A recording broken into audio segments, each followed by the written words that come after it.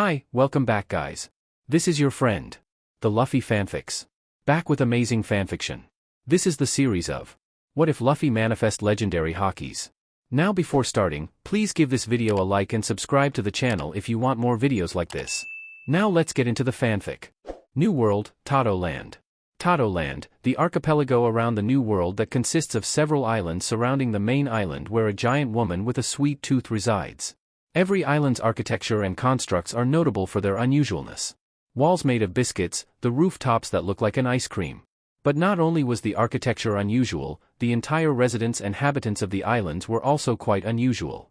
Talking flowers, rocks, mountains, doors, almost every inanimate object seemingly having a sentient existence as if they were alive, as if they had a soul inside of them.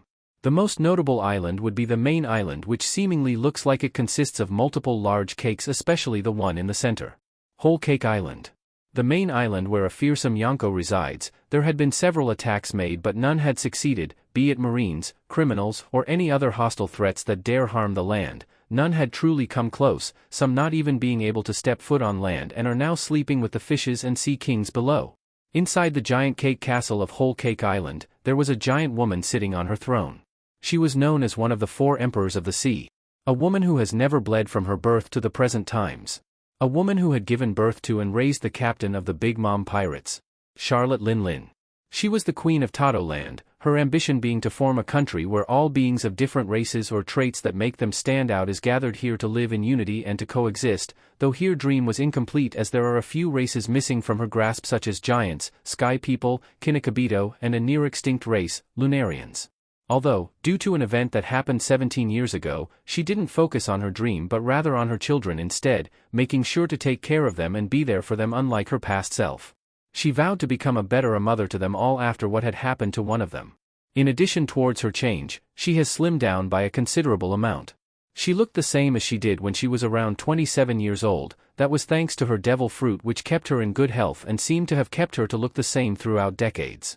By stealing the souls of others, she could maintain her lifespan and youth as long as she has enough souls. In her throne room, almost all of her children gathered around for Praline, who was a mermaid. They put her in a giant fish bowl, although Katakuri and Broly weren't there, which was a rare occasion due to the fact that most of her children were out doing tasks as their minister or simply had issues like a pirate or marine attack which would delay them and make them miss the gathering. But on this day all of the children were gathered here for the biggest event that is about to unfold. The execution of 2nd Division Commander of the Whitebeard Pirates, Fire Fist Ace. They had also sent some spies to capture any important conversation that couldn't be heard from the live stream, either disguised as a marine or an ally of Whitebeard. Where are Katakuri and Broly? Big Mom asked her children that were with her in a soft voice. Her eldest child, Perispero, decided to respond. They should be coming here anytime now, Mama Peroin, said Perispero, informing their mother also with a similar soft tone. As he said that, Katakuri and Broly came walking through the doors, although Broly's eyes were pretty red and had a face of guilt while Katakuri also had a sorrowful look in his eyes. Katakuri gave her a pet on the shoulder as they settled down with the rest of them, although the rest of the older siblings had similar looks of guilt and sorrow in their faces. It was the same day in which it all happened. Broly had been there when it happened. She screamed and tried to do something, but before she could she was knocked out.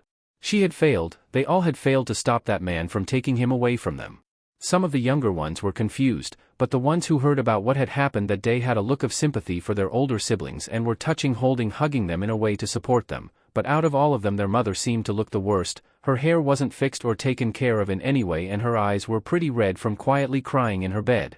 It had happened 1.5 decades ago, but no matter what, she couldn't stop the nightmares that plagued her that day. It just further drove her to become more protective and caring for her children. It was the first time it had happened to her, and she isn't going to let it happen twice. She was never going to lose another child again. Alright, let's begin, said Tamago, looking sympathetic for the family.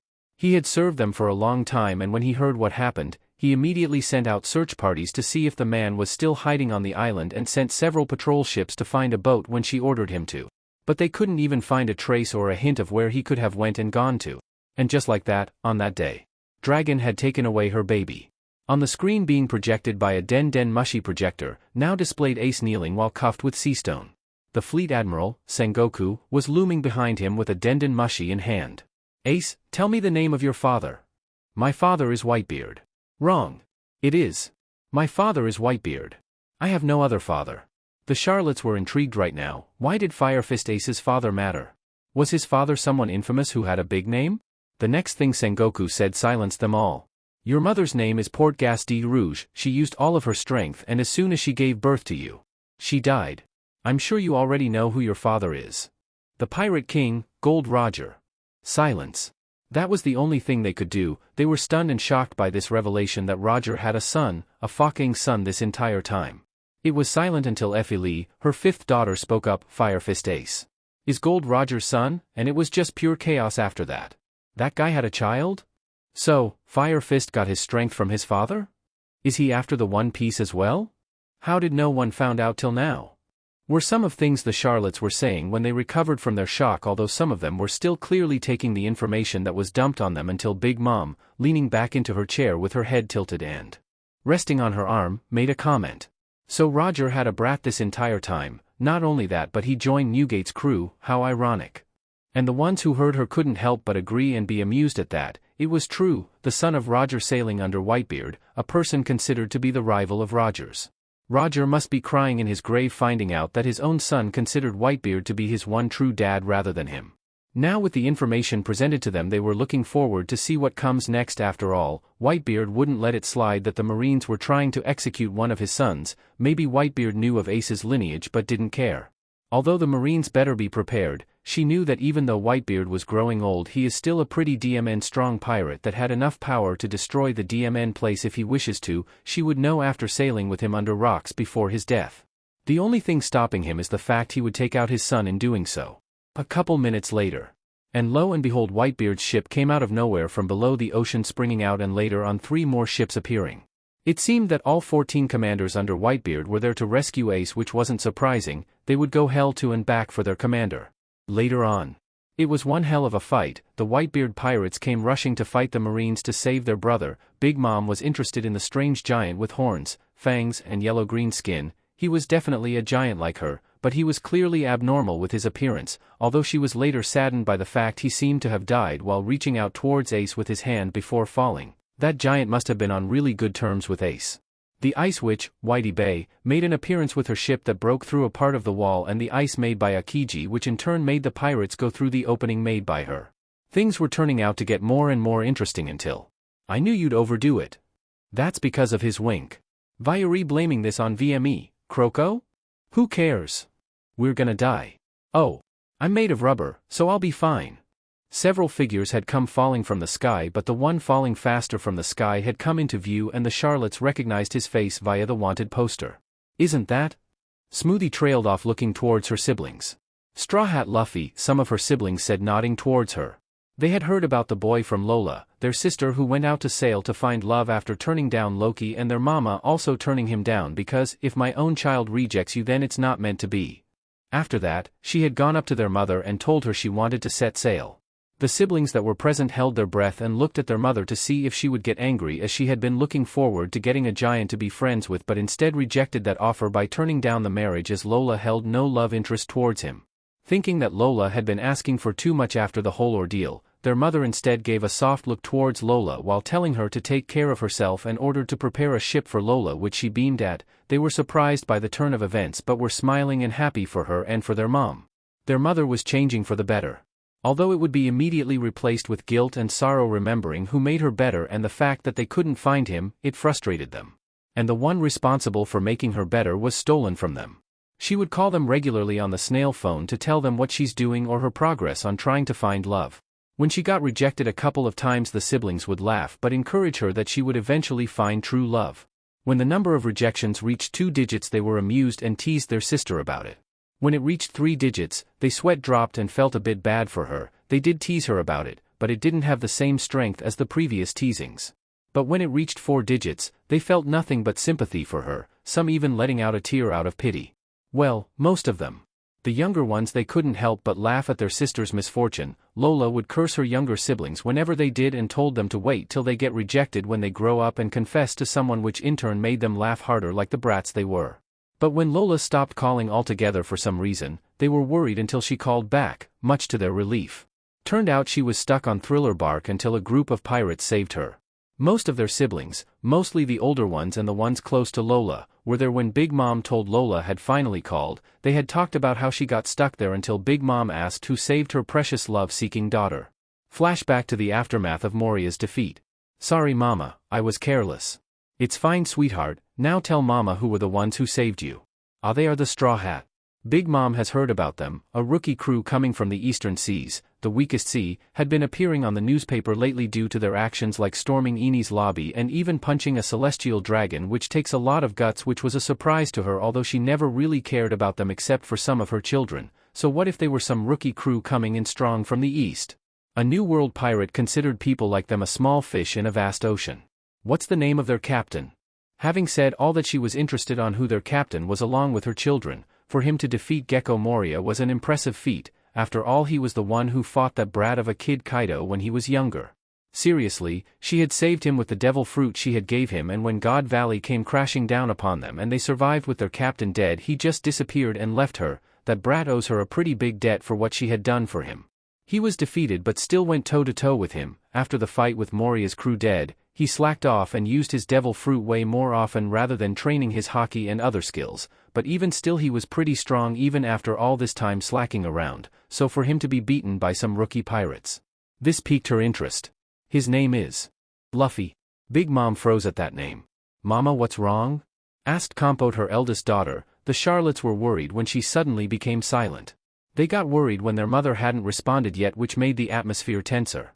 Mama? This time Perispero asked with a look of worry until Big Mom said something. I was planning to name him after my previous cravings. The siblings instantly knew who she was talking about and understood. She named her children after what she was craving for during her PRGNNCY, which lead to names like smoothie, cracker, pudding, and so on. But the name that he suggested for him. They scowled when they heard him being mentioned. Why wouldn't they be angry? He stole him from them. Was Luffy. Now they understood why she was feeling shocked. A pirate whose name was the same one that could have been their brother's, although they wondered. Could it be him? Could it be the one who they were looking for?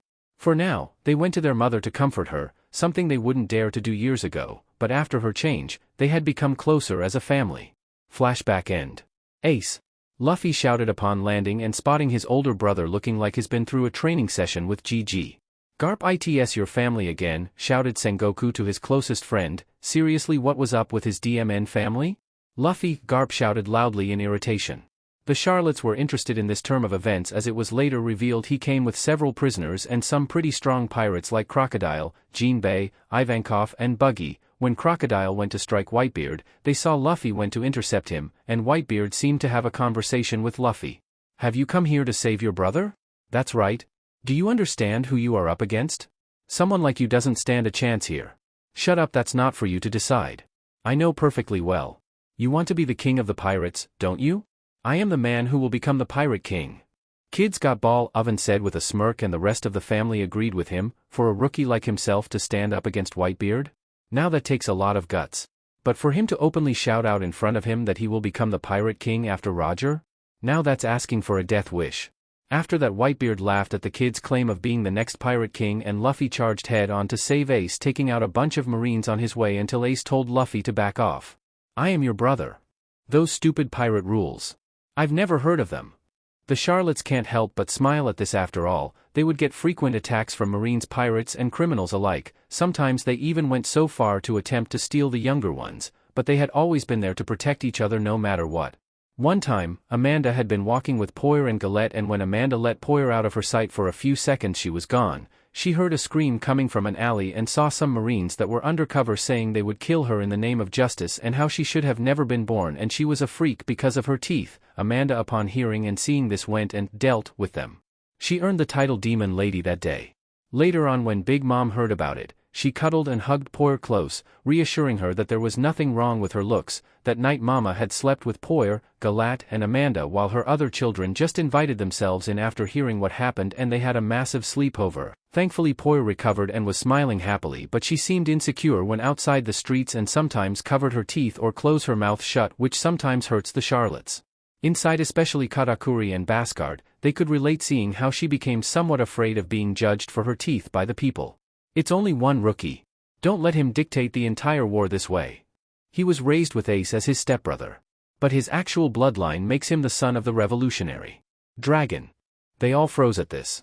Tamago, throughout his years of service with the Charlottes, was shocked when Big Mom and her older children aged 24 and up seemed to be frozen upon hearing about the boy's father. Their faces pale and white before some of their expression softened, and for some of their eyes either watery or shiny, and had brought their hands onto their mouths. Big Mom was shaking before she sobbed and whimpered at this before some of the older children followed, although they either openly cried or also lightly sobbed. The children who didn't know about who Dragon were confused and shocked when they saw their older siblings and their mother crying so heavily until Dragon, Dolce said, tilting his head towards his elder siblings. He and his brother had heard about that man from listening in on one of his siblings' conversation by being above them with their balloons. They always had looks of frustration, grief, and guilt. Wasn't that guy? Dragé trailed off. The BSTRD who stole our brother. Bruley scowled heavily while subconsciously using her devil fruit and causing all the mirrors in the room to shake. That was one of her biggest failures that had weighed heavily upon her shoulders throughout her life. She couldn't stop the one responsible from taking away their baby brother who upon seeing their mother smiled brightly like the sun and beamed at her, their baby brother who single-handedly changed their mother for the better, their baby brother who upon seeing her didn't cry like how her siblings did when they saw her when they were babies but instead smiled at her, their baby who was stolen by that son of a beach dragon. Broy and Katakuri immediately went to comfort her, although they had a dark look on their face being reminded of that man who had stolen the one who made Mama better and made Bruley feel somewhat better about the scar. Although all of the older siblings had similar looks of hatred and anger when Bruley spoke of him. If they get their hands on him. Stole our brother? Normand, the 38th daughter, one of the youngest, asked. She didn't know about the fact that she had another older brother but was stolen from birth. Have you ever wondered why sometimes we said Ewan was one of two and he could have had a twin? Smoothie said. She remembered that moment. She was around 16 years old at that time, but she was there when it happened. She was one of the older ones who were part of the search parties while the younger ones stayed. They looked everywhere for him. The memories burned fresh, seeing the man wearing a cloak with a visible red tattoo going over his eye with their brother in hand. That night none of the younger siblings could sleep as they were worried about what has happened to the newborn, while the older siblings had been looking throughout the entire DMN place, island, and around the sea. The younger ones, especially Ewan himself, was interested in this. They had always heard how some of their older siblings sadly talked about how there was supposed to be another child besides Ewan. They wanted to ask, but they didn't seem to want to talk about it. When they asked Mama, she would twitch or even flinch at the mention of this and said she would explain when they were older. Big Mom, with a deep breath to compose herself after hearing the information, although she wanted to cry more, years of not knowing whether her baby boy was dead or alive until he was there at Marineford where Sengoku revealed his biological father, she looked at her children and explained. Monkey D. Dragon. 17 years ago gave me a child. During that time I was already PRGNNT with Ewan, his birth being just a few months away from him, so in a way they were sort of twins. Big Mom gripped her hand tightly, her nails digging into her palm causing her to bleed a bit. She was reminiscing about that day. Upon her children seeing this, the ones closest to her held her arm in a supporting manner and gave her worried and reassuring looks which she was mentally thanking them for. Even her three homies made from her soul was shooting a concerned look over her when she talked about him. After all, Zeus, Napoleon and Prometheus were there when Big Mom cried and wailed for her baby on that day. They tried to comfort her in any way they could, which she was grateful for. She took a deep breath and had a soft but a regretful and guilty look in her eyes before continuing on. During that time before Luffy was born I was not exactly the best mother. She looked away from them in shame and guilt but could feel how her children's arms and hands held hers tighter, remembering on how she neglected her children's problem when she should have been paying more attention. She could feel Mother Caramel shoot a look of disappointment towards Lin Lin. After all, her dream was to make a land where all races can be together and live in peace and happily. How could she achieve that when she couldn't even make her own children happy?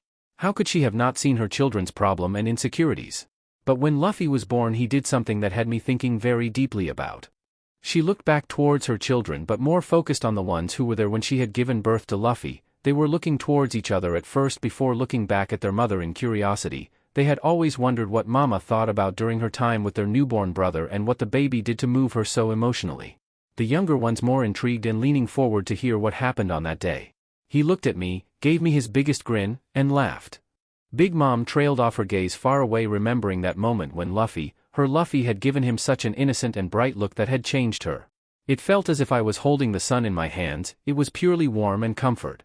Big Mom finished off with a soft but sad smile. When I looked at him I remembered about Mother Caramel and how she took care of me and the other orphans. Then I started remembering about how I had my own adorable, cute and innocent children.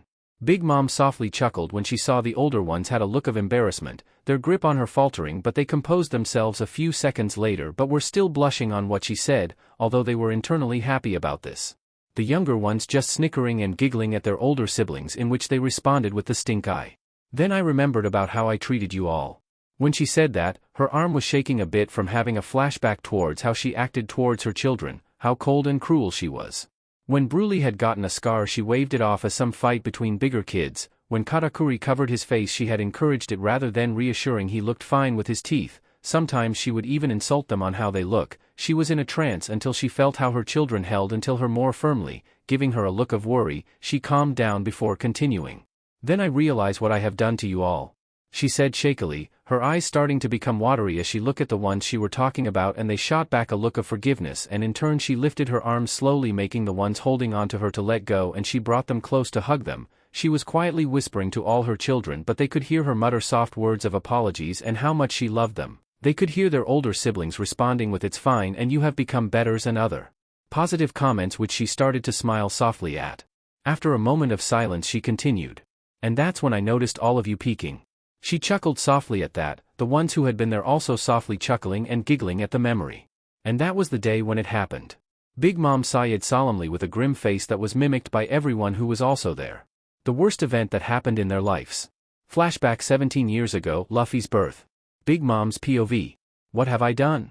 I muttered softly while letting out a single tear. I couldn't help but feel like utter shit after realizing what I have done to my own children. I couldn't hold it in and started to sob quietly. The way he smiled hit me with a sense of nostalgia. I remembered all the good times I had at the orphanage and how I wanted to make an island with people from different races or had traits that made them stand out. I wanted people like them to live together in peace without discrimination or harm. How could I achieve that when I couldn't even do that with my own children? Mother Caramel wouldn't do this. Creak.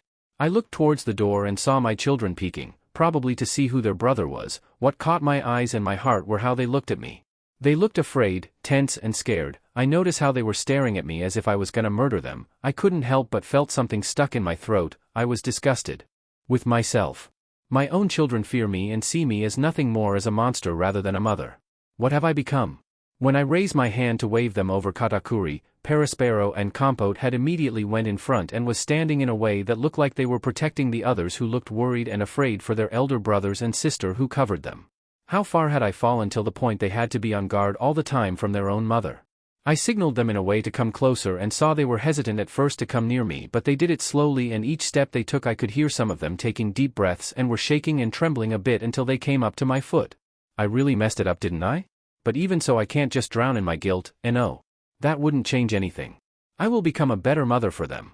After thinking about my new goal, I looked at my children and smiled softly at them, like when I first had Perispero, when I had Compote, when I first had my triplets, when I had my snake quadruplets. When I was better than this. I lowered my arm to show them their new baby brother. Broly hesitantly but slowly approached him to get a closer look, and when they made eye contact, he laughed and beamed at Broly. She was stunned, but that quickly shifted to sobs, but she had a smile on her face which I can't help but make me smile wider at. Most of my children, when they were babies and saw Broly, they would cry. It had saddened Broly, and normally when the younger children grew up they hadn't met Broly until later on because they were afraid of her appearance, but their newborn brother wasn't bothered by her and seemed to take joy in her presence. I noticed my older children were worried when she started to cry, but when they saw her crying in joy they smiled warmly at this, knowing how their younger children were afraid of her when they were still toddlers. When they turned to look at their baby brother, he also beamed at them in happiness, which they smiled warmly at. It felt nice. Broly wiped her tears and looked at me and asked, "What's his name?" I put him back in his crib and rubbed my chin and thought. Honestly, I haven't figured it out yet. I didn't mention the fact that Dragon asked me to name our child Luffy, but with the things that were happening I just put that thought away. I looked towards my children. "Gather all of the family into my bedroom, I need to talk with you all about something." They gulped and seemed to have swallowed a lump in their throat before Katakuri and Perispero responded, "Why, wise mama," and they left to gather their siblings. I took a glance at the baby. He looked at me with worry before I smiled at him and he smiled back. I chuckled softly. Honestly, he truly is beyond precious. Thank you for opening my eyes. For being a light in the darkness. I left the room and went towards the throne room to talk to them. In Big Mom's bedroom. Big Mom opened the bedroom door and saw all her children gathered around in a circle, and any small talk they were having were immediately cut off when they noticed their mother's presence. They were tense and worried if their mom was going to punish them or hit them for making a mistake or any other punishment if they did something that displeased her. Expecting a look that promised pain and fury, they saw her looking at them with an unreadable expression. She walked closer towards them before she started looming above them, the Charlottes holding onto each other preparing for the worst. They were unexpectedly swooped up from the ground and she held them close to her chest. They were too stunned to speak. She went and got onto her bed before putting all her children onto her lap. The Charlottes saw how she was biting her lips before something hit them. They were soaked in water but it was salty. The Charlottes hesitantly looked up and saw something that shocked them. Tears could be seen in her eyes. Their mother was crying and she looked like she was trying to say something, but every time she did she would bite her lips and sob harder until it went from whimpering to quiet sobbing. They couldn't move, they couldn't speak or do anything. How could they? They never saw their mother like this. They were stuck like this for a full minute before stopped crying and was now whimpering. Amanda, hesitant at first to speak for a few seconds, called out to her, "Mama? I'm sorry." They heard someone mutter, but it sounded like their mother, but she wouldn't say something like that. But looking around they knew even though it was hard to comprehend, their mother apologize. When Amanda heard this she was a bit confused and shocked. "Huh? I'm sorry." This time they saw their mother actually said it. They were again left speechless at this. Their mother, who acted so cold and so mean to them, was apologizing? This was the first time they saw her in such a state. "Sorry for what, Mama?" Amanda questioned again, confused. Why would she apologize? Normally they were the ones apologizing when they did something bad. I'm sorry for what I have done to you. I'm sorry I couldn't have been better to all of you. I am sorry." They couldn't believe it. Their mother was crying and apologizing. They looked at each other with hopeful eyes. Could their mother actually be changing for the better? If so, then why? Although they were panicking trying to calm down, this wasn't like her hunger pangs or burst of anger and rage. They weren't prepared to deal with something like this, so they could only hold on to their mother's hands as a way of support until she calmed down. And when she did, she looked at them with conviction. "I swear that I will do better from now on, not for my own sake, but for your own." Big Mom said softly but yet sounded and looked determined, but they could also see a soft maternal look in her eyes before she continued. "All of you are precious to me, none of you can be replaced." The Charlottes blushes in embarrassment at this. Even if it was such an emotional moment they can't help but be embarrassed, but they were happy and some even smiling. "Now, Mama, what made you want to change?" Daifuku asked in curiosity. He hadn't seen their mother like this since him and his brothers were born, and judging by his brothers' and younger siblings' looks, they too were curious what brought upon the change. "Your newborn brother had me thinking. He's gonna grow up to be someone kind-hearted and has a smile that can challenge the sun." Their mother said, and they had to agree. It felt warm and nice when they saw his smile. The Charlottes vowed to make his life enjoyable and memorable when he's growing up with them. They owed him a debt after all. He sure was something else, to change their mother with just a smile. They can't wait to watch him grow up. The next moments they decided to have some nice family talk until they heard crying coming from the nursery. Must have either been Ewan or their newborn brother. Bruley went to check up and see if what was wrong. They continued their conversation until they heard a scream coming from the nursery. Surprised and tensed, the Charlottes immediately went to the nursery, Katakuri being further ahead of them and had a worried look in his eyes. Although his facial expression was somewhat covered up with his scarf, Broy was right behind him, also very worried about her twin. He was the first to get there and he looked stunned and was still. The rest of the siblings and eventually their mother caught up to him and saw a sight that froze their blood. There, lying on the floor, was Bruley, knocked out unconscious, while a man was standing on the window with Ewan crying in his crib. But what caught their attention and made them freeze up was what he was holding. He had their baby brother in his hand. Before they could do anything, thunderstruck, and they caught a glimpse of the man, and they instantly knew. After all, it was his most distinct feature, the tribal marking on his face, and after that, nothing. He had disappeared, along with their brother. "Quickly gather a search party. Get every available ships out to sea. Find that BSTRD. Find Dragon. Get him back." Their mother immediately snapped out of it and ordered. Without asking any questions, they immediately followed orders, while the younger ones also were tempted to go but were told to stay put due to not being trained yet. They can't let him get away, they mustn't let him disappear. They vowed to be there for him, they can't let him be separated from them. But Atlas, after several hours of searching through every island near Tato Land and around the sea with Mont Dor commanding and instructing them, they came back. The younger ones with their mother with them were impatient, trying to prepare for the worst news, but nothing could. Then the doors opened. The older siblings slowly approached them with an unreadable expression on their face before Katakuri, Bruley, Perispero, Compote, Amanda, Smoothie approached them. Smoothie let out a few tears followed by her older siblings before it turned into sobbing. The servants with them had grim looks in their face and they knew They had lost their brother, Dragon had gotten away. That day was the day all the Charlottes with their mother hugging them cried for hours, days, and weeks without end. Flashback end. The younger ones had tears in their eyes, they couldn't believe something like that happened, but before they could respond, Compote, wide-eyed staring at the screen after composing herself, said one thing that got all their attention, and they paled when they saw what had her attention on the screen. Luffy. He was facing all three admirals alone. At Marineford. Quite an entrance, son of Dragon. This youngster sure is scary. If nothing else, I praise your tenacity. But you're not ready for this stage yet. Give ACE back, Luffy shouted at the three admirals. Kizaru had flashed in front of Luffy when he flashed past them preparing to kick him. But Luffy did something they did not expect. Get out of my way. Luffy shouted with a blackened fist, sending Kizaru plummeting into the ground and knocking him out. He was too surprised to defend himself. Busashoku. Haki? Akainu and Akiji were stunned. He knew how to use armament haki? A haki user from East Blue, the weakest sea? Sengoku upon seeing this ordered the executioner to execute Ace. Luffy screamed for Ace, but just as they were about to, sand had hit them, Crocodile had intervened. Luffy took this chance to run towards Ace but was intercepted by Akiji throwing an icicle at him. Luckily it only threw him back a bit. Thank God he learned about armament haki from Shanks. Oars brought the Moby D into the wall and the Whitebeard pirates had flooded in, but Luffy didn't care about that, he had to save Ace. With the help of Ivankov clearing the way, he had to face Kobe, who he quickly dealt with, until they raised the blades upon Ace. Luffy upon seeing this decided to say one simple thing that knocked out a few of the pirates and half of the marines. Stop! Upon saying that, the executioners, marines and pirates went unconscious. The ones who were conscious were surprised. Ace's brother had just used Conqueror's haki like he did, although Ace was smiling a bit, after all. He was taught by Luffy about haki thanks to him being taught by Shanks. Sengoku saw this and raised an eyebrow. What are you smiling about? Ace responded, looking back at him with a smirk. Oh, nothing, it's just that my younger brother is a lot stronger than you think and he isn't happy about what you guys did to me. You are beyond screwed. Which had Sengoku eyes narrowed, stronger than him.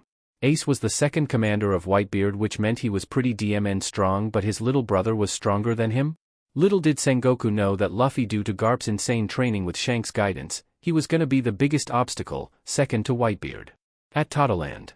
The family were stunned at first, but they cheered for what their brother did. He had punched an admiral and he used Conqueror's haki.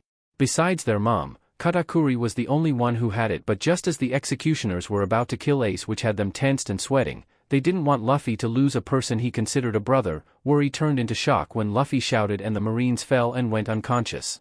He has Conqueror's haki like Katakuri? Flamp shouted, surprised. Putting next to her had all three eyes wide at his display of haki.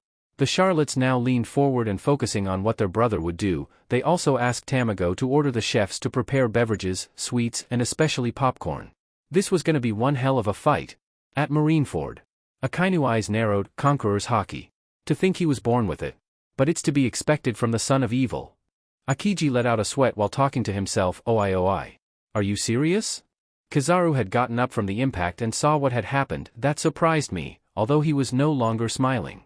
All three admirals glanced at each other before rushing to attack Luffy. They couldn't let him get away. He was AD who has Conqueror's haki and armament also. He was going to be a sure danger in a future. They had to take him out along with Fire Fist Ace before they could grow. Now. Luffy upon seeing this just grinned ferally with a sinister glint in his eyes. Bring it. Hardening his left hand, he put his mouth onto it and he inflated it. Muscle balloon. And said one thing that had Ace grinning at. He was gonna use IT. Gear 4th. Upon saying this, his body had inflated, symbols appearing and expanding on his chest with smoke blocking his figure until it disappeared, and reviewed his new look. Bounceman. Akainu scoffed. What is this, a joke? Kizaru amused but seemed to be on guard. He sure got big. Luffy, I am serious, said Luffy. You can't even stand straight. You're bouncing because you're rubber. Akiji said. Shut up. You guys won't be able to do anything against me. Luffy said, winding up his fist. At Toto Land. That's interesting, Smoothie said, crossing her legs and leaned forward in anticipation. What was special about this technique their brother was displaying? It seems to be a combination of armament and his devil fruit, Cracker said, interested in his brother's next move. He sure is bouncing a lot, commented Compote with a sweat drop, while her siblings who were around her agreed. He got big, Custard said in surprise. Cracker grinned. Ha ha ha ha, that's what she sighed. Before he could finish what he was saying, Angel had smacked him in the head. What are those markings though? Poir asked while tilting her head. Tamago, After this war is over, get the information of his devil fruit, Big Mom asked of him, wondering what he could do in such a form. He could inflate and seems to be able to stretch, which hints at a paramecia which is related to rubber. But this form he took on. There was steam around his body that looked akin to robes, his eyes shaded, markings of some sorts on his chest. It seemed like he was a paramecia, but this form looked more like a mythical zoan of some kind? Big Mom shrugged of her thoughts. She should be focusing what her son was gonna do right now. The Charlottes now leaned forward and wondering what their brother would do. At Marineford, Luffy was bouncing a few times, winding up his hands, and had a look of concentration, and after a bounce, he went for Akiji. Gamagomu no, fist cranked up back into his arm. Akiji surprised but was able to raise his arms to try defend himself. Kong gun, he was immediately sent flying and crashed into the headquarters. The people who were watching were stunned, the Marines were terrified, but the pirates cheered on. Gururara. So it is true, Whitebeard laughed out loud. Ace had told Whitebeard about how ridiculously strong Luffy was and how he trained him on how to use haki. Marco along with his brothers were confused and turned their head towards their father figure. What's true? Whitebeard grinned. Ace had told me about how insanely strong his brother was. He even taught him armament haki, and when he found out about how Ace had conquerors, he taught him that also. They were stunned. Ace learned from his little brother about haki. But that would imply. Napops, how old was Luffy when he taught Ace? Oh, he was around 6 to 7 years old around that time when he taught him haki. The commanders, their allies and Marines who were near them heard what he said, and they had their jaws dropped at that. First he was revealed to be the son of Dragon, then it was revealed he could use haki, especially conquerors, and now he overpowered an admiral with ease with a single punch. But not only that, but he learned haki at 6, what the fuck is up with that brat? They were afraid to even think about the fact if he had other siblings. He was the brother of Ace. Was there an older brother or sister of his who was also stupidly strong? And they haven't even gotten to his mother, but they didn't want to. It would be too much to handle if it was revealed to be a big shot. At Tato Land, the Charlottes were surprised but smiled at what he had done, the younger ones cheering him on. Big Mom was just beaming with pride on how strong her son was. She can't wait to get Luffy back to them. What strength fa?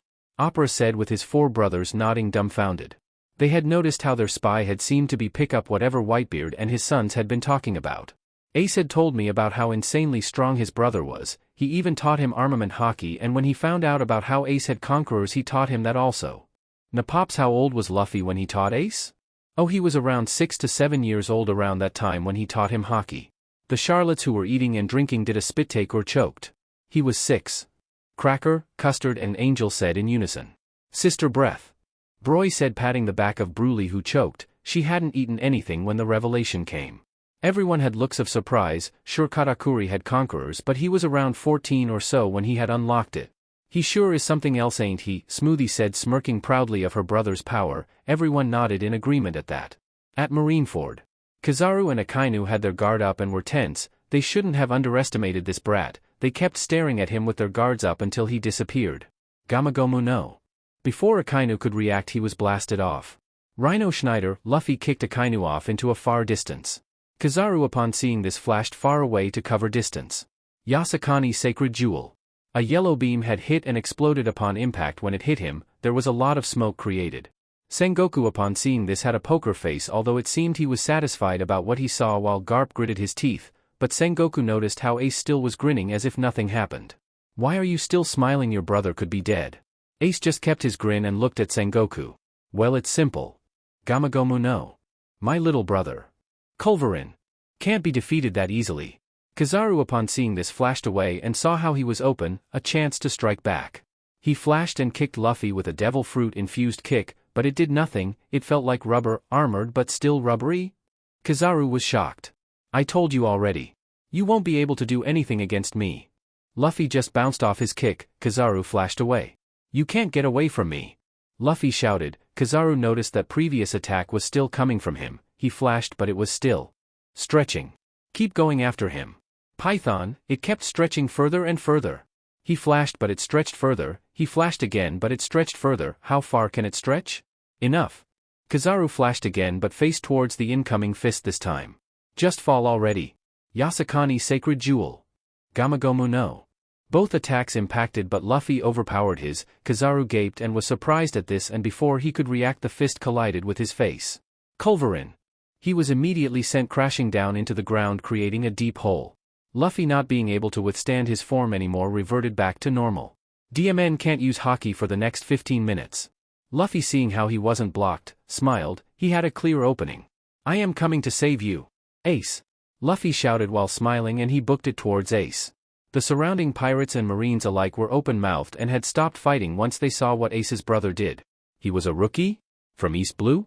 Since when did that sea had a monster like him? To single-handedly defeat the 3 admirals like that. Whitebeard just laughed in approval of what he did. This brat could do it, he may take after Roger. Jinbei was impressed and had gained massive respect for Luffy to think Ace's brother was that strong. Crocodile just smirked had a gut feeling that brat was interesting. Garp was surprised. Since when was he that strong? Why couldn't he had been a marine? Ace smiled and laughed. You see that, Sabo? Our brother absolutely kicked butt. Boa Hancock was wild. She was being Boa Hancock. The Whitebeard commander smiled. Block of the marines from reaching Ace's little brother. Izo commanded. Yeah. Tato land. The older ones were shocked but were amazed and impressed by what he did. Way to go, Luffy. The younger ones were very amazed and were awed and had stars in their eyes. Their older brother was strong. Big Mom was proud and beamed at what Luffy did. That's my son. Katakuri was smirking underneath his scarf. He was interested in having a spar with him when they get him back in their family's embrace. The Charlottes were cheering on what their brother did. He had beaten the 3 admirals so easily. The older ones were simply proud and amazed at what he did. Some even has stars in their eyes, Bruley and Effler being the most prominent, while the younger ones had cheered on when they saw their brother did that. He's so strong and cool. Effler turned, pointed at Luffy on the screen and turned towards her 3 other sisters. He's so cool, with a big grin on her face with stars in her. Hachi snorted, Mondi giggled and Amanda smirked while ruffling her hair. She looked like a kid after getting a bowl of candy. Big Mom simply smiled warmly at the screen while letting out a tear. Luffy, you have really grown stronger, haven't you? She couldn't be any more prouder of what her son had become. Her blood was strong in him. At Marineford. The execution platform is right front of Vu's Straw Hat Boy. Ivankov had stepped to the side and would intervene if he saw Luffy struggling. He wanted to see what the son of his boss could do. The answer? A lot.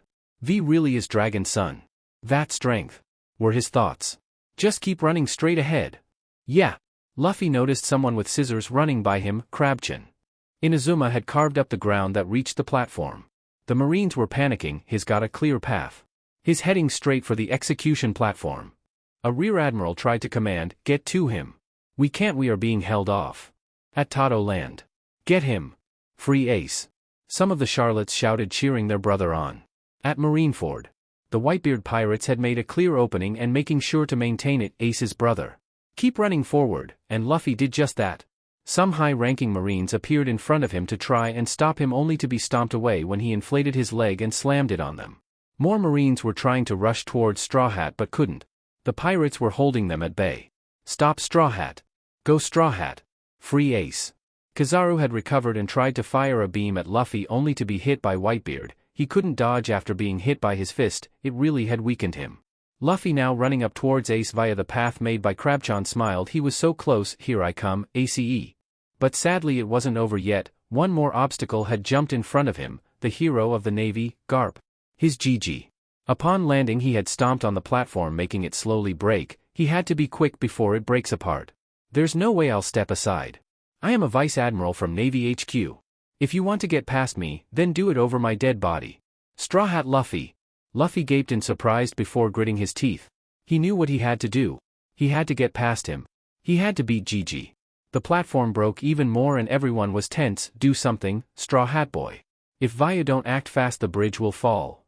Ivankov said, some pirates even shouting his name in worry. Could he do it? At Tato land. That's. Oven perked up at who was blocking the way. If it was him it would be a problem.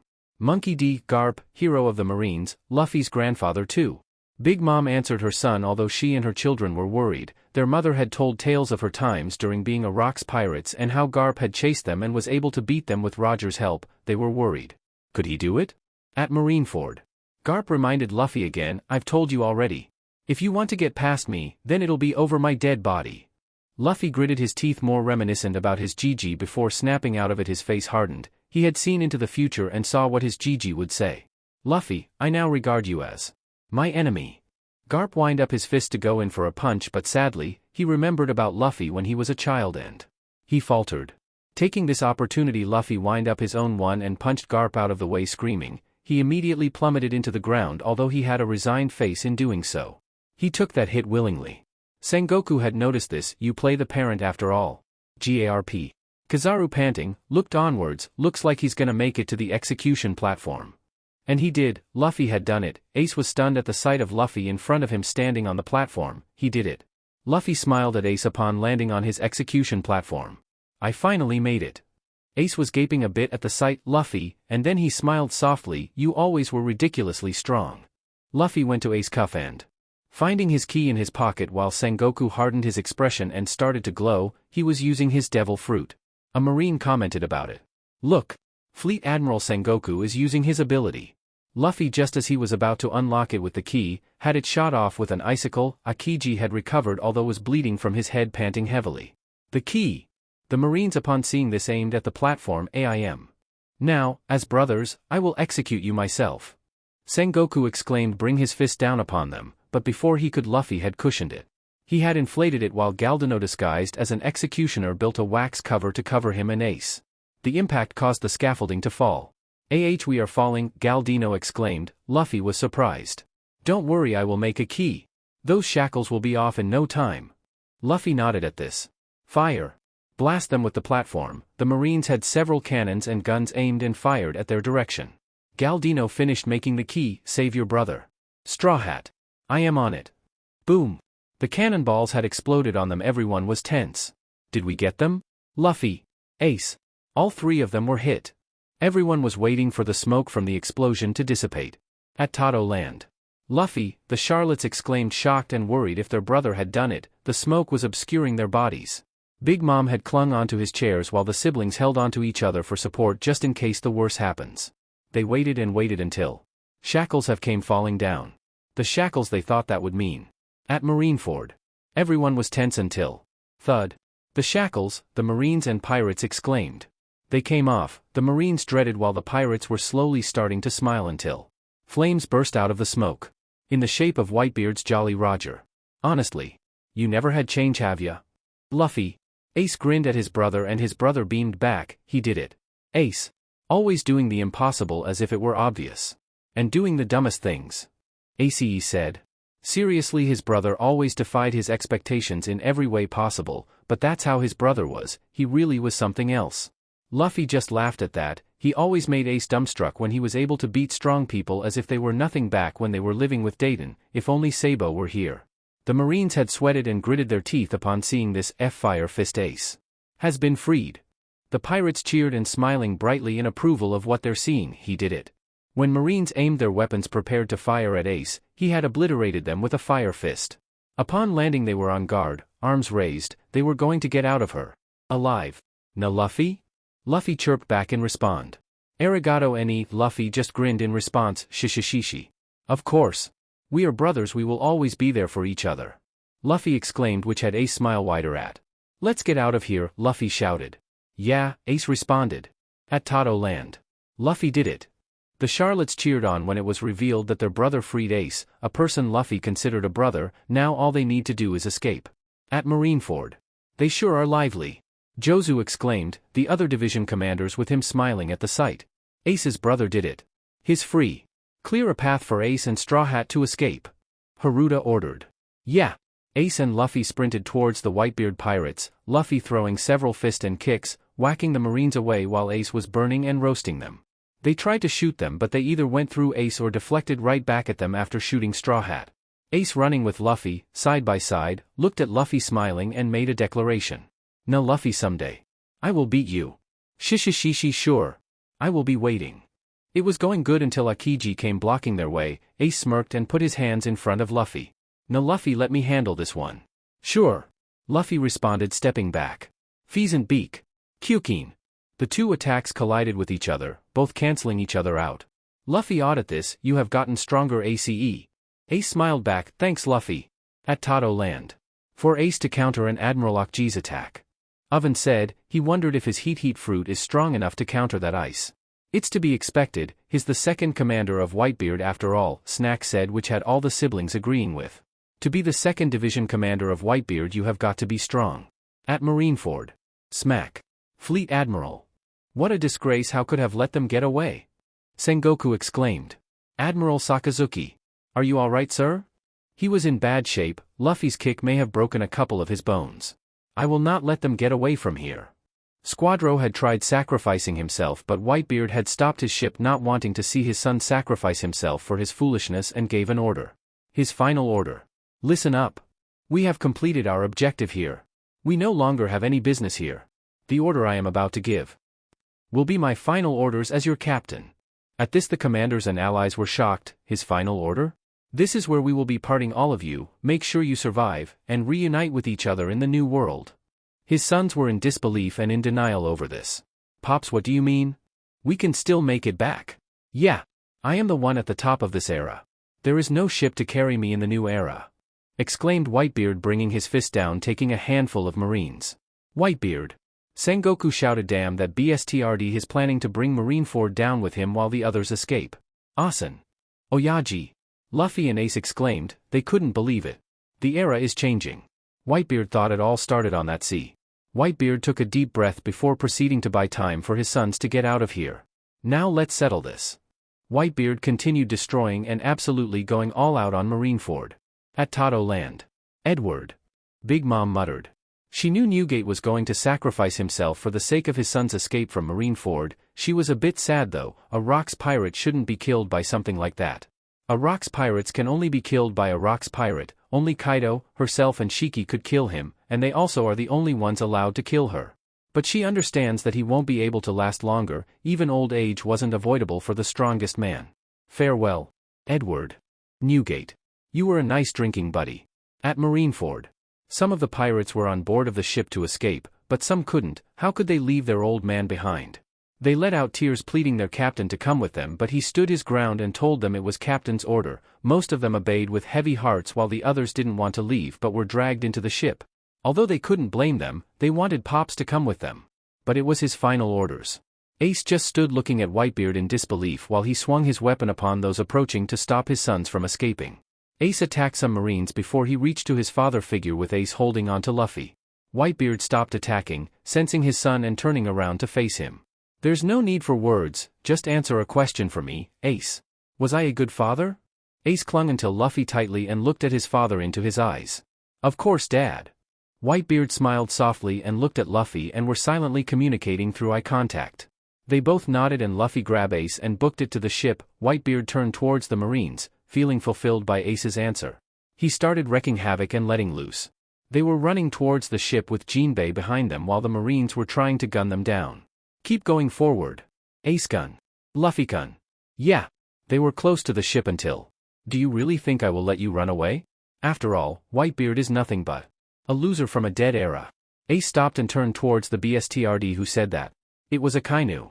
Take back what you said. His ship brothers tried to convince him to go back to the ship, but he didn't listen, although they couldn't blame him. They wanted to kill that BSTRD who would dare insult their father. Your father, Gold Roger, conquered the entire Grand Line. What is Whitebeard, when compared to that? Akainu was smirking arrogantly. He was agitating Ace. He also noticed the other commanders and pirates twitching or glaring at him. Ace in response burned brighter and his scowl deepening. At Tato Land. That man. He's trying to agitate him. Katakuri stated. Underneath his scarf he was frowning. He didn't like what Akainu was trying to do. To use such an underhanded technique. He's playing dirty. Smoothie scowled. She may have been a pirate, but that was pretty low of him. The Charlottes didn't like one bit what Akainu was trying to pull here. At Marineford. I mean, did he even have the guts to fight against Roger? In other words, Whitebeard is a gear second.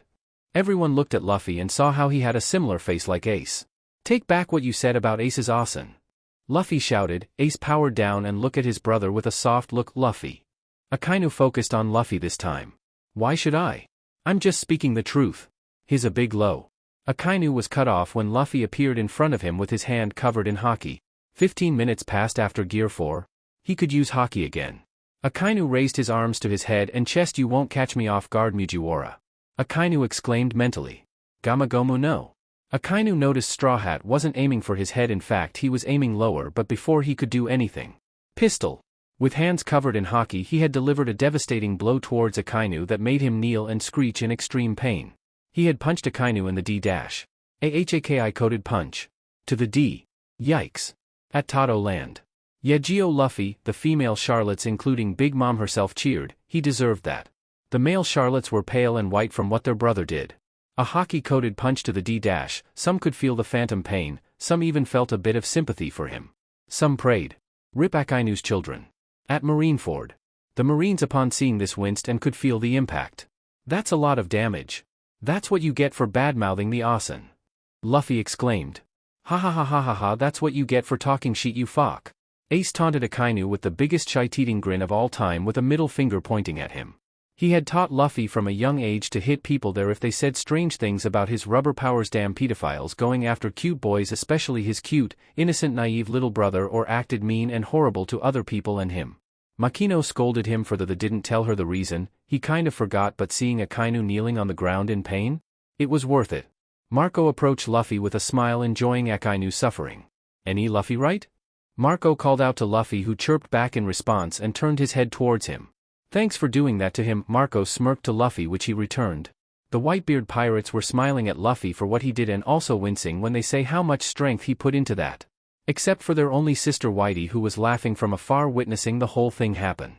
And also laughing at Akainu's misery. That's what you get for talking bad about our old man. Mugiwara Luffy. Thanks for doing that for the old man. Way to go, Aces. Brother. Don't talk bad about our old man. Thanks, Luffy. Were some of the things the pirates were saying, grateful that Ace's brother did that to him. Luffy just laughed at all of this.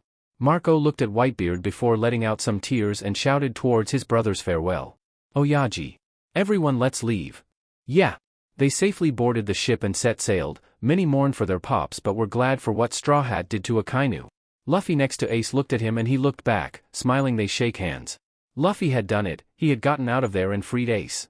Although he also frowned a bit when he looked back, he wished he could have the Asen with them. At this, Ace also looked back with him, followed by Marco, then Izo, then Jozu, then followed by all of them. Luffy waved, smiling sadly.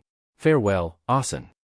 Whitebeard looked at the ships retreating and saw the faces of his son disappear off into the distance. He smiled softly and waved back farewell to them when he saw how Luffy waved at him, which was followed by his sons who were crying. He looked at Akainu, who was kneeling in pain, and could hear him saying, "Why the D-dash," in a high-pitched voice before fainting, which he laughed at. Now then to deal with the Marines. And his traitorous son who arrived. On the ship. When the sight of Marineford vanished, they stopped waving and went to check on the others and tend to the wounded. Luffy, remembering what Ace had said, turned to Ace. "Na Ace. What is it, Lou?" A nickname he had given Luffy during when they were children. "About what you said back then." What does fuck mean?" Ace went pale. Upon leaving Marineford, they reach an island where the Marines wouldn't find them while their allies split up to divert their attention or to escape from the Marines. Right now the island they were at also were broadcasting the events at Marineford, and upon seeing it, they immediately scowled. While they were getting away, it seemed the traitorous, backstabbing BSTRD's son had arrived. Marshal D. Teach, or more known as Blackbeard, has came to finish off Whitebeard. Before their father had succumbed to his wounds, with his remaining strength, shouted his final words. His last middle finger and "fuck you" to the Marines and governments. One Piece is real. Upon their father uttering his final words, all smiled softly but had tears in their eyes. That was something their old man would do. After that, Teach had covered Whitebeard up and did something. They didn't what he while in there, but he was using Oyaji's devil fruit somehow. They were initially shocked but quickly were infuriated and furious that the BSTRD's son had stolen his devil fruit somehow. He was challenging the Marines to fight, but before he could, a ship arrived with a certain red-haired Yonko. "Shanks!" Luffy shouted upon seeing him. "You know him?" Jinbe asked, raising an eyebrow at him along with everyone else except for Ace, who was told about him and even met him. "Yeah. He came to my island when I was 6, and when some bandits were bad-mouthing him and trashing the place, the bandits kidnapped me and I beat them up," Luffy said cheerfully while the Whitebeard pirates had deadpanned look. They should be surprised at the fact a child beat up a group of bandits, but after seeing what he did in Marineford, they just couldn't. The red-haired Yonko had came to end the war and he would handle the burial of Whitebeard. Whitebeard pirates were grateful for that and also challenging Blackbeard and the Marines to a fight if they wanted one. They backed off with Blackbeard retreating and Sengoku announcing, "The war has ended." After that announcement, they went to get barrels of alcohol and a bottle for juice for Luffy and proceeded to pour them into mugs. Marco got everyone a mug of beer while Luffy a mug of juice and raised his own mug while everyone followed. To Pops. To Oyaji. To Whitebeard. To Asen. Were the many things they said with some tears in their eye. They cheered at the fact that even though their father was dead, they had gotten Ace out alive. After celebrating, mourning and drinking they had taken a rest. At Totoland, Whole Cake Island, Throne Room. When Edward said his final words, Big Mom smirked that the Marines and government were going to have a headache. Not only did Roger state that he left one piece for the taking, the Yonko Whitebeard, second closest to Pirate King, now announced the confirmation that One Piece was real. What a fucking legend. Although she was sad at Blackbeard for killing him, it should have been her or Kaido to finish him off. When she ever crosses paths with that backstabbing BSTRD, she will slaughter him with the biggest smile on her face. When Blackbeard had somehow stolen Edward's devil fruit, she and her children were shocked at the fact that he didn't die. Although Big Mom was frowning more rather than being shocked, something was wrong with him but she didn't know what. Before she did slaughter him if he ever dared to set foot here, she was gonna use her devil fruit on him. Something felt off from his soul. After that, Shanks had came and ended the war, and thus came the conclusion with the broadcast ending after a few seconds of silence when Sengoku announced the end. Tamago, gather every information you can find about my son and what he has done along with his crewmates, also, bring the intel to me around dinner. Of course, Mama. Tamago left to search for information through several contacts and information brokers.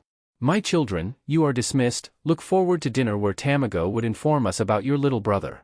Yes, Mama. Her children left while discussing things amongst each other, mostly the fact their brother had been found, the older ones looking cheerful and happy over the fact they had found him. Big Mom leaned back in her chair while still staring at the screen, but with a visible smile on her face. Her son was alive and had grown strong. Thank God. You were fine. Luffy. Wait for me, Mama will get you back where you belong. At Marineford, after the war. After Sengoku announced the end, morale was pretty low. They had failed to execute Fire Fist Ace and now him and his brother were loose out in the seas. He took a sit on a piece of rubble. Marineford had been completely destroyed. Straw Hat, Sengoku clenched his fist thinking about him. How did we not notice his strength? For him to beat 3 admirals, freeing several prisoners and lastly the worst, he had free Fire Fist Ace. How did a brat like that slipped under their radar? How did we miss the fact that he could use haki? The more Sengoku thought, the more fury he felt for himself. Luffy was able to defeat the Warlord Crocodile. He was able to get Devil Child, Nico Robin out of Eni's lobby and defeated a Cypher Pole agent. They should have dealt with him sooner or looked further into him before. I'm gonna retire and leave it to Akiji. He seems to be a good fit for the role. Sengoku was going to Kong for the resignation tomorrow. Right now he wants to lay on a bed and sleep after the entire ordeal, but before he could get up and do just that, Fleet Admiral Sengoku, Commodore Brand-New was calling out for him. Here you are. We've had word from Impel Down. Is Magellan all right? Sengoku asked with his eyes closed, preparing for the worst. He got beaten badly and is barely alive. He's been treated intensively by the medical team. Brand-New said. He's a dutiful man. He's blaming himself, which Sengoku agreed. Magellan has taken great pride in Impel Down being the most secured prison.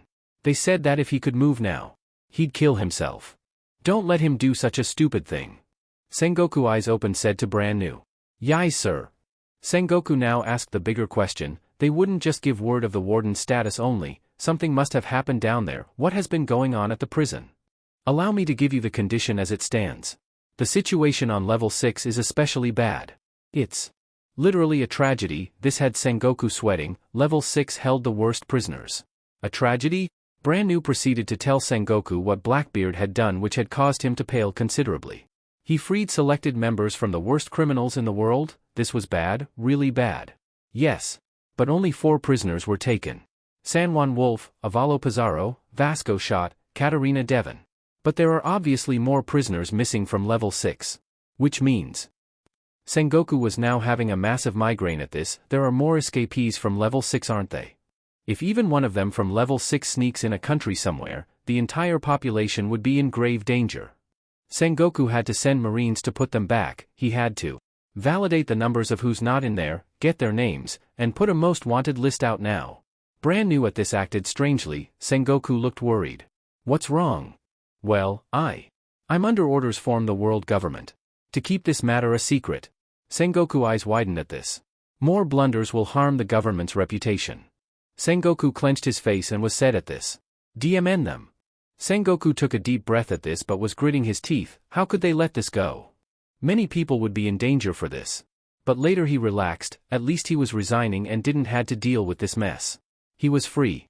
But before that, he also had to decide the new bounties on Firefist Ace's and Straw Hat Luffy's. After some time to compose himself and thinking thoroughly about this, he told the Commodore. Brand new. Yais, sir? Firefist Ace and Straw Hat Luffy. Their bounty. What about them? For Firefist Ace escaping execution, being Roger's son, and going toe-to-toe with Akiji, make his bounty. 850 million berry. Yes. And for Straw Hat Luffy. For breaking in and out of Impel Down. Releasing several dangerous criminals, most notably Buggy, former warlords Crocodile and Jinbe, the Knight of the Sea, Emporio Ivankov. Fighting, overwhelming, and defeating 3 admirals, and castrating Admiral Sakazuki. And being the main reason why Ace has escaped. And being the son of Dragon. Make his bounty. The next day. With Whitebeard pirates and Luffy. When they were all sleeping, they were woken up by Marco. Everyone get up now. His brothers and Luffy woke up, some grumbling or some wanting to sleep more, but dragged themselves towards Marco and gathered. They saw Marco scowling with a newspaper. Izo grumbled, clearly wanting to sleep more. What is it? Marco started to look at the newspaper and read out loud. Firefist Ace execution failure. Emperor of the Sea Whitebeard dead. Blackbeard on the rise. At this they scowled or frowned at the reminder of their pop's death and how Teach had stolen his fruit. Also, I got a call from red-haired Shanks. He gave us coordinates on where Oyaji's grave is, Marco said with a solemn look. At this they also have a solemn look. They prepared for this, even though they didn't want this day to come. It was gonna happen anyway, be it death in Marineford or death by old age. Let's go properly pay him our respect as his sons. Far away in the second half of the Grand Line. They have arrived and made their way on top of a hill. Their allies were there and they joined up with them. They made a path for Marco, Ace and Luffy to walk towards Shanks, who were facing them down with a sad smile. They arrived with Marco, Luffy and Ace greeting Shanks, Luffy being not as energetic as this was a serious moment. They faced forward and looked at his grave. Edward Newgate, below his gravestones, is decorated with different flowers placed by his several sons, and on top blue flowers with his weapon. Murakumajiri stabbed on top of his gravestone with his flag hanging by the hilt, and below it is his coat tied to it with a flower wreath around it. Red hair. Marco said before turning towards Shanks. I've no words to express my gratitude. Thanks for doing this for the Oyaji. Ace said, bowing towards Shanks. Shanks responded with a soft smile, stop talking nonsense. I always respected Whitebeard even though he was my enemy. Even Sengoku respected him. Shanks turned to Luffy smiling, also nice to meet you again, Luffy. Ace. The Whitebeard pirates who separated from the main group perk up at this. Straw Hat Luffy knew Shanks? They have heard about Ace's encounter with Shanks but weren't informed of the fact Straw Hat also knew the man. Luffy and Ace smiled back, yeah. And also Shanks gave a thumbs up and patting Luffy's shoulder while also grinning this time towards him. Good job on castrating Akainu. At this the serious tension was broken with faces of confusion and shock, while those who witnessed it were snickering or giggling at that. What do you mean? A pirate asked in confusion. Shanks looked at all of them this time with a newspaper in hand while smirking and read out loud the headline. Admiral Sakazuki castrated by Straw Hat Luffy. The admiral in question had been mocking Whitebeard, calling him a loser and a coward directly to Ace. At that they scowled and were gritting their teeth for what that BSTRD say. When it seemed like Firefist Ace was about to attack the admiral, his brother had stepped in, also enraged by what he said about Whitebeard. At this the Whitebeard pirates had soft look while looking at Straw Hat Luffy. He had instantly went in front of Akainu and wound up his fist and delivered a devastating punch towards said admiral's nether regions. Now at this they winced at first before they softly giggled and snorted at this. Whitey nodded while smiling in approval of Ace's little brother. Medics reported that the hit was so strong, Admiral Akainu was effectively castrated for life. Both his TSTCLS are broken beyond repair and in fact, they were completely non-existent at this point. And that's how it ends, Shanks said smiling. He was proud of what Luffy did. Upon hearing this, the Whitebeard pirates praised for what Luffy did to Akainu. They were grateful. Luffy, I also can't express my gratitude towards you for doing that, Marco said smiling. That's my little brother. Ace said with pride in his voice with a big grin. Alright. We should go now, Shanks smiled when he looked at Luffy and patted his hat. You have grown stronger, we will meet each other again one day. Yeah. And when I get there I will give your hat back. I will become king of the pirates. Luffy responded. At this Shanks laughed and walked off, while the others around him were stunned. Ace's brother was ballsy as hell. Marco turned towards his brothers and his sister Whitey with a frown on his face at first. Let's mourn for our Oyaji. At this they respected Whitebeard in several ways, praying, putting flowers on his grave, crying for their loss. After everyone mourned, most of them left, the only ones staying were the division commanders, Jinbe and Luffy. Until a pirate came running. Marco, big news, everyone turned towards the pirate who said that who was holding bounty posters. What is it? Marco asked, and he was handed the bounties and smiled. Turned towards Ace, who was sitting with Luffy eating their 10th plate of food when he saw Ace's. Ace. What is it? Your bounty increased. At this it had everyone's attention. Ace and Luffy stopped eating. How much is it now? 850 million berry. At this they cheered and raised their drinks for Ace, who beamed at that. Sugoi. Ace. Luffy was amazed at his big brother's bounty. Ace took the bounty off Marco's hands to look at in astonishment. But he immediately scowled upon seeing his bounty. What's wrong? Vista asked with a raised eyebrow, noticing how he seemed agitated. My name. Ace screeched, bursting in flames which shocked them. What about it? Luffy asked, surprised by his sudden outburst. Ace just shoved the bounty in front of Luffy's face and read his name out loud. Gold Ace. Luffy read out loud, which caused him and along with the commanders to immediately understand his anger now. They felt sympathy for him. He had really hated his old man. It was the reason he stuck with Portgas instead. Marco, deciding to change topic as an attempt to quell his anger, which seemed to work, announcing his little brother's bounty. Anyways, Luffy, your new bounty is. Marco looked at his bounty and was stunned by the increase. Something that Haruta noticed. What's wrong, Marco? Straw Hat Luffy. At this, Luffy perked up and looked at Marco in curiosity. My bounty increased too? Marco just nodded and was trying to get the words out. Yeah, it's 1 billion berry. Yeah. At Totoland, Whole Cake Island, dining room of the castle.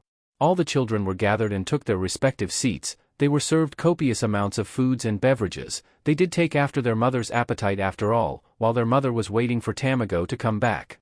His here, Katakuri said, looking into the future. At this the Charlottes looked at the door and Tamago had opened and appeared before them. Tamago was nervous and tense when all 85 Charlotte childrens including Big Mom were staring at him. Ah. Tamago. So what have you found about my missing son? Big Mom asked while sipping a cup of tea to help calm her nerves. I have contacted our usual informants and told them about the situation of Luffy. And have some interesting information, to say the least. Tamago said, sweating slightly when Big Mom put her cup down and started staring at him along with her children. So, what have you found? Big Mom asked, hardening her stare a bit at the part where he said, interesting. It seems he was raised in East Blue on an island called Fusha. We were told about his childhood experience by a woman who owns a bar. Tamago was now sweating less and frowning a bit. He had heard about what Garp did to his own son. It was not pretty. Childhood experience? Daifiki raised an eyebrow at that while Tamago slowly nodded. The way he phrased it doesn't sound good.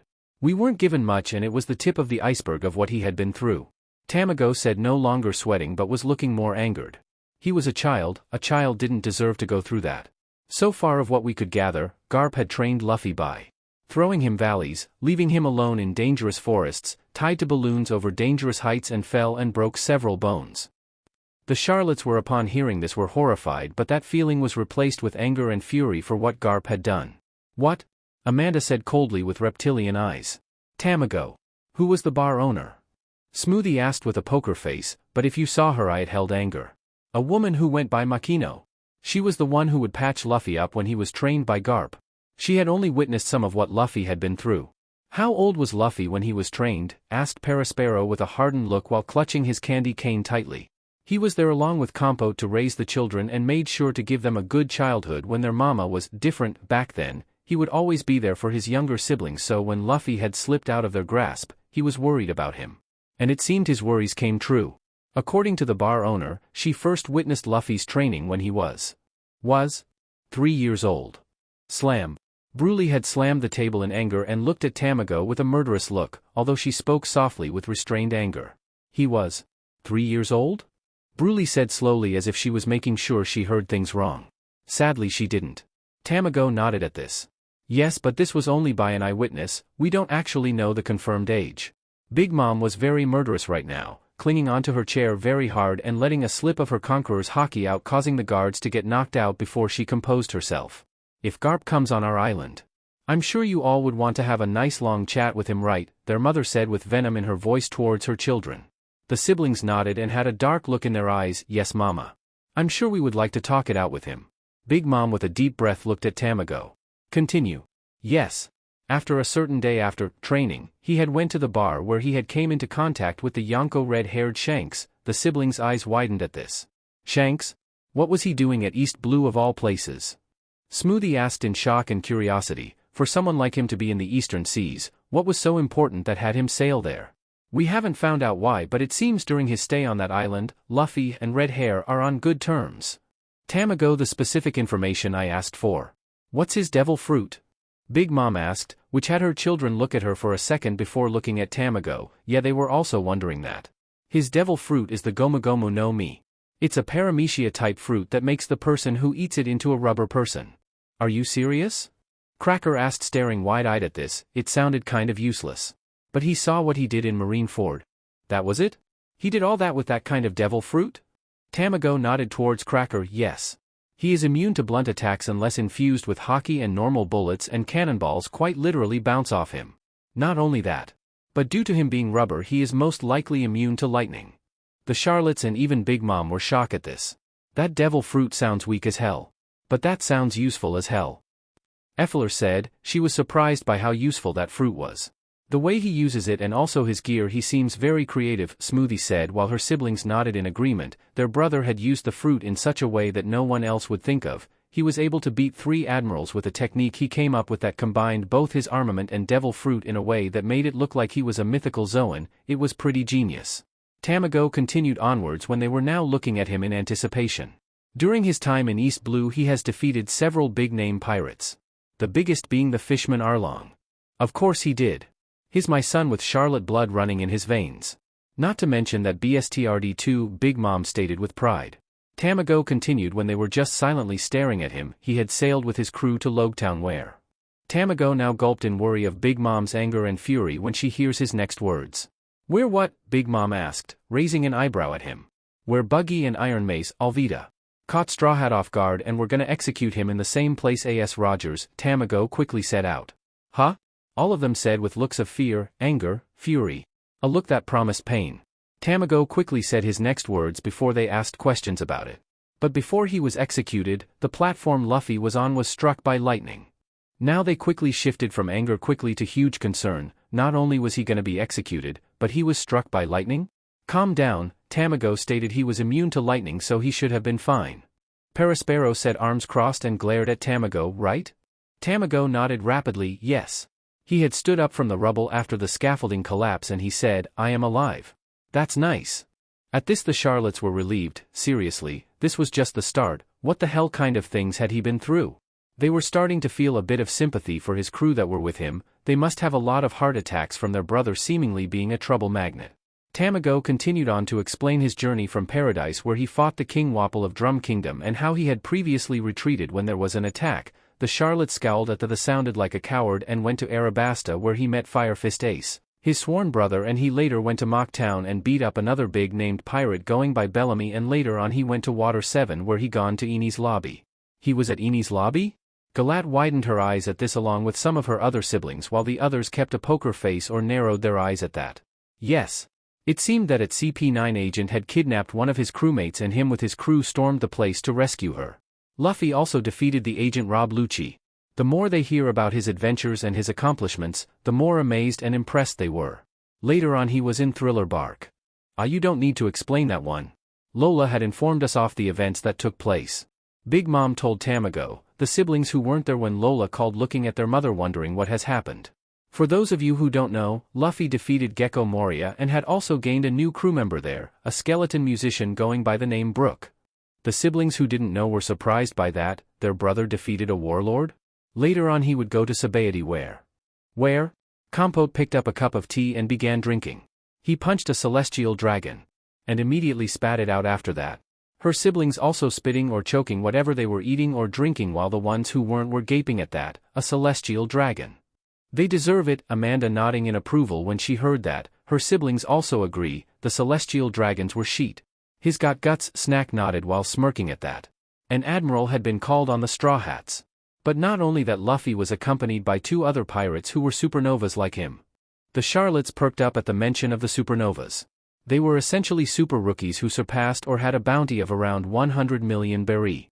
They were considered the worst generation, and standing on top and being the most dangerous one was Luffy, her son. She was proud of his son becoming a terror in the making.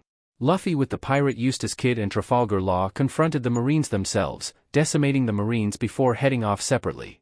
Then Luffy and his crew disappeared before being confronted by a pacifista developed by the Marines and later being confronted by the warlord Kuma, where he used his devil fruit and sent them away to unknown locations. At this the Charlottes were worried about their brother's well-being. They didn't know if he was close with them or not, but if he was, that must have hurt to be separated from his nakama. After that it seemed he was informed of the execution as he later broke in and out of Impel Down with prisoners, which later would be what you have seen on the broadcast. He must have been searching for Ace in that prison, but by the time he got there he was already on a ship sailing for Marineford. Katakuri theorized, he also respected and was impressed by his determination to save his brother, to go to that kind of lengths for him. They must have been close. Which brings us to now. One of them asked. His bounty updated with him in the news. Tamago pulled out a newspaper seemingly from nowhere and started reading. Admiral Sakazuki castrated by Straw Hat Luffy. The admiral in question had been mocking Whitebeard, calling him a loser and a coward directly to Ace. The Charlottes frowned or were gritting their teeth. They did not like what he tried to pull when looking at the viewing. When it seemed like Firefist Ace was about to attack the admiral, his brother had stepped in, also enraged by what he said about Whitebeard. In such a short time meeting with Whitebeard, Luffy must have respected him to the point where he stepped in because of how disrespectful he was, Mont Dior commented. He had instantly went in front of Akainu and wound up his fist and delivered a devastating punch toward said admiral's nether regions. The males went remembering the blow, while the woman of the family smiled and smirked. Medics reported that the hit was so strong, Admiral Akainu was effectively castrated for life. Both his TSTCLS are broken beyond repair and in fact, they were completely non-existent at this point. Rip that admiral's future children. Cracker said, which had his siblings snorting and snickering in amusement. So his bounty? Smoothie asked Tamago. His bounty. Tamago hadn't looked at the poster yet, but when he did he was frozen in place. What is it? Amanda asked, raising an eyebrow at Tamago. How high was it now? Is almost as high as Katakuri's. At this they choked or did a spit take and whipped at Tamago in stunned silence with wide eyes, even Katakuri going wide-eyed at that. Big Mom was as surprised as them. Almost. Nutmeg said. As high. Akameg said. As. Almeg said. Katakuri. Harameg said. Nisama's, Fuyumeg said. Bounty, they all said together. Their little brother may have surpassed Smoothie and is on par with Katakuri in terms of bounty. Yes. His new bounty being exactly 1 billion berry. Our baby brother seems to be quite the powerhouse. Perispero exclaimed, proud his little brother had a bounty on par with Katakuri, with Compote nodding alongside him with joy in her face. In fact, it seemed like the Charlottes were celebrating or cheering at that. They had a brother who was also worth 1 billion berry besides their big brother Katakuri. The four sweet commanders Katakuri, Smoothie, Cracker and Snack were getting excited. They had a little brother who could be like them. A sweet commander who would probably be on par with either one of them. Once they got him back they wanted to spar with him. Mama. My missing son is so strong. Big Mom was proud of her son's accomplishment. Learning that his bounty is almost as high as her second eldest son made her beam with pride. She had a son who was pretty much the fifth sweet commander at this point. She needed to get him back with her family to bond with after years of being separated. And then she frowned. She also needed to know what Garp did to her son. It was only based off someone who only saw some of his training, not all outed, but in the meantime. They needed him to be back in their arms. Then, moving on to his crew. Tamago, that would be enough. I think my children and I would look to hear him talk about it himself here with us, yes. The Charlottes turned towards their mother with a feeling of hope. Do you mean? Bruley had hopeful looks in her eyes which went watery. Big Mom nodded and smiled softly at her children. She stood up and made an announcement that they have waited to hear for a long time. Some even had tears in their eyes as they have waited for this day to come for their mother to finally announce it. It's time for our missing son to return home. They celebrated and cheered at that. Tamago, put pressure on our usual contacts on the whereabouts of Luffy. Yes, Mama. Somewhere on a ship. A man was staring at the sea. He was smiling until two child silhouettes appeared and called out to him. Sabo, the one with the straw hat, said. Sabo, the one with the pipe, said. Sabakan. He had snapped out of it and the silhouettes faded away. There you are. Is something wrong? He looked down and responded to the woman who called for him. No, I was just looking out at the sea. That so? She now faced towards where they were sailing, their main base of operations. We're back in Baltigo for the first time in a month. I hope everyone's doing fine. They had been on a mission that took quite a while and haven't really heard much from them keeping radio silent. Yeah, we had our hands busy from all those missions. Let's make a report to Dragon-san first. At Baltigo, the Revolutionary Army's general headquarters. As Sabo opened the door with Koala behind her, it was kind of chaotic. His comrades have been running towards the situation room in a hurry. Something must have happened while they were away. 2 revolutionaries spotted them and stopped. "Oh, Chief of Staff. You came at the right time. Come to the situation room. The paramount war between the Navy and the Whitebeard pirates has ended." They were a bit surprised at this, but they followed them into the room. Upon entering, many of their comrades were gathered around with their boss, the leader of the revolutionaries, Dragon. A man came in with a bunch of newspaper in hand and placed them all on the table where they could read about it, the people around him picking up and reading the news headlines and were stunned. Whitebeard died. So, one of the 4 emperors of the sea has been taken down. The Navy received heavy casualties for this, but it's to be expected. They were asking for it when they announced his execution. What about Ivansima? Is she all right? It doesn't state anywhere that she died or anything. The only one who died was Whitebeard, who had stayed to protect. Sabo and Koala, not interested in the news, proceeded to the hallway, wanting to take a well-deserved break after the whole ordeal. They would just read the newspaper later. His sons and allies from dying especially. Sabo was about to reach for the door until he heard something from his fellow revolutionary. The would-be person to be executed. Firefist Ace. Sabo stopped and raised his head at that name. Why does it sound? But more importantly, Dragon-san, look. Is it true? Is Straw Hat Luffy your son?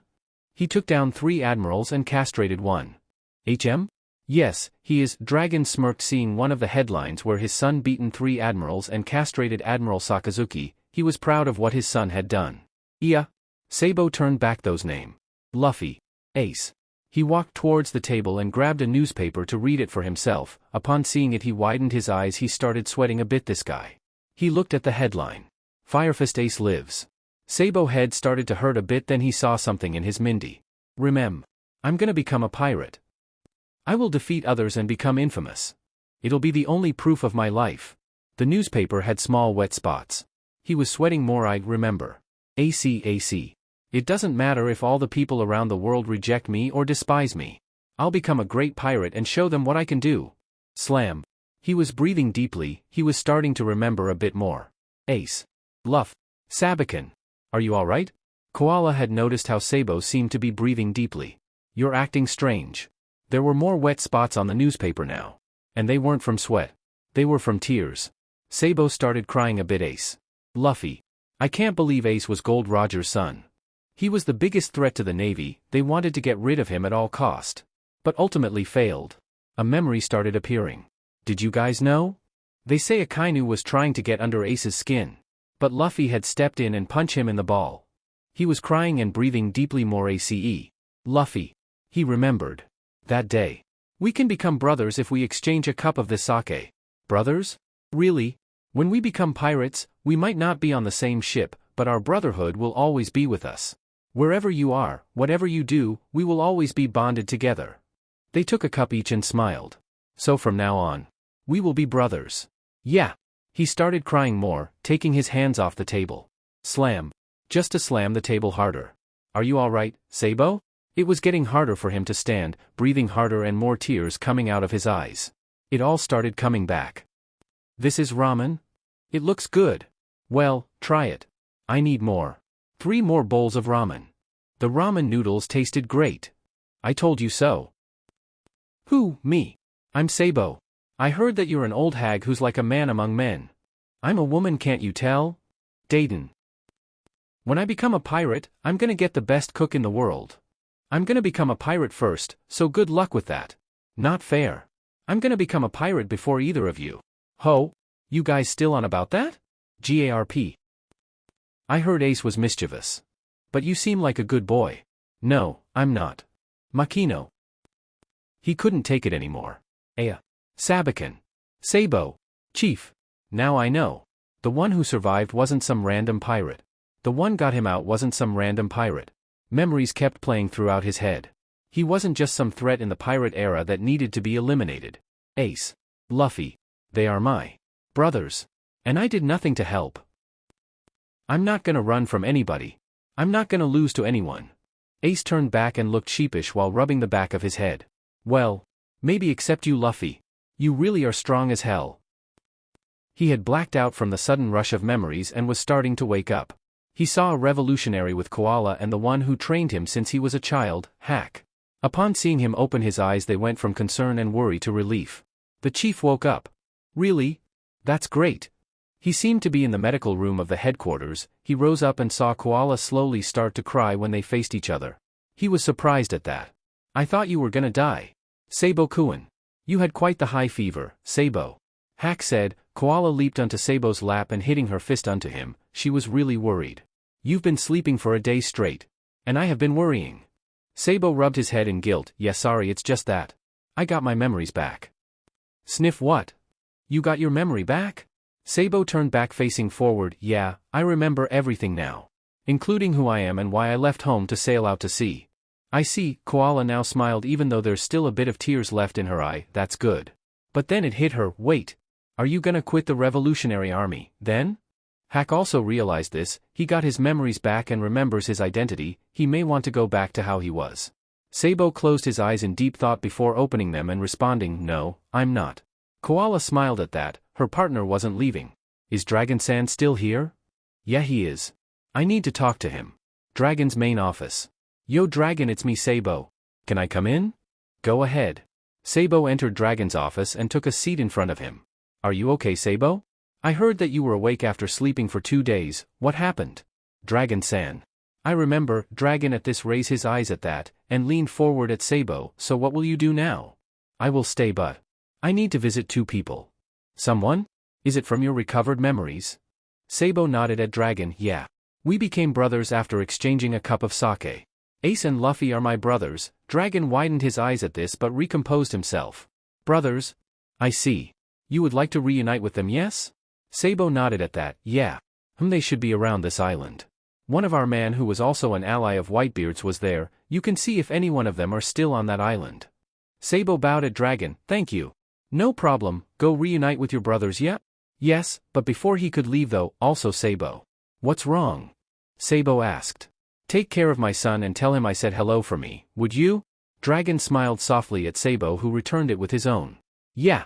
After Sabo left, Dragon frowned a bit. He couldn't forget about them, Luffy's other side of the family. He always kept wondering if he made the right choice or not. Flashback 17 years ago, Luffy's birth. The dragon was outside the castle of his ex-wife, Big Mom. After he got her PRGNNT, she divorced and kicked him out. DMN old man. I always thought you were screwing with me on how babies were born. She told me to go with her assistant and do something in a tube and she would be PRGNNT. It wasn't called SEC. It was NSMMTN. That's how babies are actually born. Well, I think anyway. He shrugged off before focusing on my objective. Dragon muttered to himself, I have to get Luffy away from here.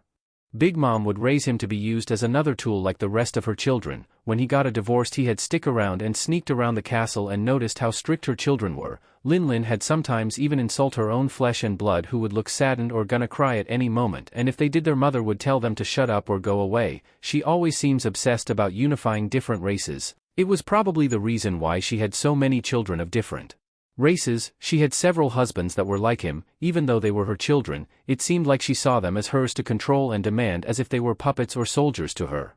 He didn't want Luffy to suffer such a fate. So on the day of his birth, he would come in by the window to the nursery, grab the child and get the heck out of Dodge before they could notice him. He was standing directly underneath the window of the nursery, with observation haki. He had noticed 2 souls up there, both seemingly very young, as if they had been born. Must be Yuan. Big Mom had gave birth to Yuan and told Dragon that she had been already PRGNNT by the time Dragon also got her PRGNNT, something about having vitro fertilizing, where they would inject SPRM inside her uterine cavity to fertilize an egg or something. How did that old man mess up explaining human reproduction that badly? He put his hood up to hide his face and climbed up to the window and saw Luffy in his crib, entering the room, picking up and cradling him, and he smiled when he saw his face. He sure is adorable. And that's when he saw him open his eyes and started to panic a bit. He tried to give his kindest smile at him when the newborn looked at him scared. He cried when he saw his smile. Sheet. He immediately said reassuring things and sang him a nursery rhyme which seemed to calm him down. He let out a breath of relief. Thank fucking God. Hopefully that didn't. Creak. Broly had entered the room staring at Dragon in shock. Alert anyone. Well sheet. Ay. Dragon quickly went up to Broly and knocked her out by a chop to her neck when she started screaming. He had to go now, who knows who might have heard her scream.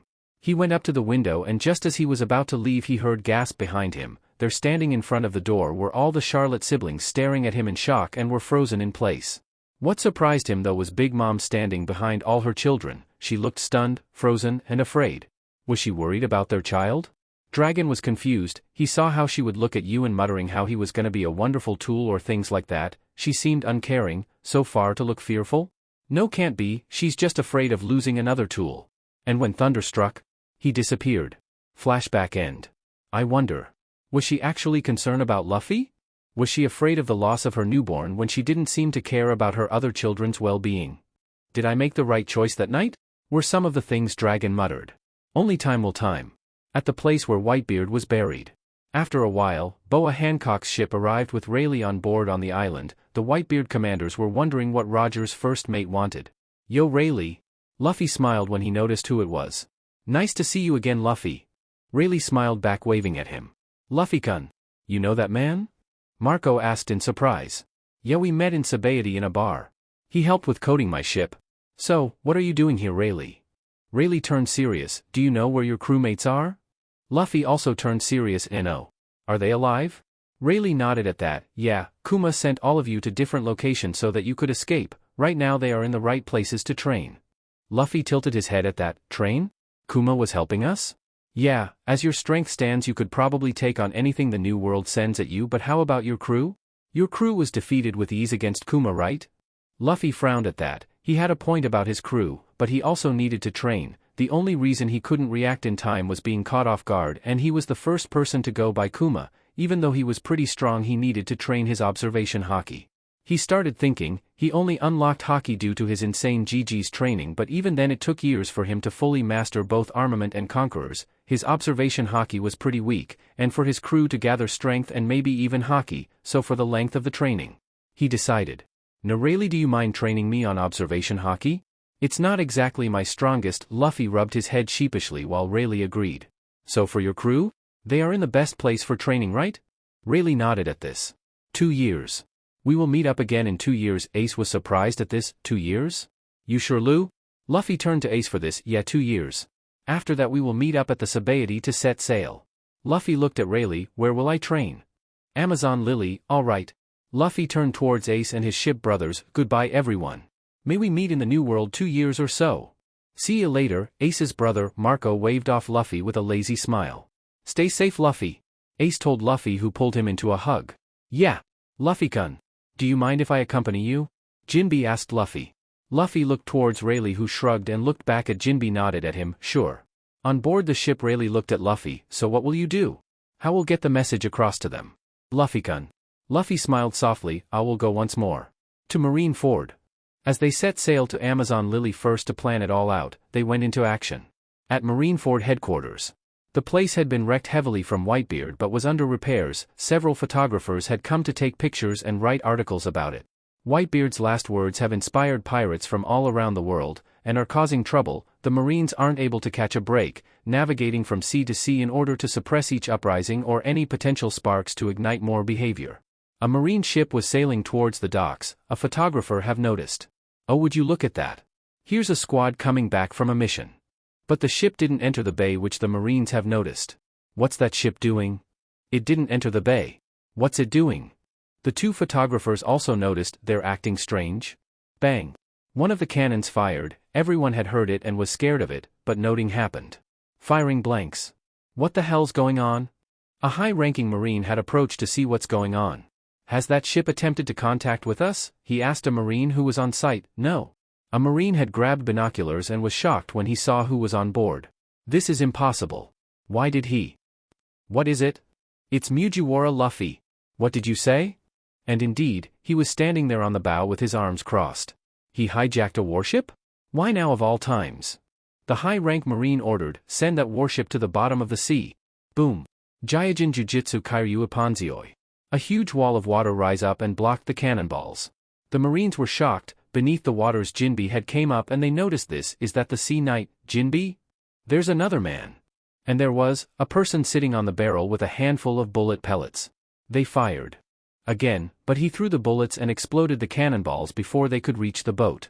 A Marine had noticed his face and was shocked. No way. Is that the living legend, former first mate of the Roger Pirates? The Dark King, Silver's Rayleigh? The Marines and civilians alike were stunned and shocked. What the hell are those three doing here? The Marines noticed something. They aren't approaching. They are circling around the entire island. It's like a funeral at sea. After circling around they entered the bay. A funeral? Did they found out our forces aren't here right now? You miserable pirates. Launch a concentrated attack from all directions. Bang. All fortress cannons aimed and fired at the ship. They had hit and sunk the boat. There was nothing but smoke and pile of woods drifting in the sea. They were silent until an arm stretched out and out came Rayleigh, Jinbe and Luffy, who landed inside Marineford. Now go wild.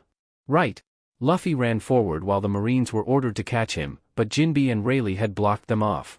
I will take you on. I think you will also have to entertain me as well. Gomu Gomu no. Luffy extended his leg and swept the Marines off his path. Whip. He was looking around the place searching for something. Reporters noticed and followed him. Where is he gonna do? He's heading west. So he's not planning to destroy HQ? He kept running and knocking Marines out of the way until he approached a bell. The Ox Bell. What is he going to do with the Ox Bell? He jumped forward towards the bell, grabbing the giant rope attached to the bottom of the bell. He ringed the bell. As he was ringing the bell, the people around the island had heard it and were stunned and frozen in place.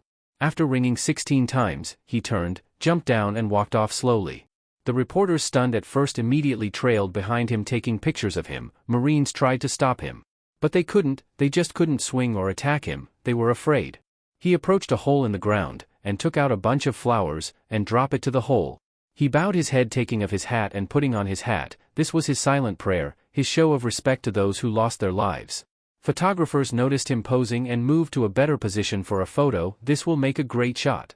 And that's what they did, taking several photos of Luffy. This was his plan to send a message to his crew. Written on his right upper arm was the new date. 3D crossed out with 2Y uncrossed.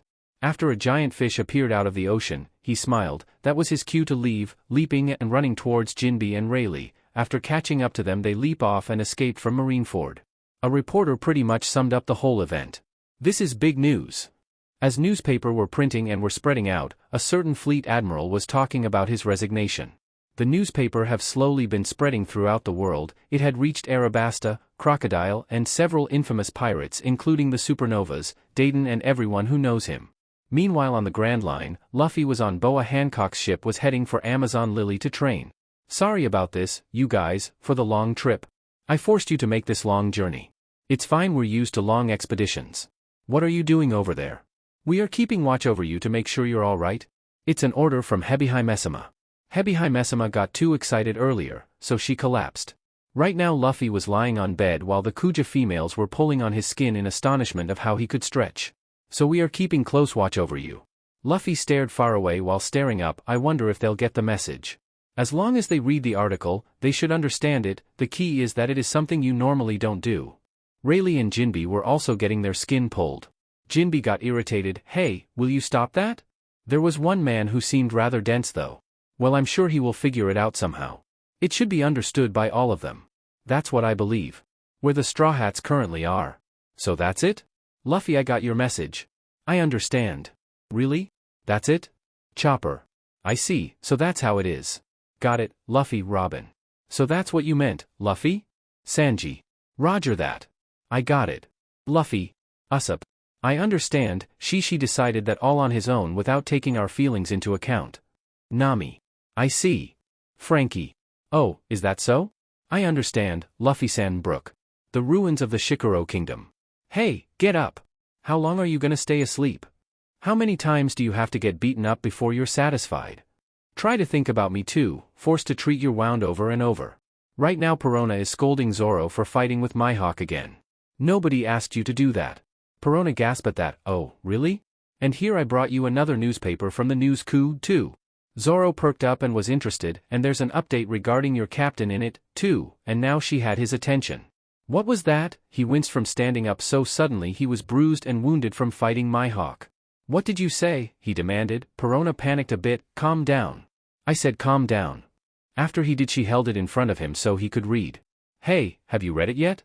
My hands are getting tired. Wait just a little longer. There must be something here. Luffy wouldn't do something like this. The fact that Rayleigh was with him means that it was his idea. I'm sure there's something here. Zoro knows his captain well, he was the first mate after all. When Mihawk told him how Luffy had freed Ace he felt relief but then shame and guilt. He wasn't there for the captain, but not only that, he was weak, they all were weak, they knew it when Luffy tried protecting them from the pacifista, when he took down the 3 admirals and freed Ace, they needed to get stronger so he wouldn't need to protect them. Whatever, just hurry up. Perona shouted at him. Reading the newspaper it shown how he was showing respect for the dead, this was something he never saw him do, it was out of the ordinary, there must have been meaning. Focusing on the picture of Luffy he noticed the message. And knew what he had to do. Later. I beg you. Zoro had approached Mihawk, laid his 3 swords and bowed deeply towards him. Mihawk kept a poker face while Perona was gaping at him. Please, train me in the ways of the sword. Mihawk's eyes narrowed. I've misjudged you, Roronoa. You ask your sworn enemy to teach. You should be ashamed. Get out of my sight. I have no business with such a worthless man. It seems I overestimated you. Mihawk started to pour wine. What are you doing? You are only embarrassing yourself. Zoro gritted his teeth in frustration. I want to become stronger. You failed to defeat the baboons, and couldn't go out of sea. Then you crawled back here. I have nothing to teach one such as you. Zoro started to bleed. I did defeat the baboons. This caused Mihawk to widen his eyes before composing himself and looking at Zoro. He beat them? Now I just need to take your head. But I'm not so stupid to think I can beat you right now. Mihawk raised his eyes at him and questioned him. I don't understand, if you still see Mai as an enemy, why do you bow before me and ask to train you? For what purpose? Zoro raised his head and looked at Mihawk in his eyes with conviction. So that I can surpass you. Mihawk relaxed and laughed. So you want me to train a swordsman who wants to take my own head? He asked amused. What a strange man. Honestly, it's ridiculous. And you're still disgracing yourself. It would seem that I have found a man truly filled with ambition. He commanded Perona, Oi, ghost girl. Tend to his wounds. Perona looked at him irritated. Hey. Don't tell me what to do. The training will begin after your wounds have been treated. Zoro lit up at this. Well, Perona reluctantly bring him to his room while grumbling. What an awkward man. When someone like him disregards his pride, it must be for another the sake of another. In Zoro's room where he's currently staying. Perona opened the newspaper, 3D, with an X over it, and 2Y? You're right. It's tattooed on Straw Hat's right arm. Zoro held up a piece of paper and explained, we made a promise to meet up in a certain place in 3 days. And look at how it turns out. Perona thought, so 3D means 3 days? But it's crossed out and the 2Y means 2 years. 2 years? We won't meet in 3 days, we will meet each other again in 2 years. Everything else he did was a distraction to hide the real message from everyone else. This message was meant for us. It's the decision that Luffy made. There's no point in rushing. Luffy could take on the new world, but us? We won't stand a chance there. Zoro narrowed his eyes as he continues on. We'll stop here, and increase our strength. And then we'll set sail once more. At the place where Whitebeard was buried. When Luffy left, the Whitebeard pirates were gonna stay a little longer before setting off too. Right now Ace was lying on the grass hill with a newspaper in hand while his hat was laying right next to him. Nasebo? Would you look at that, our little brother is stronger than us as always, he even beat 3 admirals and castrated that BSTRD who disrespected Oyaji. Picking up his hat and standing up, he muttered to himself, watch over him will you Sabo? Marco. There's a random person at Oyaji's grave. Ace tensed and was surprised, who the hell was here? Did he come to pay respects? He ran towards his father's grave and saw a figure. He was wearing a cloak that covered everything. He turned around noticing his presence, his cloak also obscuring his face. Marco and the others had came towards him and were behind him. They were also tense and wary of the unknown man. Who are you? What business do you have on this island? Ace asks, glaring at the figure with his guard up. He took off his cloak and looked at Ace with a soft smile. It's me, Ace. Ace was surprised when he saw his face. No. It can't be. He died. We shared a bottle of sake and we 3 became brothers.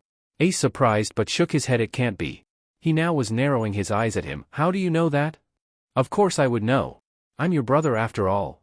Ace had hope in his eyes. Was it him? Sabo? Yo Ace. It was. With that Ace ran towards Sabo who opened his arms expecting a hug. It's been a long time has bonk. But got punched in the face instead. His ship brothers went from stunned at the fact that Ace had another brother besides Luffy, to dumbstruck when he punched him. Ace grabbed his collar and shook him furiously. Long time no see my butt. Where the hell have you been these past years? Sabo started looking sheepish. Sorry. When that celestial dragon shot me I had amnesia. Ace stopped shaking him. Amnesia? Ace tilted his head in confusion at that while Sabo nodded, yeah, amnesia. Sabo, noticing his confusion, put it in more simpler terms, I lost all my memories until I heard about the war. Ace let go of Sabo. Oh, but still. Could you have remembered me earlier? Luffy cried because of you because we. Ace started crying a bit, which startled the Whitebeards. They never seen him cry. We thought you died. Sabo pulled him into a hug. Yeah, sorry. I'm back. They stayed like that for a few moments before Marco interrupted them. As much as heartwarming as this is, what the hell is going on? Who are you? They both let go of each other and Sabo turned and gave a two-finger salute. I'm Sabo, the staff chief of the Revolutionary. Nice to meet you. Oh, that's nice, Ace told Sabo, said as if this was common sense. Staff chief of Revolutionary? Sabo explained to the Whitebeard pirates of his past, how he got shot by a celestial dragon and saved by dragon and got amnesia, how he joined the Revolutionary, how he regained the memories.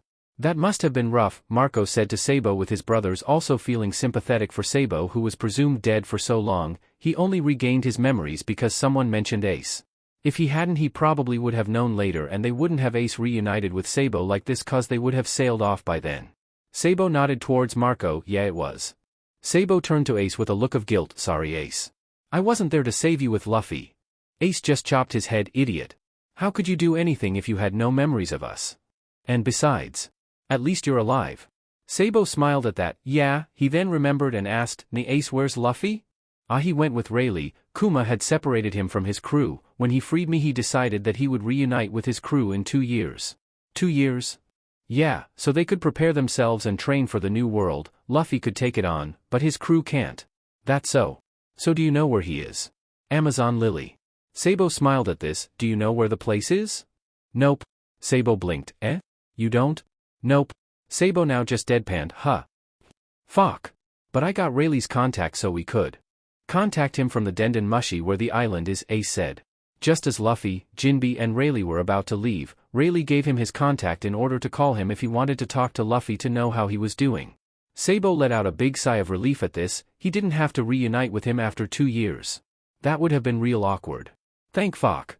At Tato Land, Big Mom's office. Right now Big Mom was in her throne room going through paperwork. Being the queen and ruling over several islands was rough. Fortunately, due to her wanting to change for the better, she had also started to collect the souls of only citizens who have committed a crime. She still had taken large amount of souls via foolish marines, pirates, criminals who dared and tried to attack her land, sending her children to deal with and bring back any survivors to drain them off their souls, and sometimes going out herself. She had also sent her forces to claim Fishman Island. Since Whitebeard's death, this was the perfect opportunity to strike. She may have seen him as a drinking buddy, but she wasn't that close to him, and besides, she's a pirate. And speak of the devil, as Tamago appeared before her, hopefully for what she wanted. Tamago, I swear to God if it's something not related to Luffy or Fishman Island. Big Mom trailed off while looking at him. That dared it to be not urgent or important. Paperwork was stressful as hell, especially with how many islands she had conquered and had to deal with. Tamago gulped before speaking up. Straw Hat Luffy has been sighted in Marineford. Big Mom raised her eyebrow at that. Why did he go to Marineford? Tamago, where did you heard about this? It's in today's newspaper on the front page. Tamago said as he showed her the newspaper in front of her. She took it and squinted her eyes and saw the picture of her son, who seems to be showing respect. Tamago, gather all my children around the meeting room. Big Mom ordered. Yes, Mama. At Tato Land, meeting room. Big Mom sat and waited for her children to come, and way they all came, Prim strolling praline in a giant bowl on a trolley and settled down. She immediately cut to the chase. We have found a lead on Luffy. Tamago, present the information. The Charlottes now shifted their interest towards said man. Yes. In the newspaper today, Straw Hat Luffy has appeared in Marineford. He had appeared before them with the Sea Knight, Jinbe, and along with the first mate of Roger, Dark King, Silver's Rayleigh. Why was Roger's first mate with Luffy? Smoothie asked in widening her eyes at the mention of his name before narrowing. Why was someone like him with his baby brother? It isn't stated anywhere for his reasonings. But when Luffy was there, he had rang the oxbell and proceeded to throw a banquet of flowers and showed his respect, which is the picture you see now. As Tamago said this, an image of Luffy projected onto the screen. He was standing with his eyes closed, holding his hat to the chest. The siblings looked at it for a couple of seconds until Pudding looked closely at the image with all three of her eyes. There was something on his arm. 3D2Y? She muttered, Flamp, who was sitting next to her, heard what she said and questioned her. You found something in the image? Now all of her siblings were looking at her and she closed her third eye at that. She turned and nodded at Flamp. Yeah. She looked at all of her siblings before pointing at Luffy's right arm. His right arm has 3D2Y tattooed on it. At this they followed where she was pointing and noticed it also. 3D is crossed out. But 2Y isn't. Amanda muttered well, rubbing her chin deep in thought along with her siblings. Tamago. Are there any other leads? Big Mom asked him. They had been thinking and rubbing their heads for a while but couldn't come to a conclusion. When they get him back they will get him to explain. Yes. Our spy who was amongst the Whitebeards at his funeral had taken a submarine and observed Luffy when he later boarded the warlord Boa Hancock's ship. Boa Hancock? When one of the male siblings asked with a hint of jealousy. Actually most of the males were jealous of hearing how it seemed their brother was acquainted with such a beauty.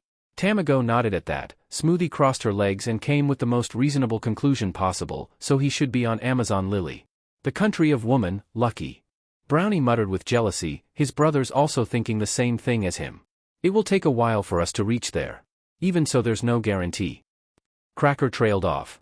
But it's our only lead. Big Mom finished her son's sentence for him, but even so, we can't let this opportunity slip by. Big Mom looked at her children thinking about who would be best before she landed her eyes on three of her oldest children, Katakuri, Amanda, and Bruley. You will be tasked with bringing back Luffy. Said individuals responded and smiled at this. Yes, Mama. Good. All of you are dismissed.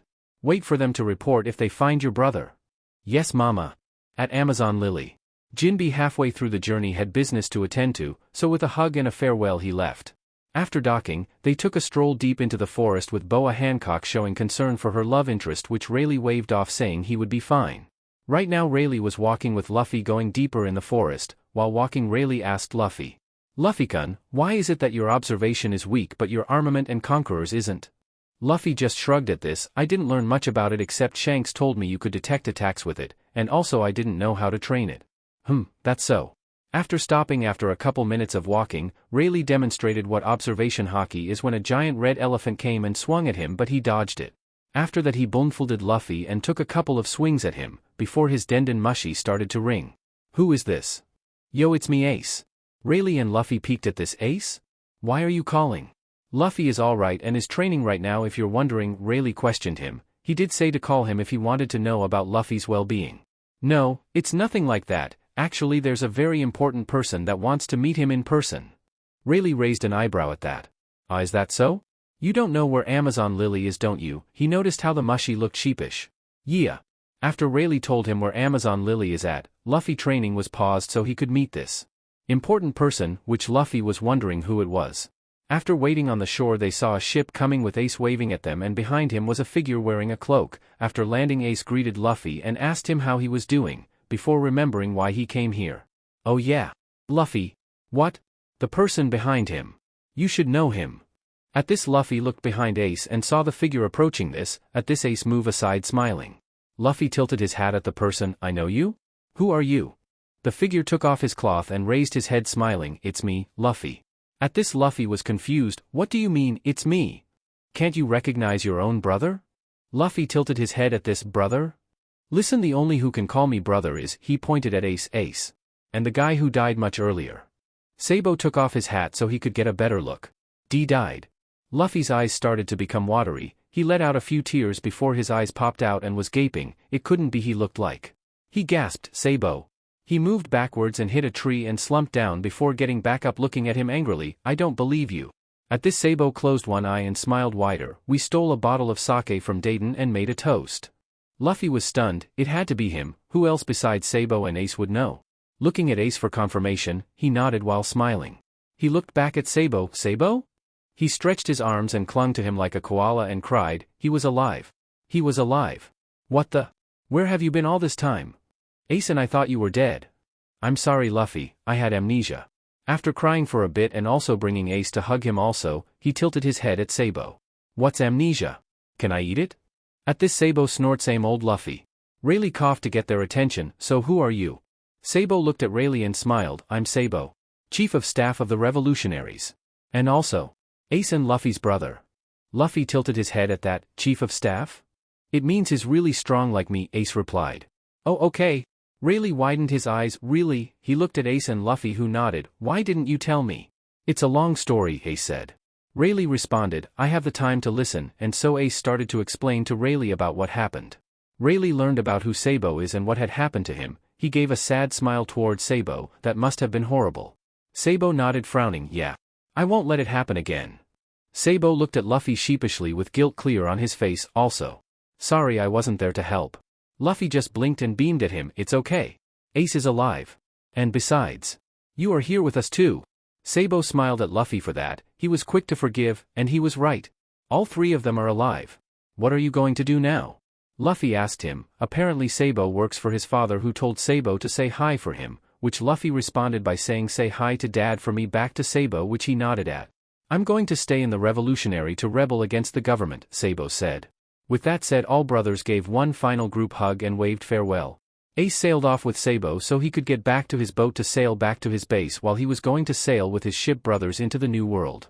Sabo, when he goes back to base, was going to continue things as per normal and fight against the government. He did leave feeling the guilt wash away as both of his brothers forgive him, although Luffy was quick to forgive people easily as long as he could see a shred of good in them.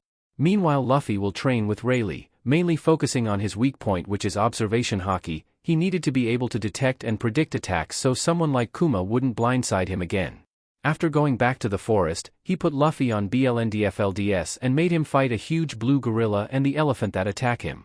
Twin jet pistols. Leaping down, he took off his BLNDFLD and smiled. All right? Turning to Rayleigh, he asked, so, how was that, Rayleigh? Don't get ahead of yourselves, you only just completed the first step. He picked up a club and slumped it on his shoulder. Next, I'll be your opponent. Whack. Ouch. After that, he was relentlessly hit in the head a day, while meeting up with the animals and somehow communicating with them to also hit him with his BLNDFLDS on to train even further. Slowly he was improving. After a few days, Rayleigh was walking around Luffy with a BLNDFLD on and several bumps on his head from hitting him with a haki-coated club. When Rayleigh took a couple of swings, he was able to dodge. Are you able to sense things? I don't quite get it. You've dodged a consecutive 20 attacks now. You are learning fast but still got a while to go. Rayleigh was surprised by the speed of how fast his learning. Snap. Whack.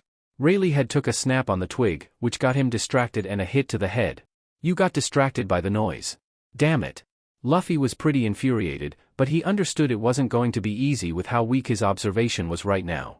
I guess it'll still be a while until you can dodge 100 times. Growl. Rayleigh just laughed at Luffy's hunger. You better hurry up or you'll die of hunger, he motivated Luffy.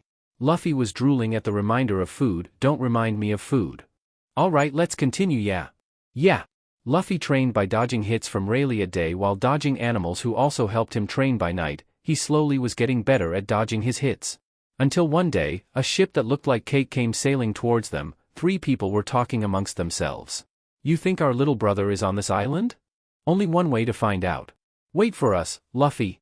Meanwhile, with Rayleigh, with his observation haki, he frowned at who he detected. Looks like we got company. What do the Big Mom pirates want? Luffy took of his BLNDFLD off his and looked at Rayleigh. What's wrong? Rayleigh turned to Luffy with a serious look. Be on guard. Big Mom's children are coming. Luffy turned serious and tense. Enemies? Rayleigh nodded. When we sailed with Roger, we snuck into Big Mom's island and took a rubbing of her poneglyph. She did not like our captain at all. Rayleigh started walking out of the forest along with Luffy. He told him to hide behind a bush or a tree while he dealt with them. Standing on shore, arms crossed, glaring at the ship approaching, he prepared. What do they want? When they dropped anchor, the 3 people came forward and walked up to Rayleigh. Rayleigh was on guard and wary. What do the Big Mom pirates want here? The man with the scarf came forward. Relax, we aren't here to harm you, we are here to find Straw Hat Luffy, it's a personal matter. Rayleigh wasn't really convinced by what this man was saying. Who are you anyway? I'm Katakuri, these 2 are my sisters, Bruley and Amanda. What personal matter do you have with Luffy-kun? Relax, when we mean personal, we mean family-related matter. At that, Rayleigh raised an eyebrow, but before he could say anything, Luffy had popped out of the bush, tilting his head at them. Family? Who are you guys? Rayleigh mentally face-bombed. Luffy can be kind of a fool sometimes. When they saw Luffy, they widened their eyes before giving a soft, gentle look at him. Finally, they found him. Bruley, not able to stand still, charged towards Luffy. Rayleigh mentally cursed shit. But before he could do anything, he was stunned, thinking she would attack him. She hugged him and cried. Thank God. You're okay, she cried while hugging him. Katakuri and Amanda walked forward behind Broly. Amanda had tears in her eyes, patting Broly's shoulder to comfort her while getting a good look at him and smiling warmly, while Katakuri also did the same to her other shoulder and ruffled his hair, his eyes a bit watery, his expression hard to read properly with his scarf blocking his mouth. Luffy, confused, pushed them away while raising his arms up. Who are you guys? Broly answered him, smiling warmly while wiping the tears away. You probably don't remember us, you were just a newborn baby at that time. Luffy tilted his head. You know me. Of course we do, after all. We are your older siblings. Yeah. Luffy was gaping at these three tall people who proclaimed that they were his older siblings. Older siblings? No way. I only shared a cup of sake with Sabo and Ace. Katakuri stepped forward and explained slowly, we are your blood-related siblings, from your mother's side. Luffy tilted his head at this. Mother? I have a mom? They winced at this. He haven't been told about who she was.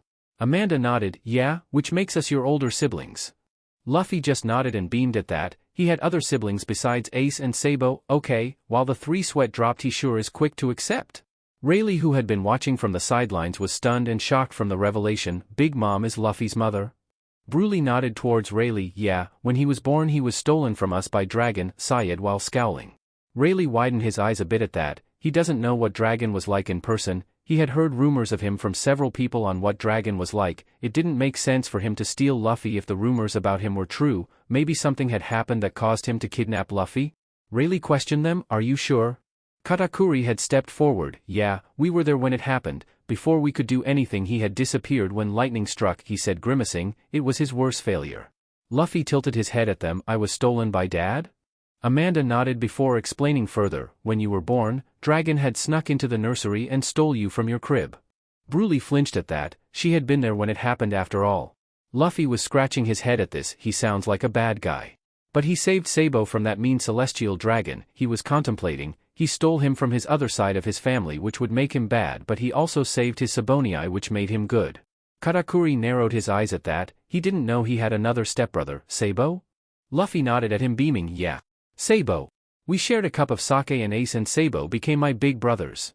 Luffy's smile dimmed a bit. We thought he died when he was shot by a celestial dragon years ago. But turns out he's alive. So what do you plan to do? Rayleigh stepped forward and asked them. We plan to bring him back to Tato Land to reunite him with our family, Broly replied. Luffy on the other hand shook his head. I can't. I have to train my haki. Katakuri raised his eyebrow at that. Haki, he looked at Rayleigh for a response. I was training Luffy-kun here to improve his observation haki. It's his biggest disadvantage right now, Rayleigh told Katakuri, who nodded in understanding at this. Broly, deep in thought, came up with an idea. How about this? All of them were listening to her. My devil fruit ability, the Mira Mira no Mi, it can turn a mirror into a doorway of sorts. We can leave a mirror here and I can bring him back here for training. How's that? Rayleigh nodded at the idea. That could work. At the rate he's learning he could probably finish in no time. After that, you can bond with him with your family. The Charlottes lit up at Rayleigh's acceptance of the idea. You have my gratitude for taking care of our brother. Katakuri said. Rayleigh just laughed and waved it off, although he had to ask. How is Big Mom nowadays?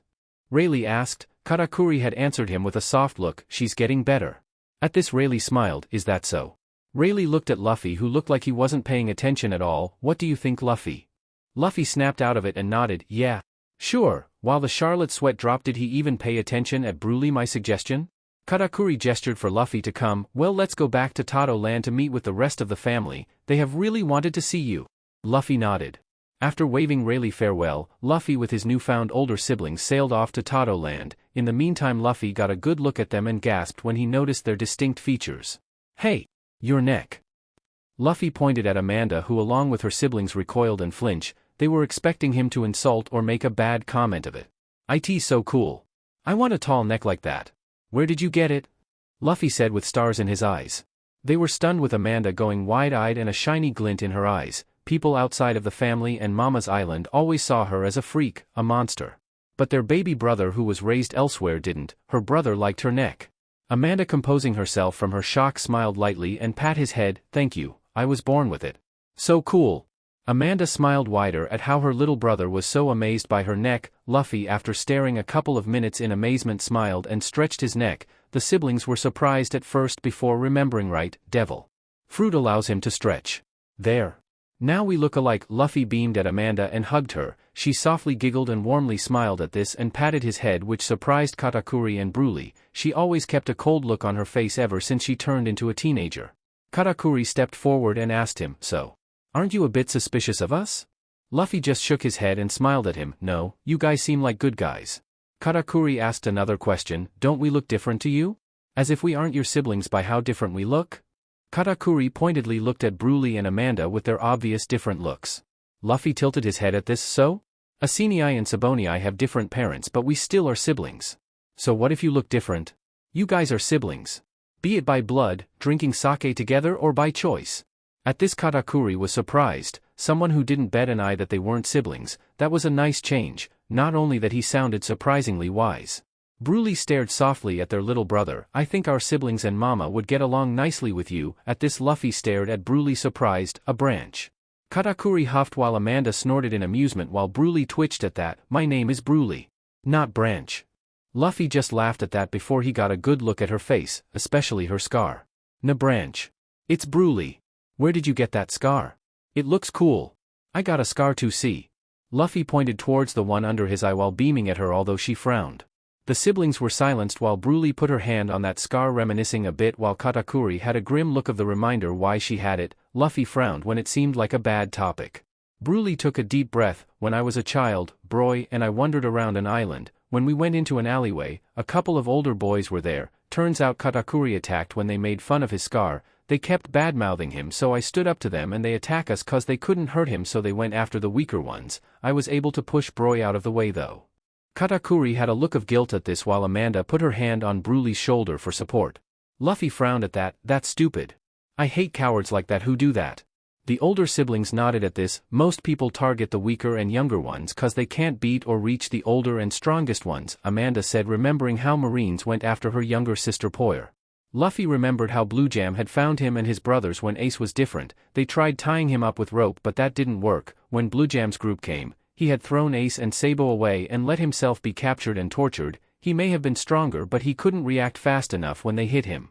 Katakuri grimaced and clenched his fist, seeing what his next words are before they came out. "Just like when Blue Jam had that guy beat me with knives on his gloves because he couldn't get to Asinii and Sabonii." Luffy nodded in understanding. After a few seconds of silence and realization of what he had said, Broly went pale while Amanda kept a flat look but clutched tightly on her sword. Their brother's childhood wasn't looking so good, with his training, and now the fact that he was apparently tortured. What has he been through?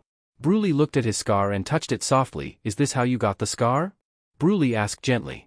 "Nope, they didn't give me a scar.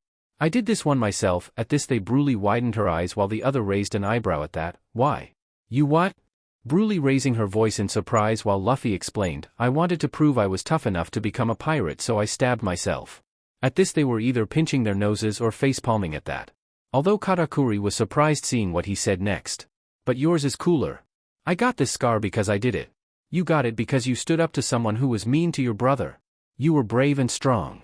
Luffy beamed at Broly, who was surprised before having tears in her eyes. Whenever Mama had given birth to a child, when they look at her they would cry. Most of her siblings when they were children flinch when they saw her until they got used to her because of her witch-like appearance, and with the scar it added to the scariness. When Luffy was born he didn't do that. He laughed and smiled at her. The scar had been a grim reminder of that day, but when her little brother had put it like that, yes, she got this scar because she stood up to them, older people who could beat her. She stood up to them that day. She had been brave. This scar never truly was a reminder of her pain. It had been a reminder that she stood up tall and strong up against people who made fun of his brother. "Yeah, you're right. I was pretty brave back then." Broly smiled at Luffy at this while crying softly in joy. Amanda and Katakuri were stunned before they started smiling. Even though one of them was covering it up, it seemed their sister had weights on her shoulder removed. Luffy noticed how she was crying and decided to hug her. His older brothers Ace and Sabo would always hug him when he cries, and in turn he would hug them back when they feel sad or depressed because they felt like they shouldn't have been born or they were a mistake. When he gathered his crew, he had hugged Chopper when he felt like a monster that everyone hated. He had hugged Robin when they got her back from Eni's lobby and told her he was glad that she was born. She had cried but was smiling and hugging him at that. They weren't mistakes. He was happy Ace and Sabo were born. He was happy his crew was born. Be it Marines, pirates, or strangers. He was happy everyone was born. "You need a hug. Sabonii and Asinii would always hug me when I cry."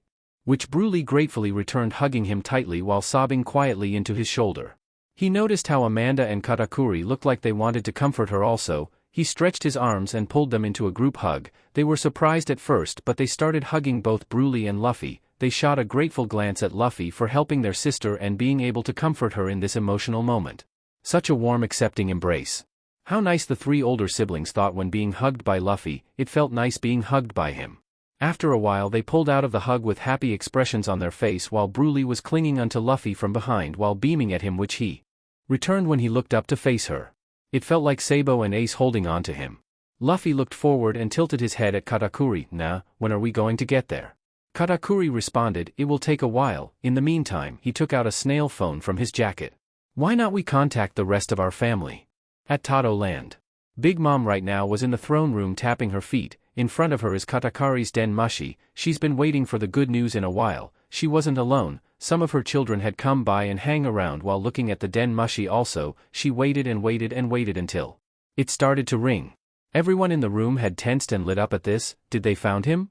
Big Mom ordered her children to get the others. Once everyone was there, she picked it up and all of them were even more tense. Some seemed to pray or were hoping for the good news. Big Mom with one big breath asked him the question everyone wanted to know. Did you find him? The snail phones mimicked what his facial expression was like. It changed suddenly to a curious and childlike expression. Who is this? Is this my mom? My name is Monkey D. Luffy. I am going to become the king of the pirates. Katakuri, Amanda, and Broly facepalmed at that. Even though she was his mother, he still said that to a Yonko of all people. At this they had mixed reactions at first. Some were stunned, some snorted, some had dropped their jaws, while Big Mom, hearing his voice on the snail, shed tears and smiled warmly. After 19 years, they're getting him back. After being shocked, they started celebrating. Finally, they are getting him back. Finally, they are going to see him again. Finally, they were all going to be together. Luffy on the other end of the snail was confused at the sounds of what seems to be crying and cheering. Oi! What's going on over there? Big Mom just stood down again and smiled warmly. Don't worry about it. Katakuri, how close are you now? Oh, okay, Luffy said, while Katakuri said, halfway there. Also, Luffy won't be here most of the time in the first few weeks or months. Big Mom along with her children were confused as to why. Big Mom asking the question on everyone's mind, why not? We had came across Rayleigh who was training Luffy. Now at this they were surprised. Big Mom eyes narrowed at that, for Rayleigh to take interest in her son. He must have seen something in him besides his strength. Rayleigh? Why? Smoothie asked. She was stunned at the fact that her little brother was training with Roger's first mate.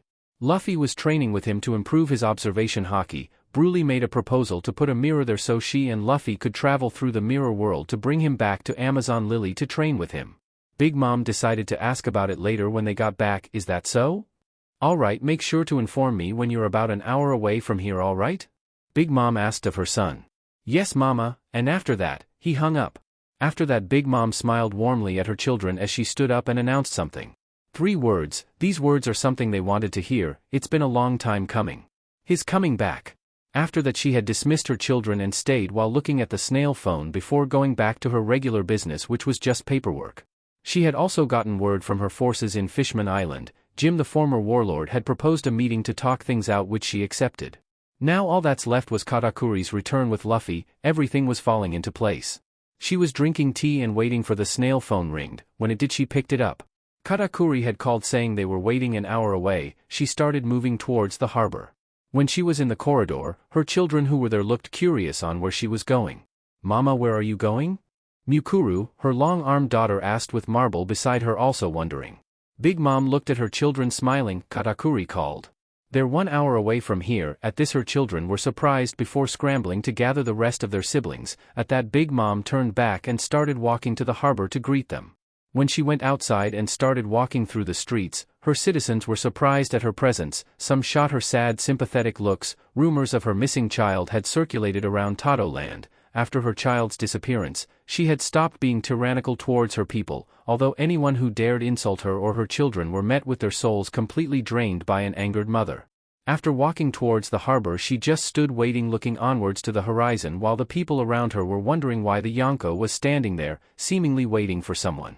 After a few seconds they were met with a surprise. Her children had also slowly started to come. Not only that, it seemed all her children were there except for Katakuri, Amanda, and Broly. Oven sat on a box with Daifaki by his side standing arms crossed waiting for their brother Katakuri and Luffy. Mondi was standing there with Hachi and Effler who was tapping her feet waiting until Amanda and their brother Luffy came into view. Prim and Praline were hanging in the sea, Opera was looking into the ocean with binoculars, Anana was being cuddled by Poir while she held her stitched-up teddy bear. She learned to stitch up her teddy bear which she took great interest in rather than stabbing it violently when Bruley offered to teach her to stitch so she could stab it again. Mont Dior had a snail in hand waiting for a signal of a ship approach from the territorial sea slugs. Many of them were making idle chat, wondering what their little older brother was like. He had potential to be the 5th suite commander after Snack and a bounty as high as Katakuri's to boot and had the strength to show it after beating 3 admirals. Not only that he was pretty bold and had guts, he proclaimed to Mama that he was going to take after Roger and be the next king of the pirates. He was going to be an interesting one. After a while Mont Dior got a report from the snail Mont Dior-sama. We have got a signal of an approaching ship. At this the siblings knew who it was. Don't worry. It's one of ours. Mont Dior said, Roger. They're coming Fa. Opera announced lowering his binoculars. Perispero motioned for him to lend it to him which he did and he looked into the sea with it. That was definitely one of their ships. They're gonna arrive soon Paroin, he said in delight at the sight of his siblings coming into view. He noticed something coming flying into view which he squinted his eyes at. His siblings noticed this. Cracker tilted his head towards his older brother curious in what he saw. What's wrong Peroni-san? Perispero didn't respond, he just seemed focused on whatever he saw. Perispero now saw who was coming flying at them. Luffy, he said out loud before realizing. He was flying right at them. Perispero now was sweating before he shouted, incoming, but before they could react. Bang! Something had crashed into their right side into a building. The citizens stepped back but didn't leave while the Charlotte were on guard. At this they tensed and unsheathed their weapons at whatever crashed into the wall, until...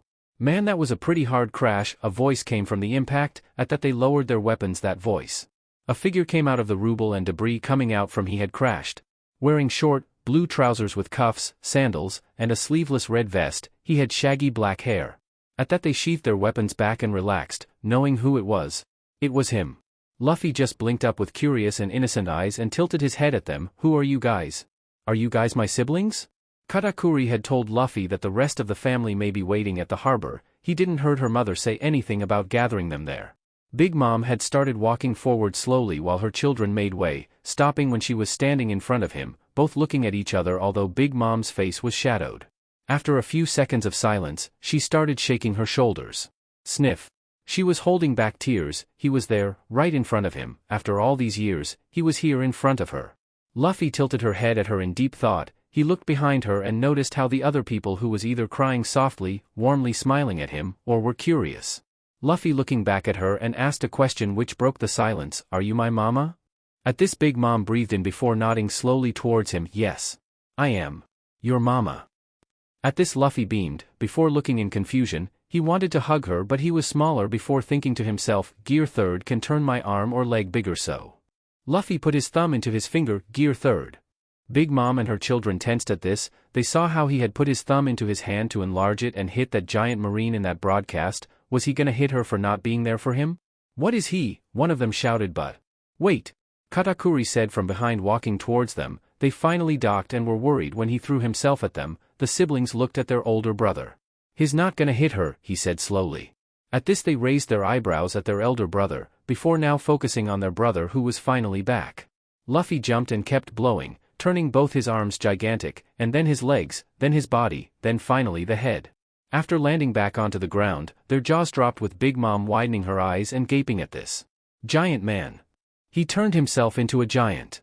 Moscato exclaimed. Him and his siblings were shocked and were gaping at this. Luffy, Big Mom said surprised. What was he gonna do now as a giant? Luffy grinned and opened his arms wide open. Big Mom closed her eyes thinking her son was gonna hit her. I am sorry Luffy. I wasn't there for you. But instead Big Mom didn't feel that. Instead she had felt something she had never felt since she was born. She felt arms around her. She was being hugged, not like how her children hugged her fingers. No, she was actually being hugged. At this she opened her eyes and turned her head to look at Luffy with wide eyes and he turned to look at her with a smile on his face. It was nostalgic, it was like back then, the same sunny smile which felt warm. Her eyes started to become watery at taking a good look at her son's face. Luffy said one word which she wanted to hear ever since his birth, one word that she wanted to hear from all of her children. Mama. At that, Big Mom couldn't hold it in anymore. She started sobbing before full-on crying while she held tightly onto him. Her son had finally came back home, and he had given her something she had wanted ever since she was a child, to be hugged. It was the reason why she wanted to get one of her own kind, so she could feel what was it like to be hugged. Everyone in the giant village was afraid of her for some reason which had hit her hard. She even became obsessed with giants because she wanted to be hugged for once. Her parents couldn't because they were small and they abandoned her. But now, she felt at peace. Her son's smile was warm, but his hugs. It felt like the son had embraced her and accepted her for what she was. My boy. My baby boy. She sobbed into his shoulder while Luffy rubbed her back soothingly. The Charlottes were stunned before they started looking softly or warmly at the sight. They had never seen their mother cry before. When Luffy was stolen from them, their mother always looked like she was gonna cry at the mention of him, but she held them back. So when finally met with the sight of their brother who returned and turned into a giant and hugged their mother, which made her cry, they couldn't help but let out tears. This was the most emotional moment of their life. Amanda, Katakuri and Broly were initially shocked before relaxing and looking on with happiness. After what their brother did for Broly and Amanda, they could understand. Their baby brother was able to warm people's hearts and heal mental scars and easily rid of people's insecurities. After a while Luffy started to shrink down, but instead of reverting back to his normal size, he turned more smaller. DMN. I turned back like how I did when I was still back with Ace and Sabo. Luffy pouted and grumbled at this. He had made Gear 3rd after seeing a balloon from a book which Sabo had shown him. After explaining what a balloon was, he tried and was able to inflate his arm, but he turned smaller every time when he didn't fully master it yet. Ace, Sabo and Makino when she visited would cuddle him when he was like that, although Ace would laugh at him. When he had turned small, most of the female siblings coo at this. So cute. Perospero walked forward, grabbed him up and raised him in front of his siblings, my brothers and sisters. Our 36th brother and 65th child of Mama has came home, Peroin. At this they grinned and smiled, some raising their hands in the air before voicing their celebrations and so on about Luffy's return. At this Luffy tilted his head. Are you guys my siblings? Perospero looked up and smiled. Yeah, we are, Peroin. Oh, okay. Perospero blinked a couple of times, then sweat dropped at that. He sure is quick to accept Peroin. Big Mom along with her children with Luffy in hand, they had passed him around. Many looked at him in curiosity, some beamed and gushed at him saying how he was adorable and cute. Like this walked back towards the castle. The citizens were too stunned to move at the events that unfolded. How the hell were they able to comprehend everything that had happened? At this all of them conveniently decided to forget about this, as memories of this event would give a killer migraine. After returning back, she ordered her chefs to cook for dinner while her children all assembled around the dining table. Perospero sat Luffy down on a diner chair between Big Mom and himself, all siblings' attention towards their brother who has returned. After a while he turned back to normal, much to some of the siblings' disappointment, some pouting wanting to cuddle him in his smaller form. Taking this moment to wait for the chefs to arrive, they decided to talk. Luffy tilted his head and crossed his arms. So, you guys are my siblings, which they all nodded at. Big Mom perked at this. She should probably announce her children. Luffy, this here are Perospero, Compote, Katakuri. She pointed and told the name her children. When they were called, they greeted Luffy with yo, hi, hellos and other forms of introducing themselves towards their brother. After all said and done, Luffy stood up, smiled and announced himself. Yo. I am Monkey D. Luffy. I am gonna become the king of the pirates. Compote snorted. Yeah, we heard. He did introduced himself on the snail phone after all. That really surprised the hell out of her though. Luffy tilted his head. So, I have younger siblings? Flamp from the other side of the table responded vocally. Yeah. You are our Onaikan. Putting next to her nodded with her third eye closed. She didn't want her big brother to see her as a freak. The rest of siblings younger than Luffy nodded towards him. More importantly, how are you doing, Luffy? Smoothie asked, leaning forward in curiosity of his well-being. I'm okay. I just discovered Sabonii was alive. Luffy beamed back at her with an innocent smile. Sabonii? Smoothie tilted her head at that. Was there someone besides Fire Fist Ace who was a stepbrother? Yes, Sabonii. Me and Ace and Sabo shared a cup of sake together, which made us brothers. Luffy stated, which surprised them at this new information. Luffy continued on, but less happier. We were gonna set sail when we reached 17. But Sabo sailed earlier. He was shot by a celestial dragon.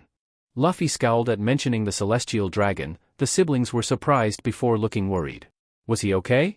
Raisin asked, worried on how Luffy had to experience his stepbrother being shot at. Yeah. He was saved, but he had amnesia, but he recovered his memories. He met up with Ace and then they both met up with me. Luffy nodded at Raisin, who looked relief along with some of his other siblings. What was he like? Galat asked, leaning forward towards her brother with Poir also interested in this. She had also closed her mouth so he wouldn't see her hideous teeth. Sabo was like Ace. He hated his parents. Although Ace hated Roger, not his mom, and also he was kinder than Ace. He always hugged me when I cried like Ace did. Luffy said, beaming. Where is he now? Poir asked. Luffy gasped when she saw her open her mouth and saw her teeth. Whoa! Your teeth. At this, Poir paled at the realization of accidentally displaying her teeth. Her siblings, most prominent being Galat and Baskart and Katakuri, flinched at this and prepared for an insult. He wasn't raised with them after all. Amanda, Broly, just started to smile towards Poir. Luffy leaped at her from his dining chair and landing next to her and came to her face to face. She started sweating and waiting for what comment he was gonna make about them. It's so cool, he said with stars in his eyes. His siblings were stunned and surprised at that. Poir widened her eyes before getting watery. She would always be mocked because of her teeth. Galat, her twin, and any other sibling who had accompanied her had gotten into several fights because of that, not to mention how those mean Marines had taken her to an alleyway and mocked her. She had been insecure about it. Luffy, on the other hand, her little brother who was raised outside the family, was complimenting her. Where did you get them? Luffy asked her in awe. 2W was born with them. You don't think they are hideous? She asked snakingly and with hope in her eyes. Luffy tilted his head in confusion. Why would they be hideous? They look so cool. Why would I? They look amazing. I want them. Luffy said, going back to staring at her in amazement. Poir widened her eyes at that and had tears in her eyes. Her little brother didn't think they were hideous. He even wanted them. Really? She asked him, and he just nodded his head rapidly with stars in his eyes still. She beamed at him for that. Her brother liked her teeth. So cool.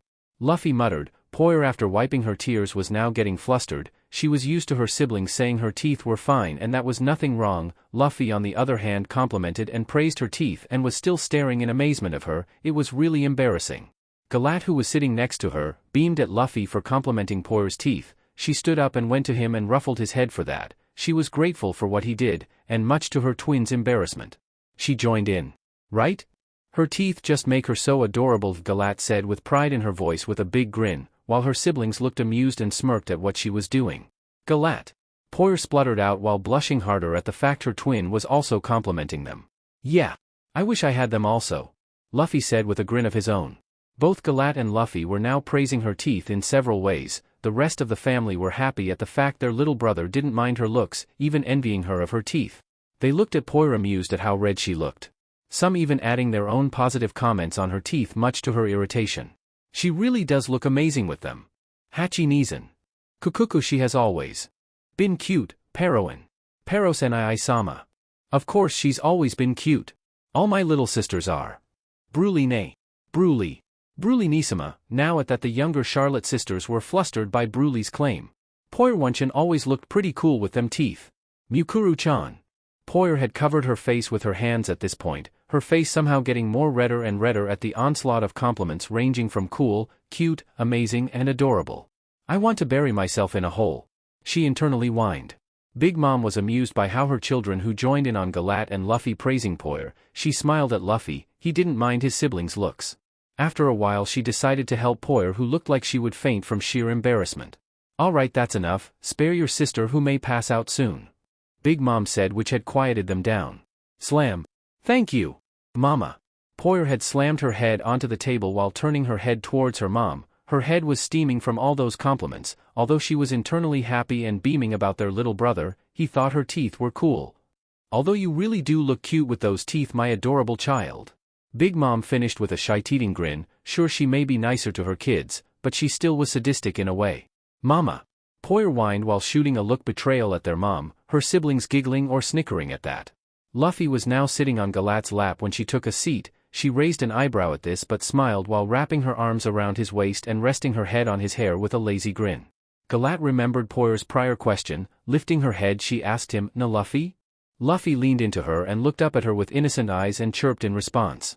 Seeing this as a sign of her getting his attention, she asked, "You didn't answer Poir's question. Where is he now?" "He's back at Dad's base. He's a revolutionary." At this they scowled at the mention of dragon. "Do you know about your dad?" Galat asked, and to her and the family's surprise, his response was different than what they imagined. "I only knew about my dad when Gigi mentioned him back at Water 7, never met him before." Luffy said. They frowned and some scowled at this. "He didn't bother raising you?" Big Mom asked, leaning forward and looking down at her son with sadness in her eyes, that BSTRD didn't even bother to raise him when he took him from her. Nope. I was raised with Sabo and Ace by mountain bandits. When Gigi dropped me off there, they grimaced and frowned at that, some even scowling. They started to hate the man more for what he did, including Garp, said Man's father. The hell was the point of stealing Luffy from them when he didn't bother to raise him? Why the hell did a marine of all people left him with bandits? After a few seconds of silence, Galat composed herself and changed back to a look of curiosity. What position is he? Your brother Sabo? Luffy shrugged. He said something about being the chief of staff? Now at this they went wide-eyed. His stepbrother, Ace, was the 2nd Division commander of the Whitebeard Pirates, and now, as it turns out, he had another stepbrother by the name of Sabo who was the chief of staff of the Revolutionary. What kind of brothers did he sworn to? After a couple seconds of silence again. "No, Luffy, can I ask you something?" someone said from their seat. "Sure," Luffy replied, raising his head towards the one who said that. "I am Baskart, I am your older brother. About what you said about Poyer's teeth." Poyer perked up at this and looked at his older brother, knowing why he was interested. "What about them?" "They're really cool," Luffy said, with Galat nodding rapidly in agreement. Poyer blushed again at that. "What about my teeth?" Baskart said, reaching up to unwrap the cloth which covered his mouth to show his own fangs. "Are they cool?" Baskart asked with little hope in his eyes as he revealed his teeth towards him. Nustort and Dosmarch, his triplet brothers, looked at him in surprise before looking at Luffy, wondering what he has to say. "Whoa! Your teeth!" At that, Galat let go of him as he launched straight at Baskart and almost tackled him. "It's amazing. It's like a dragon." "Roar!"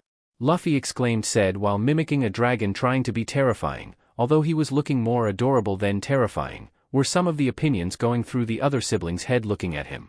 Baskart widened his eyes at this. "Like a dragon?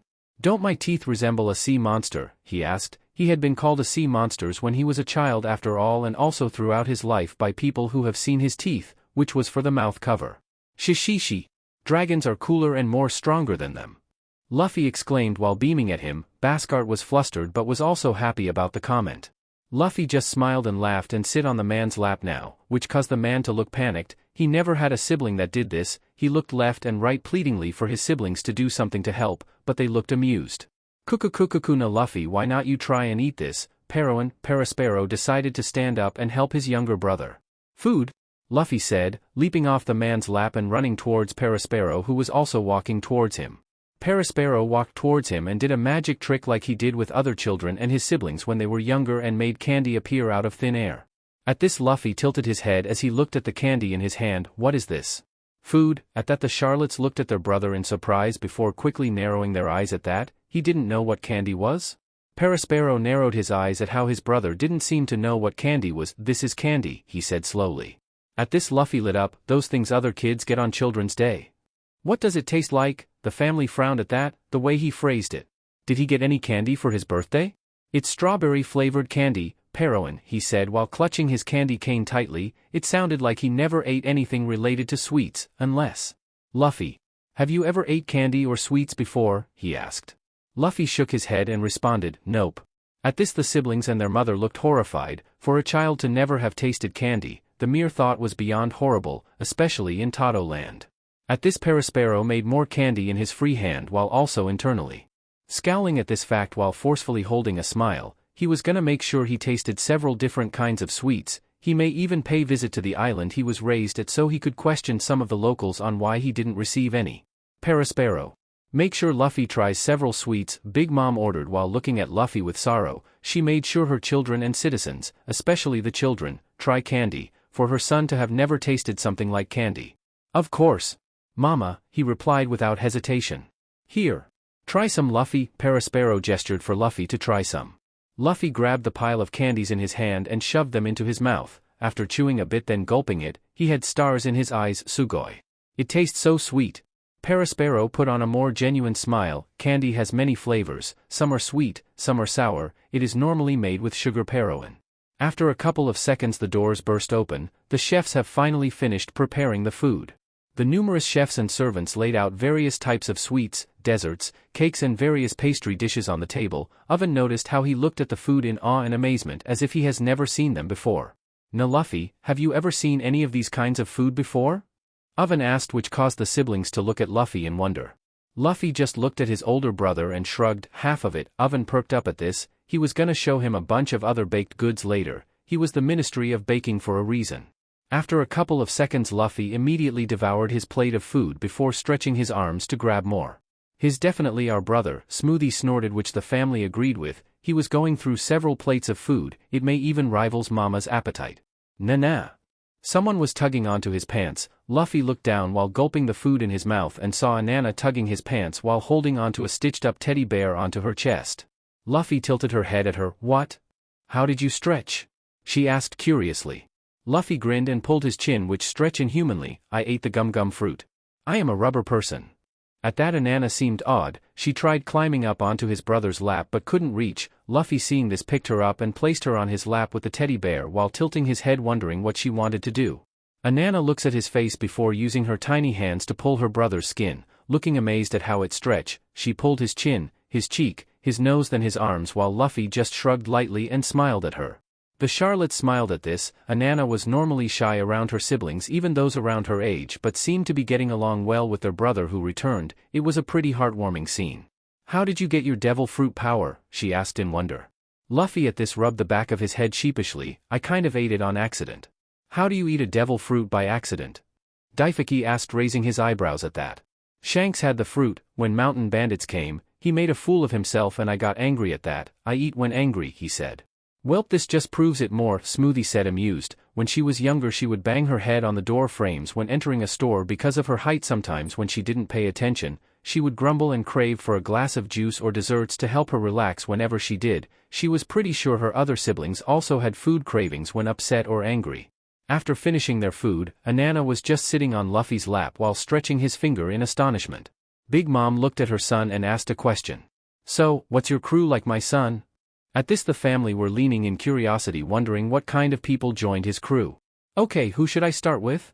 Luffy asked, blinking at everyone curiously. The older siblings smiled at that. From what they have seen from him, he sure was childish. It was kind of nice.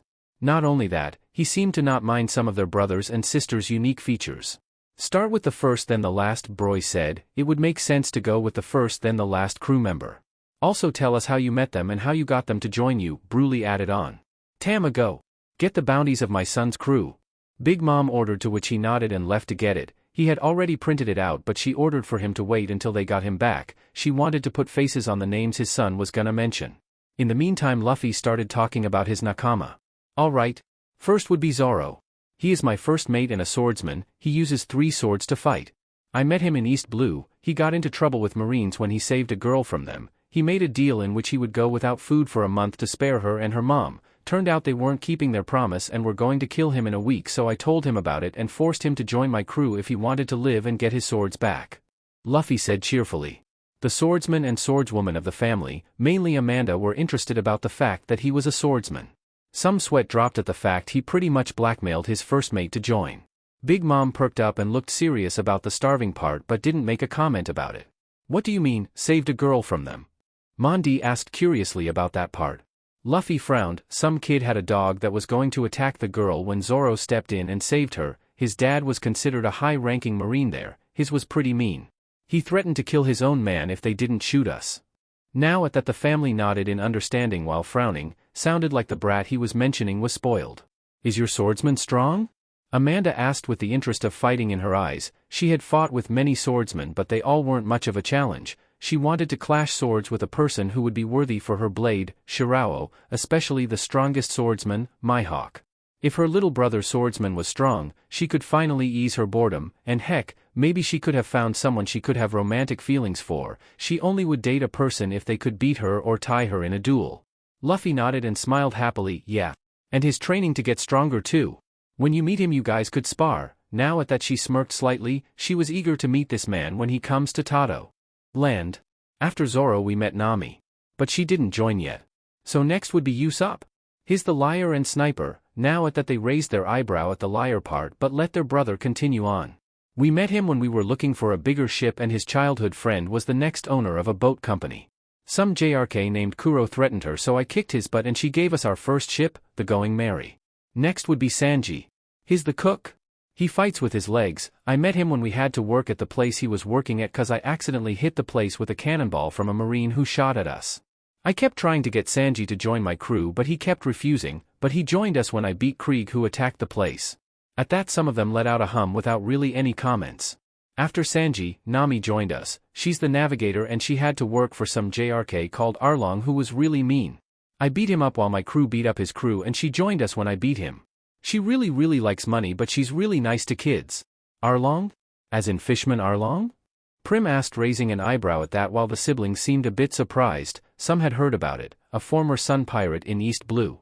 While the ones who didn't know were questioning what was a fishman doing in East Blue.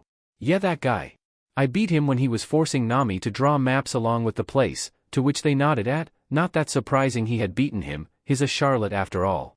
After this Tamago had came back with posters in hand, Big Mom instructed him to project the bounties onto the screen to display them. After showing the faces of the crew members he had mentioned, Luffy continued onwards with Chopper. We then headed to the Grand Line and met Chopper. Nami got really sick so we went to find a doctor, so we climbed up a mountain and met a doctor so she could help her. Chopper is a reindeer that ate the devil fruit, the Hito Hito no Mi. He's also a doctor that worked for the doctor who helped Nami. When Tamago projected Chopper's bounty, some cooed at how cute he was while some raised eyebrows at his bounty. Anana smiled upon seeing Chopper. Cute. She muttered. She wanted to cuddle him and stab him then stitch him up. That's interesting, Big Mom said. She wanted to see it up close and personal. What an interesting creature in her son's crew. As much as she wanted to add it to her collection, it was her son's crewmate, so that's a no. Is he strong? Why is his bounty so low? Cracker asked in curiosity. Did the doctor of his little brother's crew have any combat capabilities? He is strong. He has these ball he eats that can change his forms. He can change into a regular reindeer or a giant furball. Really? Anana, Melise and Punna asked in awe at the fact that he could change forms. Luffy nodded, which got them excited. They wanted to meet him and see it up and personal. But I have no idea why his bounty is so low, Luffy said, shrugging. He never understood why his bounty was so low. Chopper was strong. After Chopper is Robin. She worked for Crocodile until he backstabbed her. I beat him up and she joined my crew. She's the archeologas. Archeologas, I think that's the word. She's the archeologas. At that they sweat dropped. Seems like their brother had trouble with difficult words. You mean archaeologist? Prim asked with amusement. Yeah, that. She likes old things which are ancient. She can also grow hands, legs and eyes anywhere. She was held by the world government when they threatened they would hurt us, so she gave herself to them. We stormed the place and got her back. You mean Eni's lobby? Snack said. He remembered Tamago mentioning about how he stormed Eni's lobby. Yeah. We kicked their butts. Nobody messes with my nakama. Luffy said seriously with a look that promised a fight if anyone tried. Then there's Frankie, he's the shipwright. We met him when we were going to save Robin and he with his family built us a new ship when Going Merry sunk. He built us the Thousand Sunny and joined our crew when we got Robin back and she forced him. How was he forced to join? Noisette asked in curiously. What did the demon child do? Robin had made two hands and squeezed his ball, Luffy said, shrugging. He was a rubber man so he wouldn't feel anything unless they were coated with haki. At this Noisette with his brothers paled and shuddered in horror. Even the Logia who wouldn't feel it unless she used haki also winced. I can see how she got her epithet, Mont Dewar said, shuddering with his brothers nodding in agreement. Their sisters on the other hand just looked on in amusement. Their brother's archaeologist sounded interesting. Luffy now had stars in his eyes as he explains more about Frankie. Not only is he a shipwright, he is also a cyborg. A cyborg? Mukuru, Marble, Maple, Custard, Effler, Bruley and the really young siblings shouted in unison. It had caused some of the siblings to jump or nearly have an heart attack. It was pretty quiet with a few questions until the mention of the fact he's a cyborg. They did not see that coming, well except for Katakuri who looked a bit amused at his younger siblings' antiques. Luffy nodded. Yeah. He can launch his fist like a rocket at people to either hit them or grab them with his right arm and can fire either a cannonball or bullets with it. He can even breath fire out of his mouth. Really? More voices joined in with stars in their eyes, amazed by the description of his crewmate, while the others looked on in amusement. When their brother nodded, the stars in their eyes started glowing brighter. After a couple of minutes to calm down, Luffy continued, anyways, moving on. Next up is Brook. He was stuck in the Floridian Triangle with that gecko guy. At this a certain twin stood up. You mean Gecko Moria, right? Also, thank you for helping Lola, Chiffon said, bowing a bit towards her little brother in gratitude for that. You look like Lola. Luffy tilted his head towards her, noticing the similarities. The family facebombed at that. Can't he connect the dots? I am her twin, Chiffon. Chiffon shouted out. Luffy blinked before looking surprised. You are her twin? Who else would she be? Chiffon with some of her siblings shouted at their baby brother who looked like he was processing this before it all clicked. Ah. Katakuri huffed in amusement. Yeah, that makes sense. Slam. Chiffon with some of her siblings slammed their heads while the others were either facepalming or pinching their nose or giggling and snorting in amusement of their siblings' reaction and Luffy's response. After a while Luffy continued on about his skeleton crewmate. Brook is an awesome skeleton who likes playing music and is a swordsman like Zoro. Although Zoro wants to beat Mihawk while Brook wants to play music and meet up with Laboon. A skeleton? Laboon? Galat raised an eyebrow at that. Luffy nodded, yeah. He ate a devil fruit that turned him into that. He hasn't seen Laboon because he was stuck. Laboon's a whale he made friends with when he was still human. You sure have an interesting lineup there, bro, Cracker said, amused about how bizarre his crew was. A cyborg shipwright, a music-playing skeleton that wants to see a whale, a reindeer who ate a devil fruit who's a doctor, a cook, a swordsman and an archaeologist and a lying sniper. Ha, Compote muttered to herself, her brother had an interesting lineup for a crew. Although it felt like he left several details out when he explained about how he met up with his nakamas. Now that I think about it, where is your crew, Luffy? Poyer asked, which had the siblings looking at their brother in curiosity also. Now that they think about it, Luffy was there in Marineford but his crew wasn't. Where were they?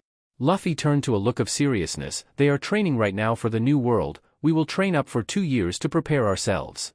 For how long? Poyer asked in wonder. 2 years, they widened their eyes at this. That's quite a long time. Pudding remembered about the tattoo, widening her eyes but quickly closed her third one. She stood up and asked. Was 3D2Y a way to tell your crew to train for 2 years? Luffy looked at her and nodded, yeah. We were gonna meet in 3 days. But we will meet in 2 years. Do you know where they are? Why weren't they with you at Marineford? Cinnamon asked. Were they separated due to certain circumstances? He along with his crew stormed Eni's lobby to save one of their own. That proof that his crew were loyal to the point they would storm a place which would make them enemies of the governments to save a nakama. It would make sense for them to follow their captain so they could save said captain's older brother, so why didn't they? We were at Sabaody where I met Rayleigh and punched that stupid celestial dragon. Marines came and they had a pacifista. Luffy wandered off trying to remember the name. Pacifista? Snack said helpfully, they had seen them in the broadcast, they boasted some serious firepower. Yeah, that. One of them attacked my nakama so I beat it up. When I dealt with it, Kuma came and before I could react, I was already sent flying, Luffy said while clutching his fist. He was grateful for Rayleigh teaching him observation. Won't you start to miss them? Compote asked, worried he would feel lonely without his nakama.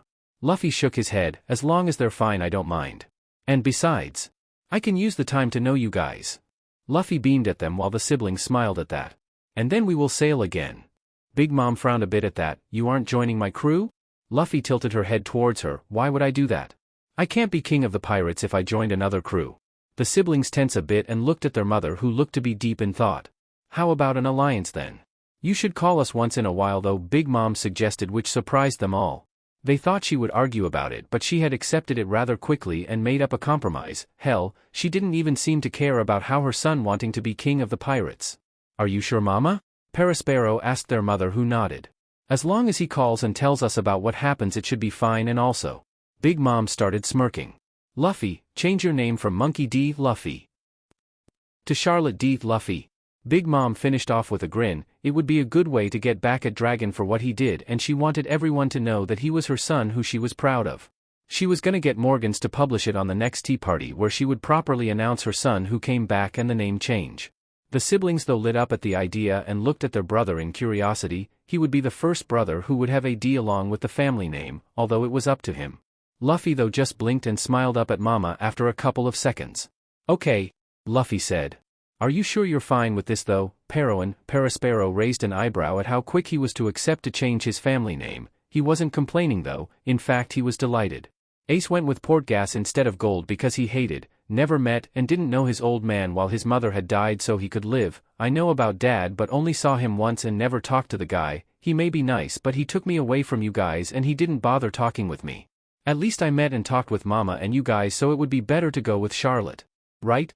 Luffy said tilting his head towards them which had them thinking, yeah he had a point, at least their mother and them actually spent time with Luffy even though it was kind of the first time they met but it was due to his kidnapping. Dragon didn't bother raising or interacting with his own child, they may have met once but that was it.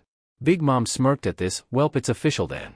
The next tea party we shall announce your return as Charlotte D. Luffy. At this the siblings smiled warmly at their brother and cheered at that. Tamago show Luffy to his room. We are going to talk more with Luffy tomorrow at breakfast. It's starting to turn into night, all of you are dismissed. Yes, Mama. After that everyone left.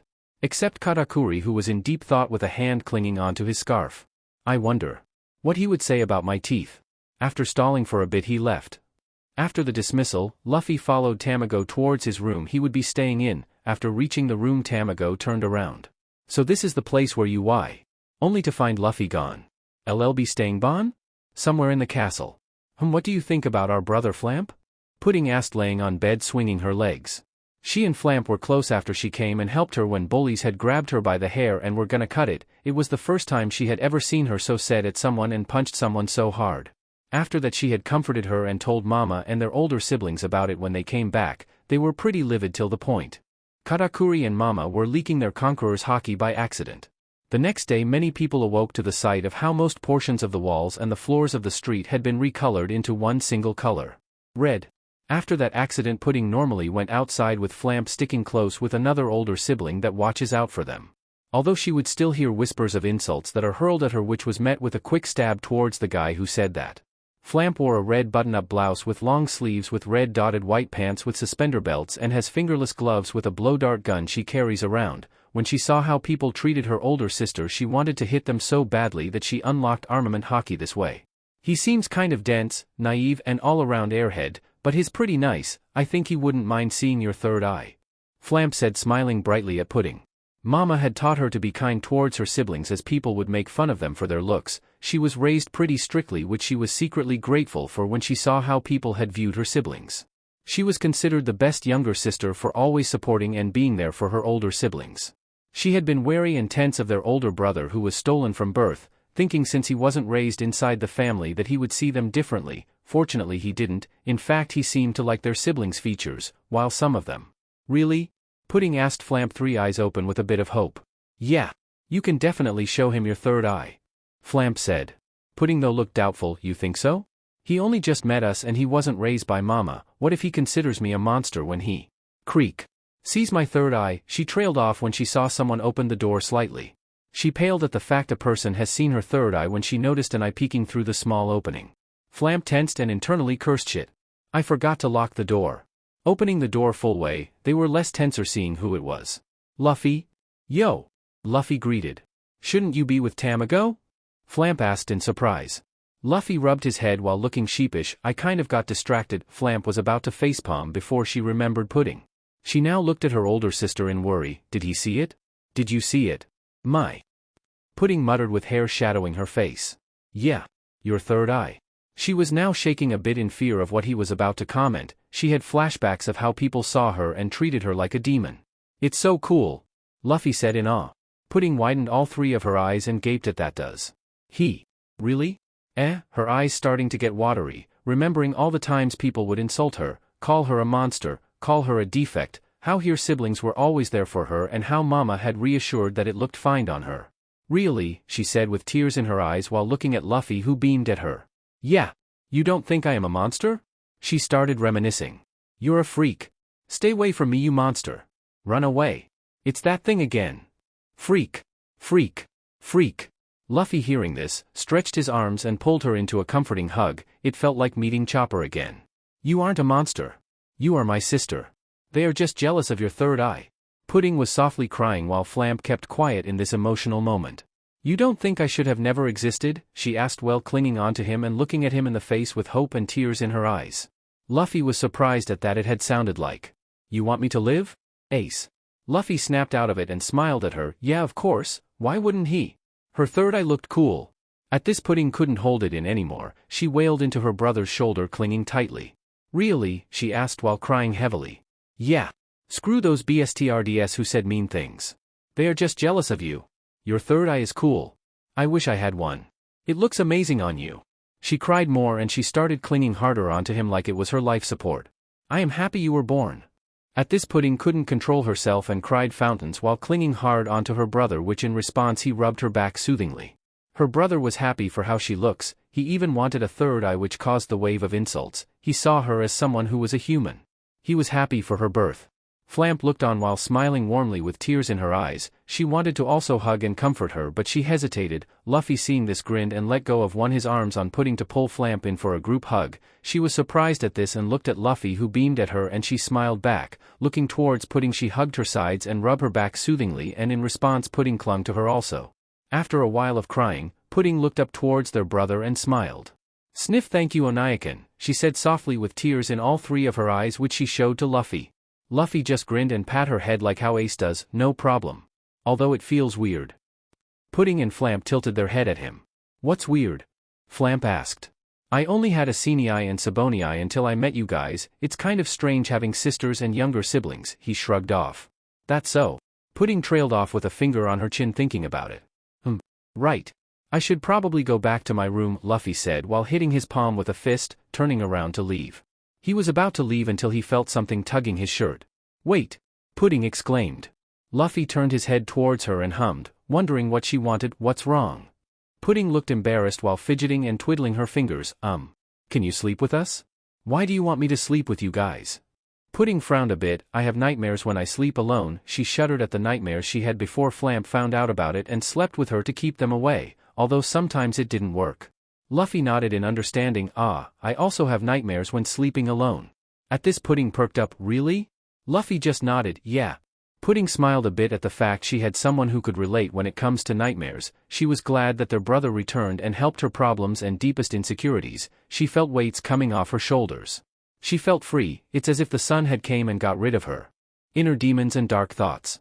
Flamp just shrugged at the fact their brother who returned was gonna sleep with them. Maybe it could help with Pudding's nightmares. "Guess we're having a sleepover." After turning off the lights and properly locking the door, this which Flamp double-checked, they bounced until the bed and they slept peacefully with smiles on their faces while cuddling each other. Pudding cuddling in Luffy's chest while Flamp hugged her back from behind. It felt nice. Those three would sleep with smiles on their faces with none of them having a single nightmare. Little did they know outside of the room. "Looks like they are asleep," Cracker said with a soft look on his face. Tamago had told them about how Luffy went missing and she immediately called for a search party. She did not want to lose her son again. When Cracker along with his group of siblings went around searching inside the castle, they heard Luffy's voice coming from within Pudding's room which they all relaxed at. Reporting his location, they gathered quietly outside Pudding's room and they leaned in on what was going on and were surprised. "He truly is a blessing when he came back home, isn't he?" Parasparrow said softly. He was grateful for what his baby brother did today for some of his siblings' insecurities. Smoothie nodded in agreement. "Yeah. If only Dragon didn't," she now exclaimed while clutching her fist tightly. The rest of the family also looking as furious as she was. Mama had given birth to a child that would have been the greatest and most kindest brother among them, but Dragon swooped in and stole him away from them. Although they relaxed in a couple of seconds, at least he has came back into his rightful place and ditched the BSTRDS family name and is a Charlotte instead of a monkey. After that they went to their bedrooms or went back to night patrol duty while Big Mom stalled a little longer. "Happy she was born," she muttered softly and left wondering. Was her son happy she was born? Were any of her own children happy she was born? The next day Flamp was shouting into Luffy's ear to get the fuck up from his bed. "Get up Luffy-san." He snored and mumbled while sleeping. 5 more minutes. "It's morning. We got to go for breakfast, Pudding already left." At this Luffy jumped out of bed with a grin looking wide awake which surprised her. "Food." Luffy ran off while Flamp lagged behind before following. Seems her brother was really hungry. At the dining room, the siblings exchanged good mornings and greetings. Some looked ready for the day ahead while the others looked like they wanted to sleep more. "Food." Luffy busted the doors open and shouted which woke up the ones who felt sleepy while looking at their brother in shock and slight annoyance. Luffy walked up to Pudding who greeted him while beaming with 3 eyes open. Luffy grinned and greeted her back before sitting next to her with Flamp sitting next to him after catching up. Luffy looked at his mother while grinning. "Will there be meat?" The siblings raised an eyebrow or were a bit surprised at that. It was pretty unusual for a sibling to ask for something besides sweets, desserts, and pastry food.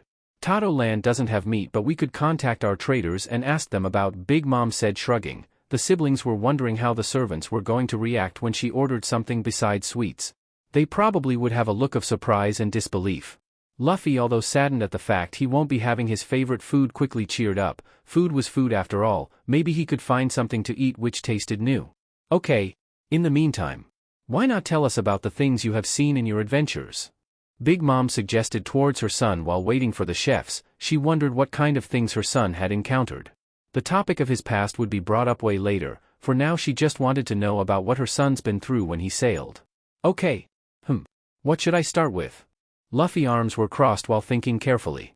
The siblings just waiting patiently in curiosity, they only really left the land because of orders, missions and ingredients gathering when they seemed to be running low or in need for a tea party or just straight up visit a random island that was near here on their off days.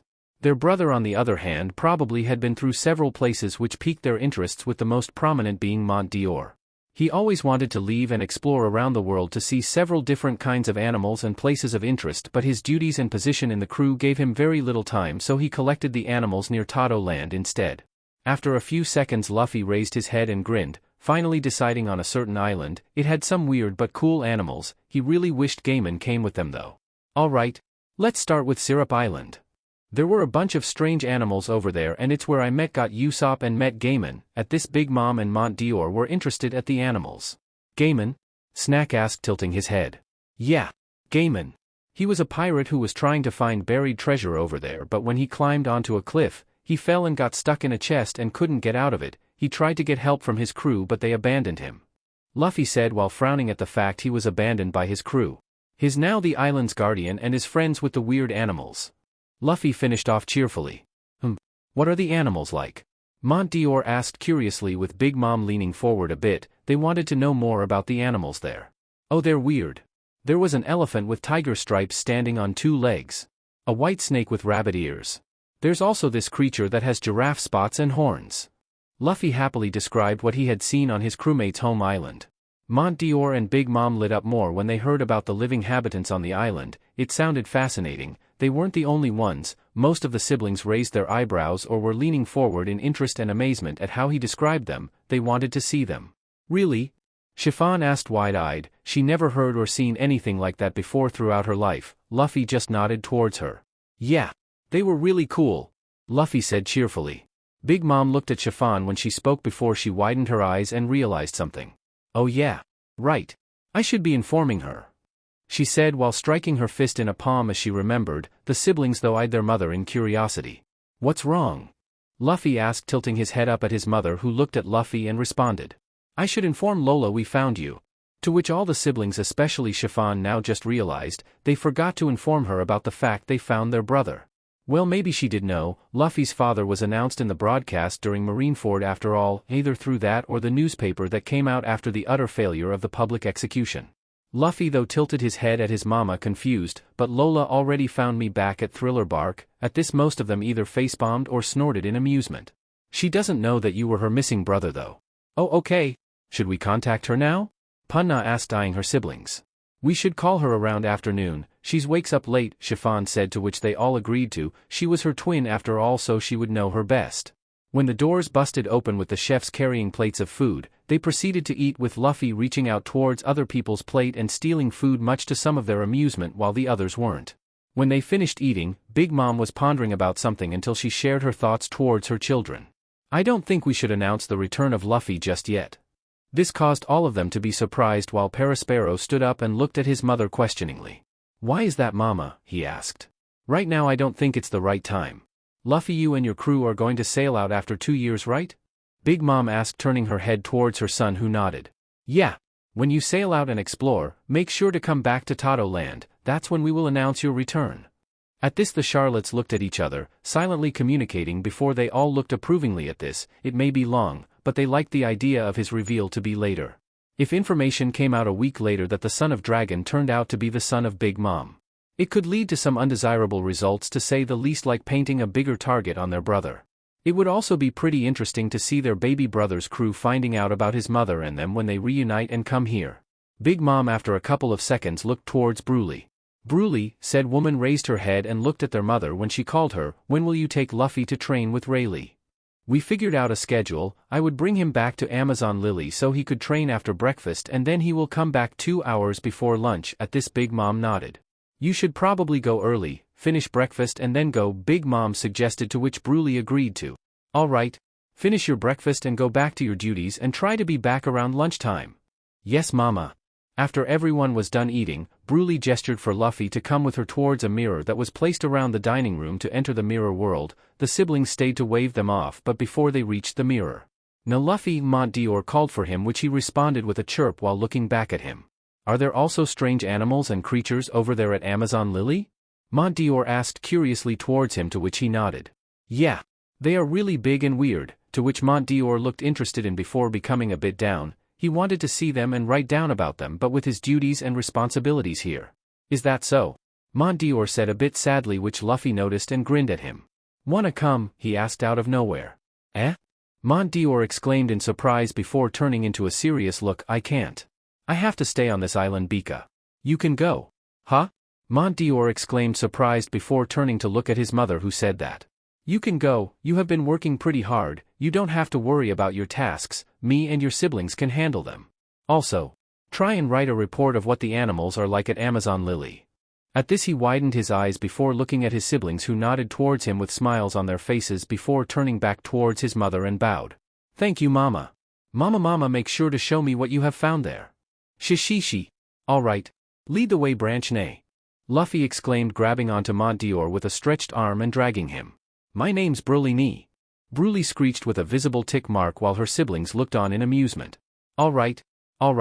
You can let go now," Mont Dior sputtered out after being dragged for a bit, which Luffy just laughed at and let go of him. When Broly entered the mirror, Luffy was gaping in awe at how she entered a mirror, while Mont Dior smirked at his brother's reaction in amusement before walking up behind him and patting his back, motioning him to get in, which he eagerly did. Once Mont Dior stepped in, the siblings were left alone with their mother. "He sure can rile up Broly, huh?" Compote commented, amused, with her sisters and brothers nodded in agreement with her. "Agreed. Not only that, he sure is amazed by some of us Sparrowin," Parasparrow said with a grin, looking pointedly at Baskart, Poyer, and Pudding, who warmly smiled, while the others agreed and wondered if their brother would also be amazed by their unique features.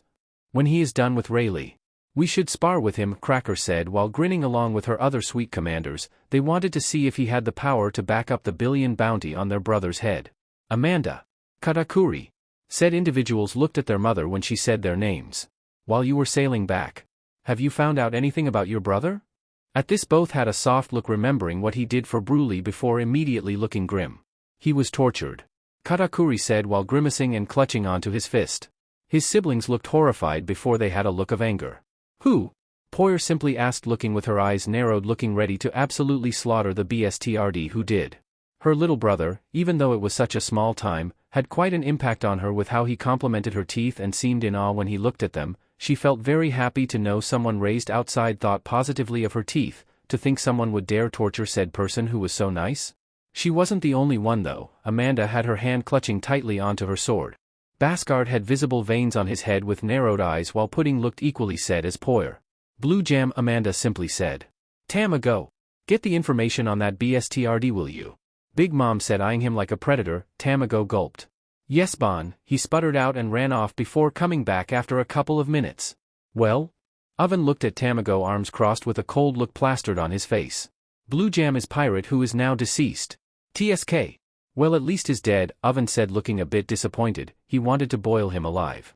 Big Mom was feeling pretty murderous before composing herself. "At least he is dead now," and proceeded to move on to another topic. "Tamago. When is Jinbei coming?" "He should be arriving as soon as Luffy-sama comes back, Bon.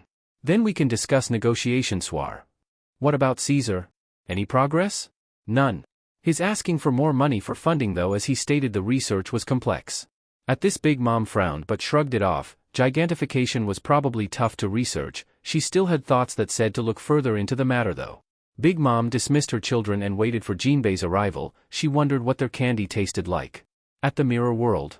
Once entering, Luffy was in amazement and awe at the fact he seemingly entered a place which seemed to stretch infinitely with mirrors everywhere. "What is this place?" he asked in amazement mixed with curiosity, which had Broly giggling at. Her siblings, when they were still children, would always be stunned when she entered a mirror and stuck a hand out motioning them to come inside, which freaked them out, but upon entering they would be amazed. Mont Dior ruffled his hair smiling before explaining. "This is Bruline-san's devil fruit power, the Mira Mira no Mi. It's a paramecia-type devil fruit. She can create and manipulate mirrors to reflect attacks back at her opponents, transform herself and other living things into mirror images of different people, and most importantly, to turn any mirror to a portal towards the mirror world." At this Luffy looked amazed at what his older sister can do and turned towards her. "The mirror world?" Broly laughed before further explaining, Why? The mirror world is my pocket dimension of sorts. As long as I can fit inside a mirror I can access this place. You notice all those mirrors placed all over the place. At this Luffy looked around and yeah, it was on the floor, the ceilings, and the walls. All of these mirrors lead to the outside world on the other side of the mirrors. Which means you can travel pretty much anywhere as long as there's a mirror. Luffy looked even more amazed. Really? Broly just laughed again before holding onto Luffy's arm and walking towards a mirror. Stopping in front of it, Luffy saw how the mirror was showing people of different races walking around in streets made seemingly out of food. If we were to step out of this mirror we would be outside Mama's castle and out in the streets. The mirror here is outside of a general store, Broly explained while Luffy looked amazed then confused. Why is it there? Luffy never really saw mirrors outside of a store unless it was a store that sold mirrors. Montior had walked towards Luffy's side and explained. Depending on where the mirror would be, she could send people there that would be perfect for ambush or sneak attacks. Either that or transportation. Mama ordered mirrors to be placed around her islands so she could bring reinforcements if there was ever an attack when she got her devil fruit. Montior explained, he would help navigate and plan out which mirror she would use. Oh okay. Alright, let's get you to Rayleigh, Broly said walking onwards to the mirror she had placed at Amazon Lily. Lead the way Branch Nay. Montior covered his ears with a look of slight amusement upon hearing Branch. My name's Broly Nee. Luffy just laughed while Broly walked while grumbling with Montior behind them amused. Luffy thought about how since his Branch Nay had a devil fruit power. Now Luffy turned to Montior. You can call me Montior or your Mont Nee, he said shrugging, that was how he was commonly addressed as by his siblings. Do you also have a devil fruit? Luffy asked to Montior who nodded. Yeah. I ate the Boku Boku no Mi. I can manipulate books and can place people under illusions. Not only that, I can pin people or animals inside a book and they won't age or get out. Luffy awed at that. Really? Do you got a book with animals or people? Montior nodded with a proud look on his face. It's in the castle's library. I can show it to you when we come back from your training, to which Luffy nodded at. Here we are.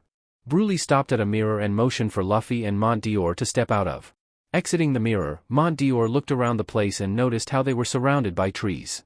Ah, you have arrived. Turning towards whoever said that, Montior tensed upon seeing him. It was Silver's Rayleigh, the first mate of Roger. So I take it Luffy finally met his family? Rayleigh asked looking towards Broly who smiled and nodded. Who is this man? Rayleigh asked now looking as Montior still tense. This is Montney. He's my older brother, said man just greeted Rayleigh who greeted him back. So. I heard there's some bizarre animals here or something. Montior took out a book out of seemingly nowhere with a pen in hand. Rayleigh shrugged before pointing behind which Montior followed before looking at what he was pointing at and widening his eyes. There stood several animals that were normal like snakes lions but they were beyond huge but what got his attention were two animals that kind of stood out. A giant red elephant and a giant blue gorilla. I have never seen anything like that before. Montior muttered out before he started writing down his observations and sketching them out in astonishment. Rayleigh now looked at Luffy and handed him a BLNDFLD, let's get started. Yeah. Hours later. You have dodged a few more times rather than our previous training, Rayleigh exclaimed while looking a bit surprised, his learning faster than he anticipated. Luffy was panting with his hands on his knees with several bumps on his head. Montior upon finishing writing and sketching about the animals while walking around the jungle to look for more was now focused on his little brother's training. He was wincing at every hit he got alongside Broly who was standing beside him. They didn't like seeing one of their siblings getting hurt but it was to train up. For his haki. You are improving quite fast but still got more to go, to which Luffy nodded at. Alright, it's about time you head back. At this Luffy took off his BLNDFLD and thanked Rayleigh for training him. Rayleigh laughed and motioned him to go back to Tato Land to which he did but not before looking back at Rayleigh.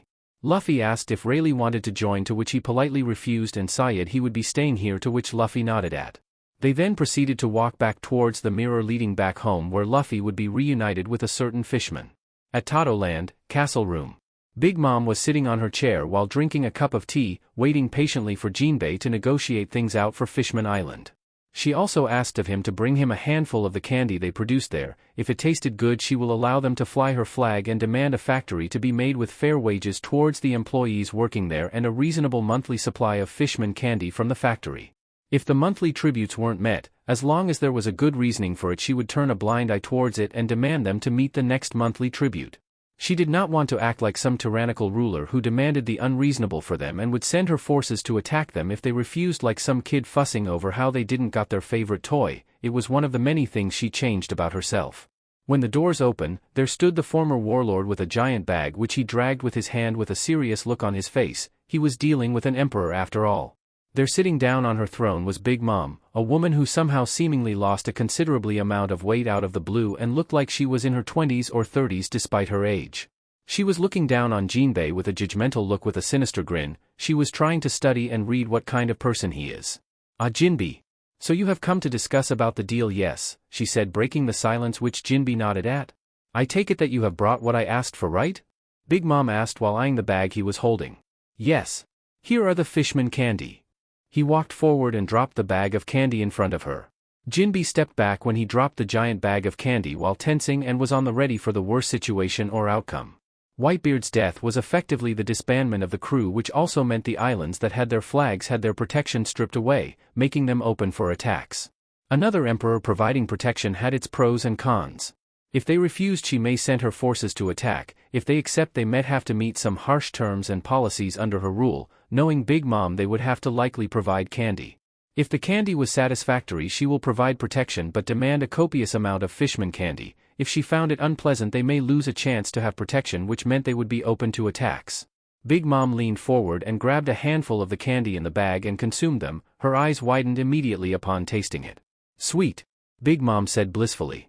After a few seconds, Big Mom now smiled at Jinbei, satisfied. Mama, these are by far the best candy I have ever tasted," she exclaimed in joy. "Thank you for your praise," Jinbei said while bowing slightly. So for our alliance, I demand a candy factory to be built for mass production," she grinned while taking another handful from the bag and ate it, going back in bliss. Jinbei relaxed a bit. The candy proved to be sweet to her, which most likely meant she would want to make an alliance but would likely need to provide massive amounts of candy. Now all he needed to know was the quantity. "How much candy do you want?" he asked, which had Big Mom thinking with a finger on her chin. 10 tons a month," which had Jinbei surprised at. 10 tons, which Big Mom nodded before changing towards a serious and calculating look. 10 tons of fishman candy. "Don't worry, we will make sure the factory would be sizable for such mass-scale production. We are willing to even to provide the necessary resources for you to produce them. In addition, we are providing fair wages for the workers who would be making the candy there." Now at this, Jinbei is surprised. He was just expecting her to ask for them to provide it by any means, but she took several steps further and even was willing to provide payment and resources for the workers making the candy. "But if you ever try and betray us or not meet the monthly tribute without good reasoning," Big Mom said, daring him for the fishman to do just that under her flag. Jinbei shook his head before looking at her with conviction. "We won't. We can make the candies with your conditions if we accept." Big Mom laughed in joy at this. Mama, that's good to hear. But there would also be another condition, but right now I am still thinking about it," Big Mom said, shrugging it off. She needed some way to make sure they won't try anything funny or to effectively seal the deal. "In the meantime, tell Neptune about my demands and contact me if he accepts it. Make sure he knows that if he doesn't accept." Big Mom trailed off menacingly. She didn't want to let this opportunity go with how sweet the candy was. She was going to have their candy either by negotiating or by force. "It will be done. Your demands are very reasonable. You have my gratitude, Big Mom," Jinbei said genuinely. It sounded quite reasonable under those conditions. Big Mom simply smiled in glee. "Good. If I may ask you something," Jinbei said. He wanted to know what she wanted to do with all of that candy. Was she going to eat all that? "What is it? What are you going to do with the candy?" "Oh," Big Mom perked up before she smiled warmly, which startled Jinbei. She never displayed such an expression throughout this meeting. "I am going to eat them with my children, of course," she said joyfully. Jinbei was stunned at this. He had heard about how she was a glutton who would send her children to pillage and plunder cooking ingredients and eat candy all by herself, that she was a woman who saw her children as nothing but tools for her own gain, but right now she just simply looked like an affectionate mother who wanted to share candy with her children. "Is that so?" Jinbei struggled to say out. "Yes. Especially my son who came back after being stolen," Big Mom said while piquing Jim's interest at this. "Stolen? There was a child who was missing. A son who was stolen." At this, Big Mom frowned a bit and explained. "My 65th child and 36th son was stolen away from his crib. But we found him and he has came back to his rightful home." This got him more interested, but before he could ask, "We are back," someone said behind him. Jinbei widened his eyes at the voice. "It can't be." and turned around. And his jaw dropped. There standing before him was Luffy along with two other people, a man who looked quite happy and satisfied alongside a woman who was grumbling something about how she wasn't a branch? Are we interrupting something? Broly asked looking at Jinbei and Big Mom. No, it has already ended. Luffy-kun, what are you doing here? Jinbei asked looking at Luffy surprised. Why is he here of all places? Shouldn't he be training with Rayleigh back at Amazon Lily? Oh. Jinbei. Nice to see again. Luffy exclaimed waving at him while eyeing the bag lying in front of their mother.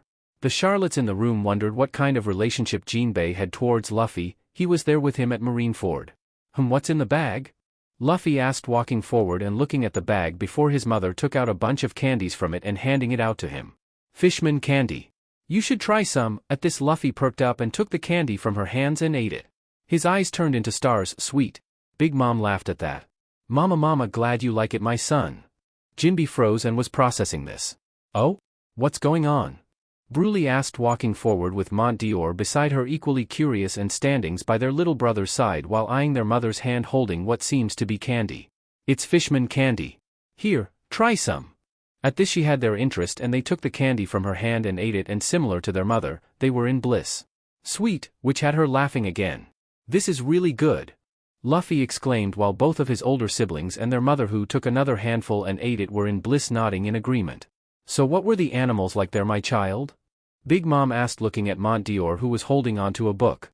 They were really interesting, he said while smiling. He was glad to tag along with his brother and witness the bizarre animals there and write and sketch about them. Tell me about them at the library, will you? Mont Dior nodded at his mother. Yes, Mama. Mont Dior grinned looking at Luffy. I can't wait to show you the collection. Yeah. Luffy nodded looking forward to it. Jinbei had several questions and thoughts going through his head. Were the rumors false? He had heard from people on how cruel and cold she was towards her subjects and even towards her own children. But here she was sharing candy with her children while having a friendly conversation with her son. And then theirs was Luffy. At this they all looked at Jinbei who seemed to be trying to wrap his head around what he was witnessing. What's wrong, Jinbei? Luffy asked tilting his head towards said man alongside his mother also questioning why he seemed shocked before realizing and snorting oh yeah, he didn't know. You. Jinbei raised his hand and pointed at Luffy. Our Big Mom's son? Luffy nodded before pointing at the giant woman sitting on her throne who smirked in amusement at the fishman's reaction. She's my mom. Jinbei looked at Big Mom who nodded, then he looked at the man with a skeleton suit and the tall woman who also nodded with a look of amusement while munching on candy. He then looked at Luffy who was staring at him innocently and curiously, and then he blinked a couple of times to process this. Huh? JinBX has stopped working. In JinBX. JinBX has stopped working due to excessive data received towards system. The data, Big MOMIS Luffy's Faking son, had been too much for the system to handle with the file size. Data has caused additional new datas to be created. Dragon was married to Big MOM, has been added. Dragon Faked Big MOM, has been added. How does a human procreate with a giant, has been added. What the fuck, has been added. All files are equally large, which has taken up most of the space.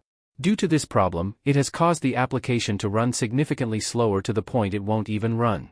Recommended solution, removing temporary files to make room so the application can run smoothly and in optimal conditions. Creating room for data via purging temporary files and unnecessary cache, please wait. 3%. 7%. 24%. 49%. 72%. 97%. 100%. Data purge completed. For the unforeseen future, we will upgrade and improve the application for problems it could face which were similar towards this. Starting upgrade now. 33%. Storage capacity has been upgraded to handle bigger files. 66%. Systems have been optimized to run smoother. 100%. File compression has been upgraded to make data smaller, improving storage overall while the data stays the same. Upgrade has been completed. Commencing reboot of application now. JinBX is restarting, please wait. JinBX is now running. Back in reality. Oi! Jinbei! Luffy shouted, trying to snap the fishman out of it. The fishman was stiff as a statue with no signs moving. He had been standing there a solid 5 minutes without any movement at all. He hasn't blinked, he hasn't twitched, he just stood there as if he was frozen. The Charlottes looked on in amusement, wondering how long it would take for him to snap back to reality. Luffy had tried calling out to him for a while but nothing seemed to work until Jinbei blinked. Luffy stepped back when it seems Jinbei had came back to his senses. Jinbeiho rebooted just looked and stared at Luffy for a couple of seconds before his eyes popped out and mouth gaped open at Luffy. He pointed at Luffy again but was shaking. You are her son? Yeah. Luffy nodded. You her son? Yeah. Her son? Yeah. Jinbei looked towards the Charlottes who were just staring at him in amusement. His facial expression was funny as hell to look at right now. Are you serious? Jinbei asked, in which Broly nodded while crossing her arms. Yeah. Unless that BSTRD dragon got together with another woman to have a child 17 years ago, especially on Children's Day, then no. Big Mom looked down at Luffy and asked, your birthday is around May 5th, right? Yeah. Luffy confirmed while nodding his head. The Charlottes knew very well that their missing brother's birthday was on the 5th of May and he would be 17 years old. There was no way Dragon had another child around that time PRD. And, besides, he was definitely a Charlotte. His appetite proved it. Big Mom then looked at Jinbei. There's your proof, that was when my son was born and taken away from me. How did Dragon and you get together? Jinbei now asked, more shocked at the prospect those two actually married and even more so over the fact that they must have procreated for Luffy to be born. I made a deal with the man when he washed up onto our shore heavily injured. He would give me a child and would marry me until he was born, and in exchange for that I would treat his injuries, and he surprisingly agreed quite easily. Big Mom shrugged but was thinking about the past, about Dragon. Of all her husbands she married and divorced, Dragon was an anomaly. Most of her husbands, when rejected and told to leave without getting to hold their kids, would do so out of fear and with sadness or protest against it and attempt to break into either see or steal her child while being emotional and dramatic about it. Some had asked only to see their child's face once and they would leave, which she had granted, although she sensed their feelings of sadness. Dragon on the other hand left without issues or had any emotional reactions towards the news of getting kicked out and divorced. He seemed to have accepted the situation. Maybe his goal was to get with her, make a child and steal said child from her? It would explain why he didn't react. He was probably planning to steal Luffy and get away. Big Mom snapped out of her thoughts and was now focusing on the present. There was no point dwelling in the past. Anyways, moving forward. Luffy, what's your relationship with Jinbei? Big Mom asked while tilting her head looking at her son in curiosity. She knew that Jinbei was sent to Impel Down due to being the only warlord to refuse world government's orders to assist the Marines against the Whitebeard pirates, which effectively stripped his title of warlord away from him. It was a big deal on the newspaper prior to his execution date. Sometime, Luffy had stormed into the prison and freed him along with several prisoners, where he accompanied her son who with the prisoners, heading for Marineford to prevent the death of Fire Fist Ace. After freeing Ace and getting away, him along with Silver's Rayleigh with her son went to Marineford again to convey the message for his crew, and after that not much is known about the relationship between them. I met Jinbei when I got into Impel Down trying to save Ace. He asked to also be released because he wanted to save Ace, so I freed him. Luffy said cheerfully. Is that so? Big Mom asked, now looking at Jinbei. Jinbei nodded, yes. He has my respects for what he had done in Marineford, he said genuinely. He was impressed by how he broke into Impel Down recklessly to save Ace and how he dealt with the three admirals. And also, Jinbei said, turning towards Luffy and bowing slightly. I want to offer you my most sincerest gratitude for stopping Arlong's crew in the East Blue. The Charlottes and Luffy kept silence with a solemn look while Jinbei continued on. That was you, wasn't it? Jinbei asked, looking at Luffy, who just nodded. Thank you. Jinbei closed his eyes. But at the same time, I must apologize.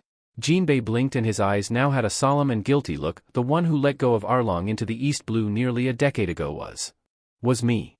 Luffy gaped and widened his eyes a bit at that but kept silence. The Charlottes raised an eyebrow at this but still kept silence. This wasn't really their business.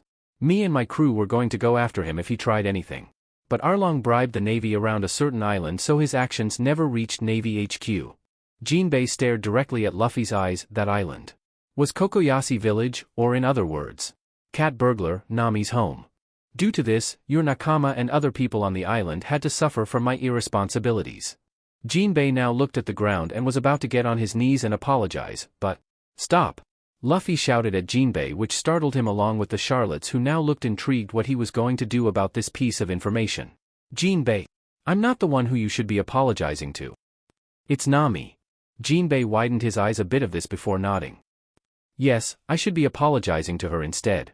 But still. He was shaking his fist in frustration. Were you the one who told Arlong to invade Nami's island? Luffy asked seriously, tilting his head towards Jinbei in confusion. Jinbei widened his eyes before shouting, I did not. So why are you apologizing? Luffy asked while tilting his head. Arlong was the one who attacked the island, it wasn't you. So why are you apologizing? Luffy asked, confused as to why Jinbei was apologizing. He did nothing wrong. If I had bothered to go see what he was up, less blood would have been shed. But I didn't. Jinbei said while gritting his teeth in frustration. He knew Arlong's hatred for humans ran deep. He should have sent someone to report about what he was doing from time to time. And because of that, innocent people had died. All that did was further prove the rumors on fishmen being evil. He hated the discrimination and how Arlong was just proving their point by driving home the nail on what he did in East Blue. Your crewmate probably hates fishmen. Doesn't she? Jinbei said with acceptance over this thought. He wouldn't be surprised if Cat Burglar had a grudge against his brethren after what they did. Jinbei just kept looking at Luffy, waiting for an answer that he knew of. Luffy softly smiled and gave a different one he didn't saw coming. Nami doesn't hate you guys. Was all Jinbei could sputter out in disbelief. When we were going to Sabaody, we met Hachi. He opened up a takoyaki restaurant with his friends, Kami and Papag. Nami and him were kind of tense because he was with Arlong, but they got along later. Luffy said, smiling while drooling a bit. He wanted to eat his takoyakis, they were good as hell. Jinbei was a bit stunned but also glad that Cat Burglar seems to hold no grudge against Hachi for what he did. Luffy frowned, continuing on. We went to Sabaody where Kami was captured and being sold off at an auction house because she was a mermaid. Jinbei along with the Charlottes held grim but an understanding look. They understood why. Jinbei knew how his kind were considered rare goods on the SLV market, especially mermaids that are female. The Charlottes understood all too well. Tato Land was considered a slaver's dream for the fact her mama's main territory held almost all races in one place. If not for Big Mom's forces and their strength, it would have been a prime target for those BSTRDS. Some naive and arrogant idiots have tried to take one of their citizens, and for the dumber and more unlucky ones, their siblings. Expecting a SLV that would get them rich when sold, all they got was an appointment with death, the Charlottes being the receptionist and booking them for the meeting. The family took great joy and pleasure in slowly, painfully, and brutally tormenting the fools that had tried to steal their siblings who cried for their older siblings to save them, which they swiftly did. They were sadistic and terrifying to anyone outside the family, a trait that they all shared with their mother. Although they wondered if their brother Luffy had shared the same sadistic and terrifying trait along with them. Some stupid celestial guy shot Hachi when we were trying to save Kami when he exposed his arms. Luffy said, scowling while Jinbei flinched at. What did you do? Big Mom asked, but had a knowing look in her eyes. Tamago had stated that Luffy had punched a celestial dragon, so was this? I punched that stupid JRK in the face. Luffy said with a look that held no regrets. He looked like he wanted to punch him again, not that anyone in the world can blame him for. Everyone apart from the celestial dogs wanted to beat the shit out of them. Big Mom nodded in approval at this with a grin. Yup, must be the one Tamago talked about. BSTRDS always had it coming. Broly and Montor hummed, now knowing why he punched that celestial dragon in Sabaody. Jinbei, on the other hand, who hadn't known he punched a celestial dragon, as expected, was shocked by the news. You punched a celestial dragon? Yeah. He shot Hachi. That BSTRD hurt my friend. Now at this, Jinbei was shocked for another reason. Friend? Jinbei said.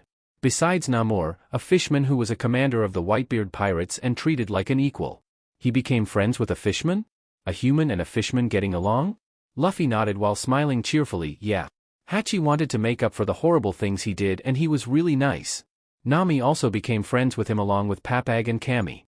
Jinbei looked stunned before he shifted to a soft look. Luffy-kun. Do you think humans can get along with fishmen? Luffy just grinned at him. What are you talking about? Of course we can. If me and Nami can become friends with fishmen, then why not other people? And besides, I consider you my friend too. Jinbei at this was staring at him wide-eyed before smiling softly. I also regard you as my friend, thank you Luffy. Luffy just laughed, then looked at Jinbei contemplating something. Then he grinned up at him when he decided what to say. Jinbei. Join my crew. The fishman looked surprised a bit but started to look down. I can't, the Sun Pirates are led by me. And besides, with the alliance of Big Mom and the Sun Pirates, ICA. You can join. Eh? Jinbei looked up at Big Mom when she said that. My son's crew is allied with mine unofficially until he reunites with them. You joining still means you are still allied with us, but you would have to find a new captain for your crew then, Big Mom stated, shrugging before smirking and raising her hand to point at Jinbei. And also, for my extra condition. You must accompany Luffy as his crewmate when they sail again for our alliance. Big Mom said, grinning. You're fine with this, right? Big Mom asked, raising her eyebrow slightly at Jinbei. Jinbei widened his eyes looking between Luffy and Big Mom before bowing towards the Yonko. Yes. Big Mom just laughed in joy, this just cemented the contract between them. Mama good, now go tell your fellow fishmen about my propositions and tell them I will be coming with a few of my children to see the place. Big Mom said, to which Jinbei nodded. Yes, it shall be done once I go home. Jinbei looked at Luffy and told him farewell before leaving to tell his fellow fishmen about this. I'm going to go find Broy, Broly said, shrugging before taking her leave to have a conversation with her twin before lunch. Montdior, upon Jinbei leaving through the door, took out his pocket watch to tell how much time they got before lunch. We still got about an hour or so, he said, closing and putting the watch back into his pocket. We could use the time to show you the library with Montdior guiding you around, Big Mom suggested, to which Montdior smiled at. The three proceeded to make their way towards the library while also greeting their siblings along the way. Once reaching a giant door that was taller than their mother with two soldiers made from the giant's soul, Montdior approached and with minimal effort, opened the door. Once stepping through the door, Luffy was looking around in curiosity. The library was massive with round bookshelves that stood around 4 stories tall with books as twice as Luffy's height. The color of the room was mostly brown except for the white pillars along with the railings on the floor and staircase decorated with red and pale blue lollipops on top of them. Welcome to the library. This is the place where we keep animals with my devil fruit. Along with books that caught our interests along with a section that houses people, Montdior explained to Luffy cheerfully, although he looked quite sinister when he mentioned how he had a section that contained people. People? Luffy asked, tilting his head at him. Montdior nodded before explaining further, my devil fruit allows me to keep people in place, alive and unable to age inside a book if pinned in it. It serves also as a prison over in another section. There are BSTRDS who would come onto the territory to try and steal one of the citizens, or worst, our siblings. Some of them are kept in the books to suffer until the end of times along with any other individuals that have tried to bring harm upon us. Montdior explained. He didn't really mention how they would also either torture to death, brutally execute or feed them to his siblings, pets. Those were the lucky ones in his personal opinion. Because at least their torments end. Is that say? Okay. Luffy said, not really bothered by it. Even though he met those kind of people once in Sabaody, he had already developed a strong dislike for slavers. They walked towards a sofa where Big Mom gestured for Luffy and Montdior to sit down, which they did while Big Mom looked around for a book to showcase her collection of animals towards the younger son. Speaking of animals, she wondered. Remembering about Syrup Island that her son mentioned. What about Impel Down? He had broken in after all. She stopped for a second and asked while still looking for a book, no Luffy, are there also animals in Impel Down? Luffy hummed and nodded. Big Mom perked up and turned around to look at her son while Montdior also looked intrigued. What were they like? Montdior asked in curiosity. Impel Down was not only the most secure prison but it was also the most secretive. The only ones who knew were the prisoners inside, wardens and the warlords who requested entry inside the underwater prison. They were pretty weird. There was this giant chicken with an alligator head that chased me down there, and there was this big lion with a face of a guy. Luffy said. Giant chicken with an alligator head? Big Mom asked, intrigued by this. Sounded like a rare breed to her. She was also curious about that lion he mentioned. Luffy nodded towards her. Yeah. Someone said it was a rare mutant or something like that. It's a snake that hatched from a chicken egg. It's called a basilisk. Is that so? Big Mom muttered out. She wondered if Luffy's break-in and breakout led to any of those 2 weird animal hybrids being let loose. Maybe she could send an escort ship near the islands that were close to that place. It was worth a shot. After a while of looking through the books on the shelves, Big Mom found a book to show towards her son. She walked back to them and placed the book down in front of her 2 sons. There is always an infinite universe in books. Right now this one isn't complete, but I can show you my recent catch that is my pride and joy as of now. Big Mom exclaimed happily while cracking it open to show a zebra with a horn on its head on the first page. Luffy peeked in curiosity over this. He hasn't seen something like this throughout his travels. Big Mom noticed and laughed in pride. Mama, it's quite the sight. Isn't it? She said while Luffy just seemed to be focusing at the sight of what animal he was seeing. Big Mom just kept flipping through pages while Luffy changed facial expressions when he looked at new animals. You know, we used to have people with very rare genetic mutations or born from certain races. But, after consideration, I decided to release them and gave them the offer to let them go back to their island or let them stay around here. Big Mom said offhandedly. It was about a year after her baby boy's kidnapping. She felt somewhat bad for the people in the books, so she released them but kept the animals. It also was a less of a headache to hear them screaming for help, so that was also a plus. Luffy, when you set sail, make sure to write about the animals or any person who sticks out, will you? Big Mom asked of her son, to which he nodded smiling. Yes, sure, he said cheerfully, but then he started rubbing his head sheepishly. But, my writing kind of SCKS. Why is that? Montour asked, raising an eyebrow at that. I was raised by mountain bandits. Sabo helped teach me and Ace how to simple math, writing and stuff when we were kids. But I kind of absolutely SCK at math, Luffy said, shrugging, not looking bothered by this. He left out the part where they didn't learn much due to his supposed death when he sailed out early. What were the mountain bandits like? Big Mom asked. She knew of the fact her son was raised by bandits, but besides that, she didn't know what they were like. They were really nice.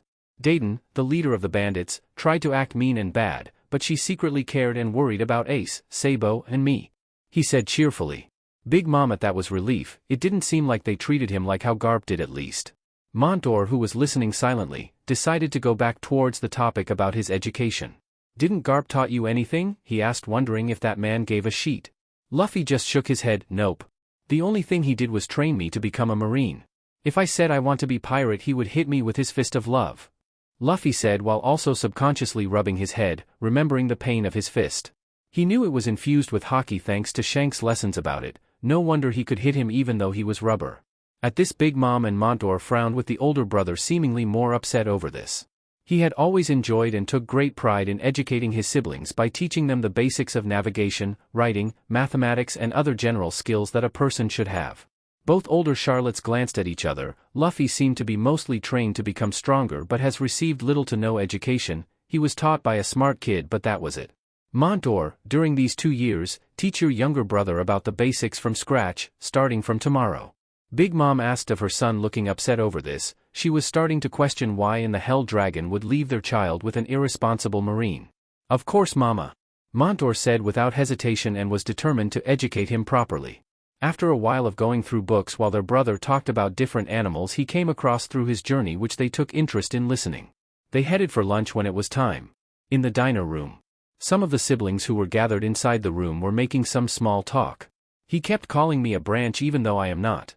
Bruley said, pouting and whining like a child towards her twin, while Broy put her hand over her mouth to hide her snort of amusement over this while using her other to pat her back. You think he would like these? Oven asked towards his 2 brothers, showing a bunch of fried tempuras and toasted marshmallows along with French fries. Daifiki shrugged while Katakuri huffed in amusement while patting his brother's shoulder as support. They were patiently waiting while talking about what they did throughout the morning and early afternoon until their mother, along with Luffy and Montour, while carrying a bag in hand, came. Upon stepping inside, Montour and their mother took their respective seats, although when Luffy walking towards an empty one. "No, Luffy." Luffy turned towards the woman who called him out. She was wearing a long dress and a golden crown on her head. "I am Broy, Bruley's twin and your older sister," she said slowly, to which Luffy nodded at. Broy then pointed to herself. "Who am I?" she asked, which caused the siblings to look at her, confused at what she was trying to do. "Broyani," he responded cheerfully. Broy softly giggled at how he looked so bright and innocent. She then pointed at Montour, causing the man to raise an eyebrow at his older sister. "Who is that man?" "Montney," he said with the same cheerful attitude. Montour smiled at the nickname but still looked confused at where she was going with this until then. "Who is this person?" She then quickly pointed towards her twin sister. Bruley looked surprised but then looked at Luffy, who smiled brightly. "Branch Nay." At this, Broy just snorted while covering her mouth to hide her snickering, while the other siblings, finally understanding what her intentions was, were having similar reactions. Hell, even their mother seemed amused while her 8th daughter was clearly not amused. "I am Bruley," she shouted towards Luffy again, who just laughed it off and took a vacant seat. After everyone calmed down, even though Bruley was kind of sulking a bit, Big Mom put the bag she was carrying onto the table, which her children been eyeing at once she stepped in. "What's in the bag?" Smoothie asked, raising her eye at the bag. Jinbei had came to negotiate about an alliance with the Sun Pirates, which will make Fishman Island our territory. Their mother explained. At this they were interested. "This bag contains Fishman candy." "And they are?" They leaned forward to listen towards their mother's review about it. "By far the best candy I have tasted. It topples over any other sweets I have eaten throughout my life," she said with conviction, which caused all of her children to go wide-eyed and stunned except for the ones who also tasted it. Their mother was a sweet enthusiast. She could go very in-depth about the taste, the quality and texture of the candy she had tasted. She's even got her own book in the library where she writes reports and personal thoughts about the candy. It was very detailed and very specific about various candies and where to find them. If someone like her says Fishman candy was the best so far, they were either mentally or physically drooling at what heavenly taste it could offer. Big Mom reached into the bag and handed it towards her two children Perispero and Compote sitting between her, and they passed it down until there was no more. After the bag was empty, their mother along with Luffy, Bruley and Montour ate theirs after receiving and handing it out and were in a state of bliss again. Cracker, looking at the state his siblings along with their mother were in, shrugged and ate his. Were these that good? As soon as his mouth closed and chewed followed by swallowing it, his eyes widened in shock. Oh fuck, they were good as hell. And he wasn't the only one. Most of the siblings were in a blissful state as if they had eaten food blessed from the Almighty above the clouds. Even the most stoic siblings had a slightly joyful or cheerful expressions once the flavors and taste hit their mouths. Except for one man. Katakuri.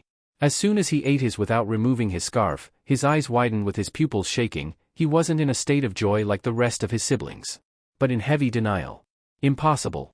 Something better than donuts.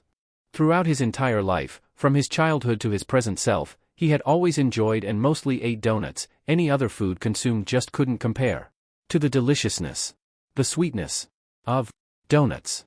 When he's in public or with his siblings, he makes sure to consume his food at an inhumane speed so they wouldn't get a glimpse of his mouth. 1 second his giant donut in hand would be whole, but in a blink of an eye, a fraction of it seemingly disappeared into thin air, with visible bite marks being the only proof the man had consumed it. He would only fully enjoy his guilty pleasure with his mask down when he was alone, so they couldn't see his shameful and embarrassing state when he was enjoying donuts. Just like any of his siblings, he too had a state of bliss and pleasure when consuming his favorite food, just like their mother, but he had an image to uphold. He couldn't show the same weakness like he did before when he was an ignorant and naive child. He had to be the perfect elder brother for his siblings' sake. So he always kept a cool and composed aura around him along with masking his mouth. If anyone saw it, his perfect brother image would falter and shatter. But right now though, the always stoic and cool elder brother was having an existential crisis and questioning several things internally, while on the outside his facial expression seemed to still be the same. When a man had believed that donuts was the pinnacle of food and practically worshipped it throughout his entire life, was met with something that could top it. Yeah, expect one hell of a reaction. Big Mom was the first to snap out of her bliss so she could see her children's reaction, and to her delight, it seems they also could agree that Fishman candy was good as hell. Mama, it's quite the taste, isn't it? Big Mom asked, smiling at her children's state of joy and pleasure. They all looked at their mother and nodded in confirmation, that it is, quite the taste. Is there any more? Effler asked with hope in her eyes. It also seemed a handful of her siblings, mostly the younger ones, also wanted more. To their disappointment, Big Mom shook her head. No, all the Fishman candy that were brought here were inside this bag. But if the negotiations are successful, we will build a factory over there to produce 10 tons of Fishman candy on a monthly basis, she announced. Her children lit up and were happy over this revelation. A monthly supply of 10 tons of this was going to be great. Big Mom now leaned back and was rubbing her chin in deep thought. Now, for said negotiations. When I go to the island and speak to Neptune over this matter, who should I bring?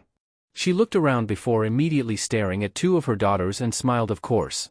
It should have been an obvious decision. When I am going there to talk things out with Neptune. Prim. Praline. You shall accompany me for the meeting, Big Mom said towards her mermaid daughters. Prim and Praline perked up at this and looked at each other in excitement and hope. They had always wanted to visit Fishman Island to chat and converse with other fishmen, but, with the fact they were part of the Big Mom pirates, and were entering Whitebeard's territory, they couldn't. It could cause misunderstandings. A Yonko's crew entering another Yonko's territory is normally presumed to be a raid or hostile takeover for them. Considering their mother's relationship with the man, Whitebeard himself. Yeah, they couldn't risk it. Even though Whitebeard's death effectively put an end towards his crew, meaning every island that flew his banner is now exposed and open for any attacks or claim, they still couldn't really enter.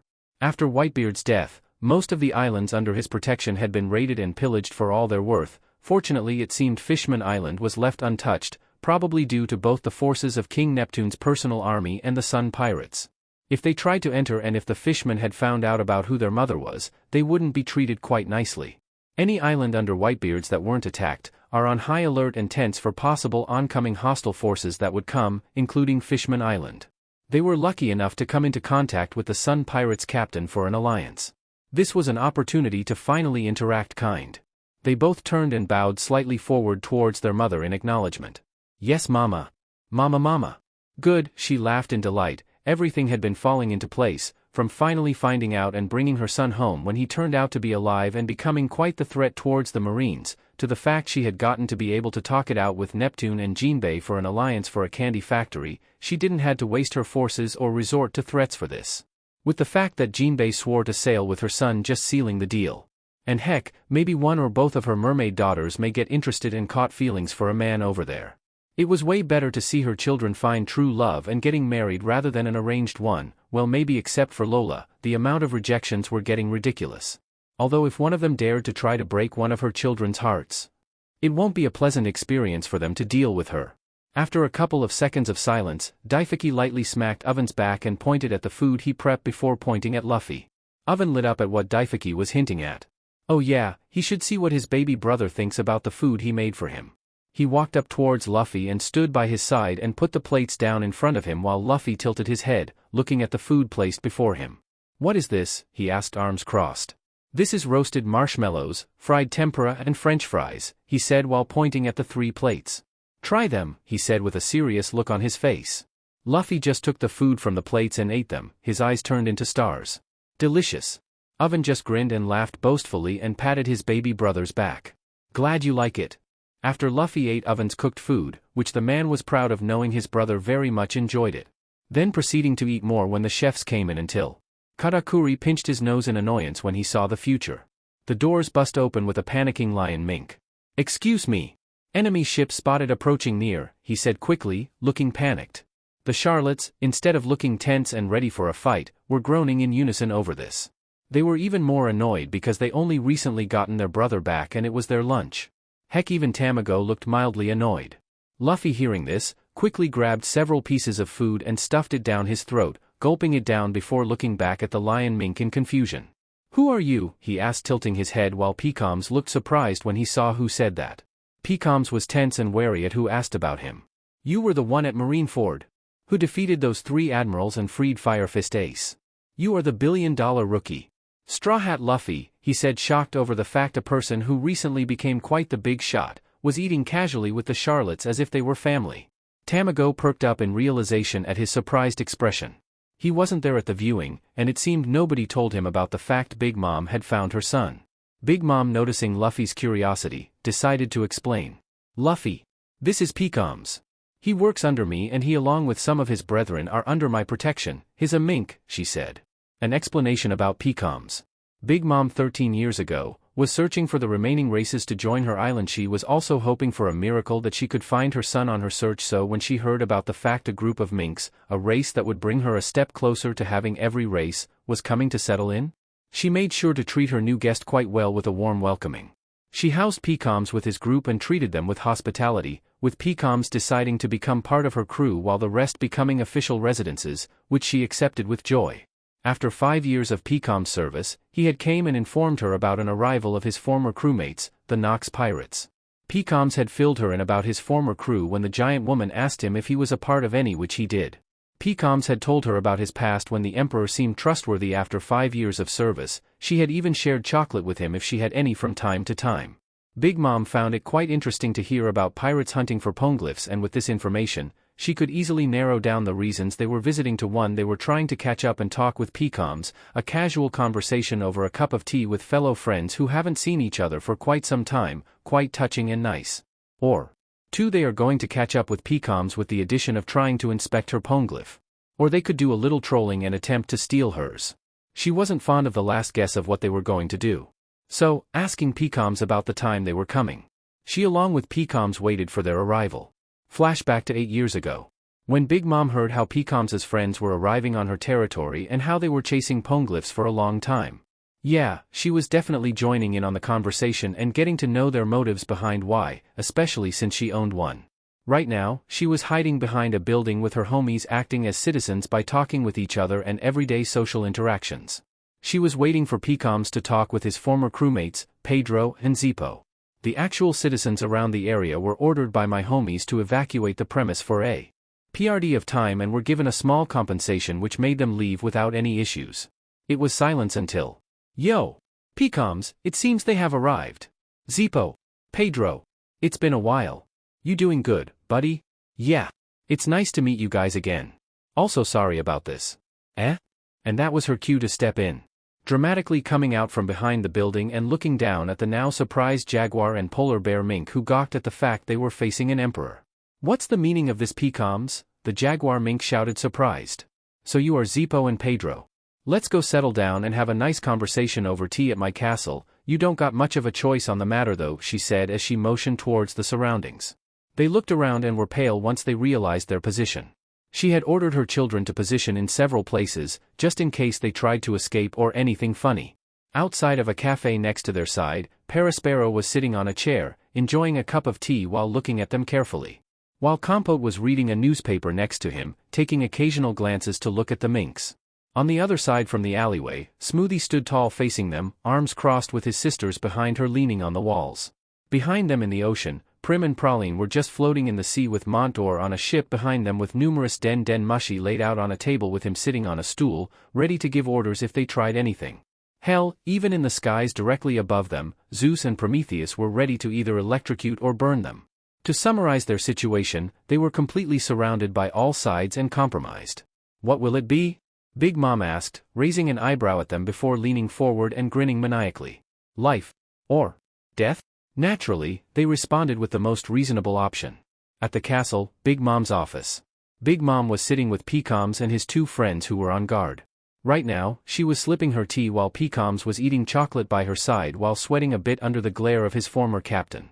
Zippo, after a few seconds of silence, hesitantly proceeded to eat the food. After tasting it and finding it quite delicious, he ate more. After a few seconds, Big Mom noticed how Pedro was not eating anything on the table, still seemingly on guard. "PCOMs, why not you leave Pedro with me while you catch up with Zippo outside?" Big Mom said, which PCOMs agreed to while dragging Zippo outside with their respective food in hand. Pedro and Big Mom were now alone to converse.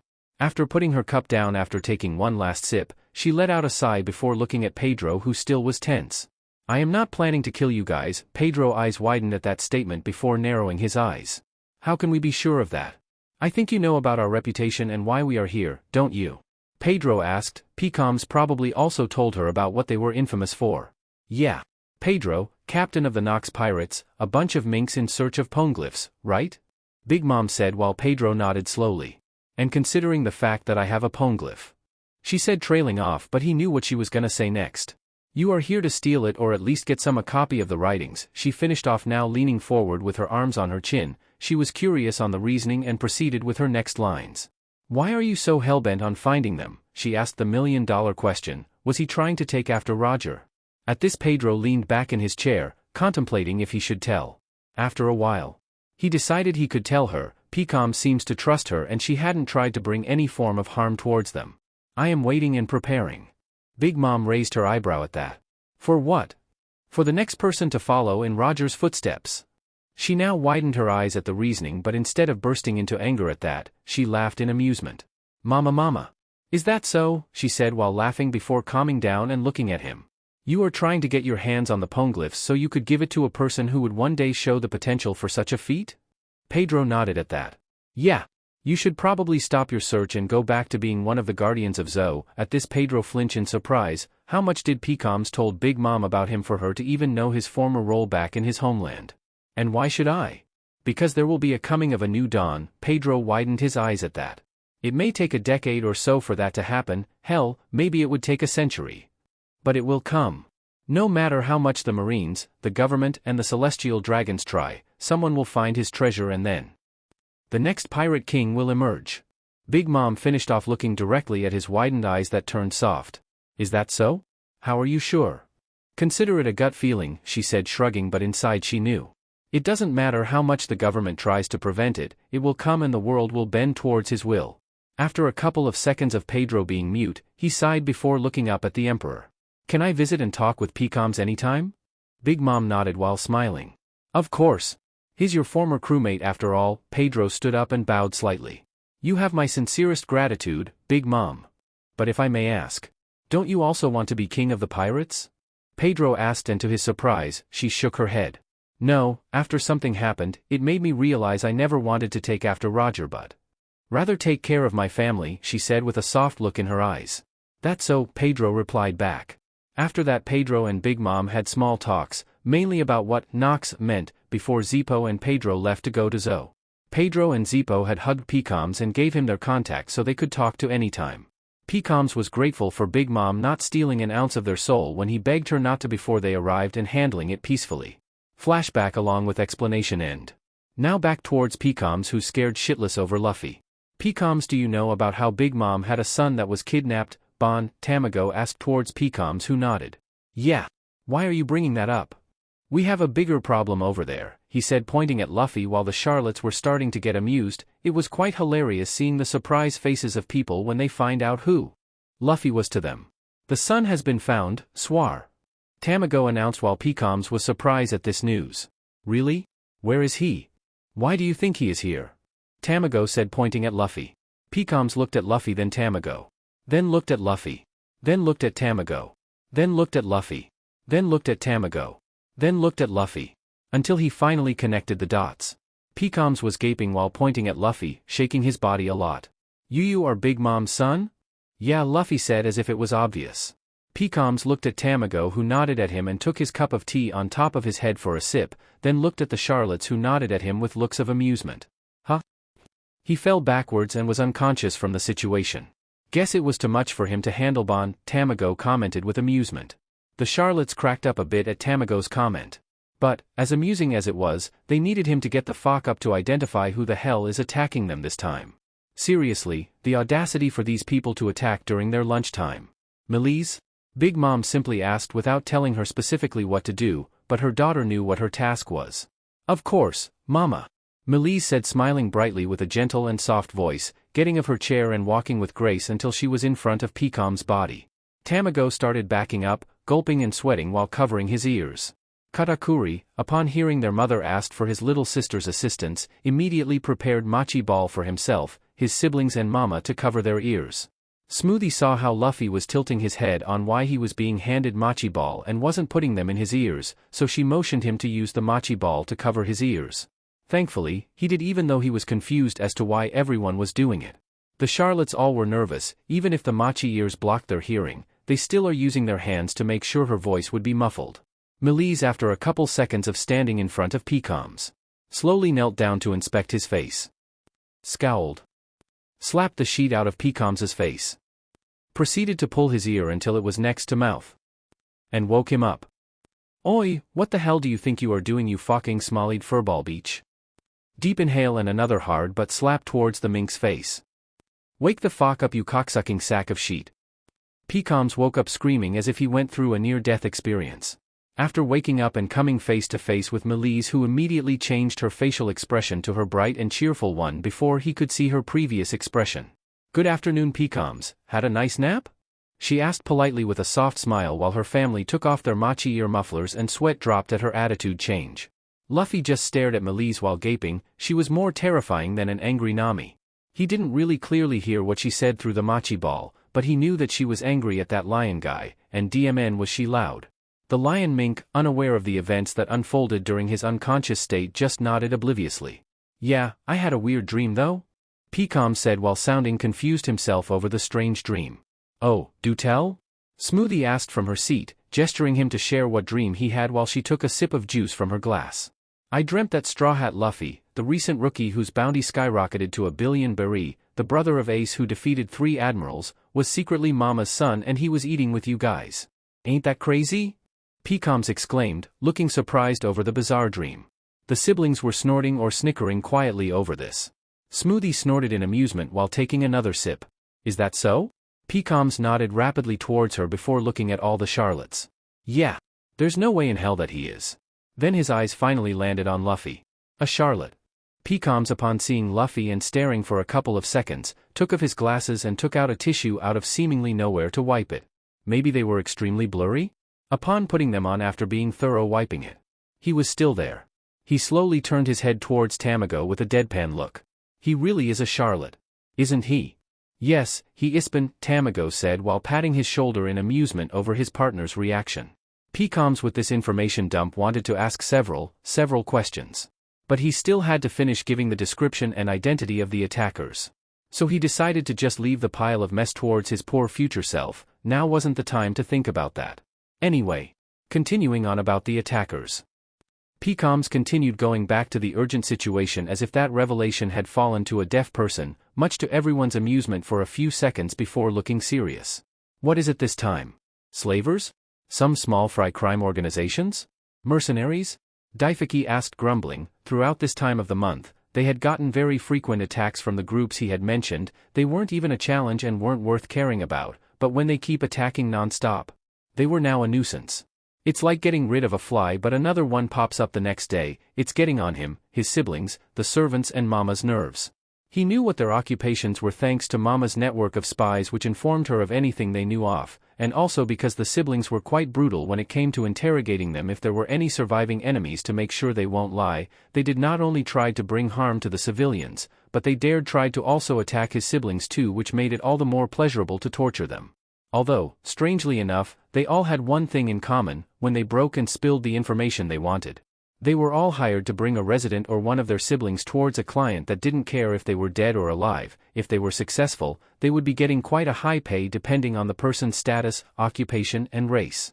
This wasn't the first time something like this happened. There were many dumbass that were hired to capture one of them, but they all were after them for their organs specifically.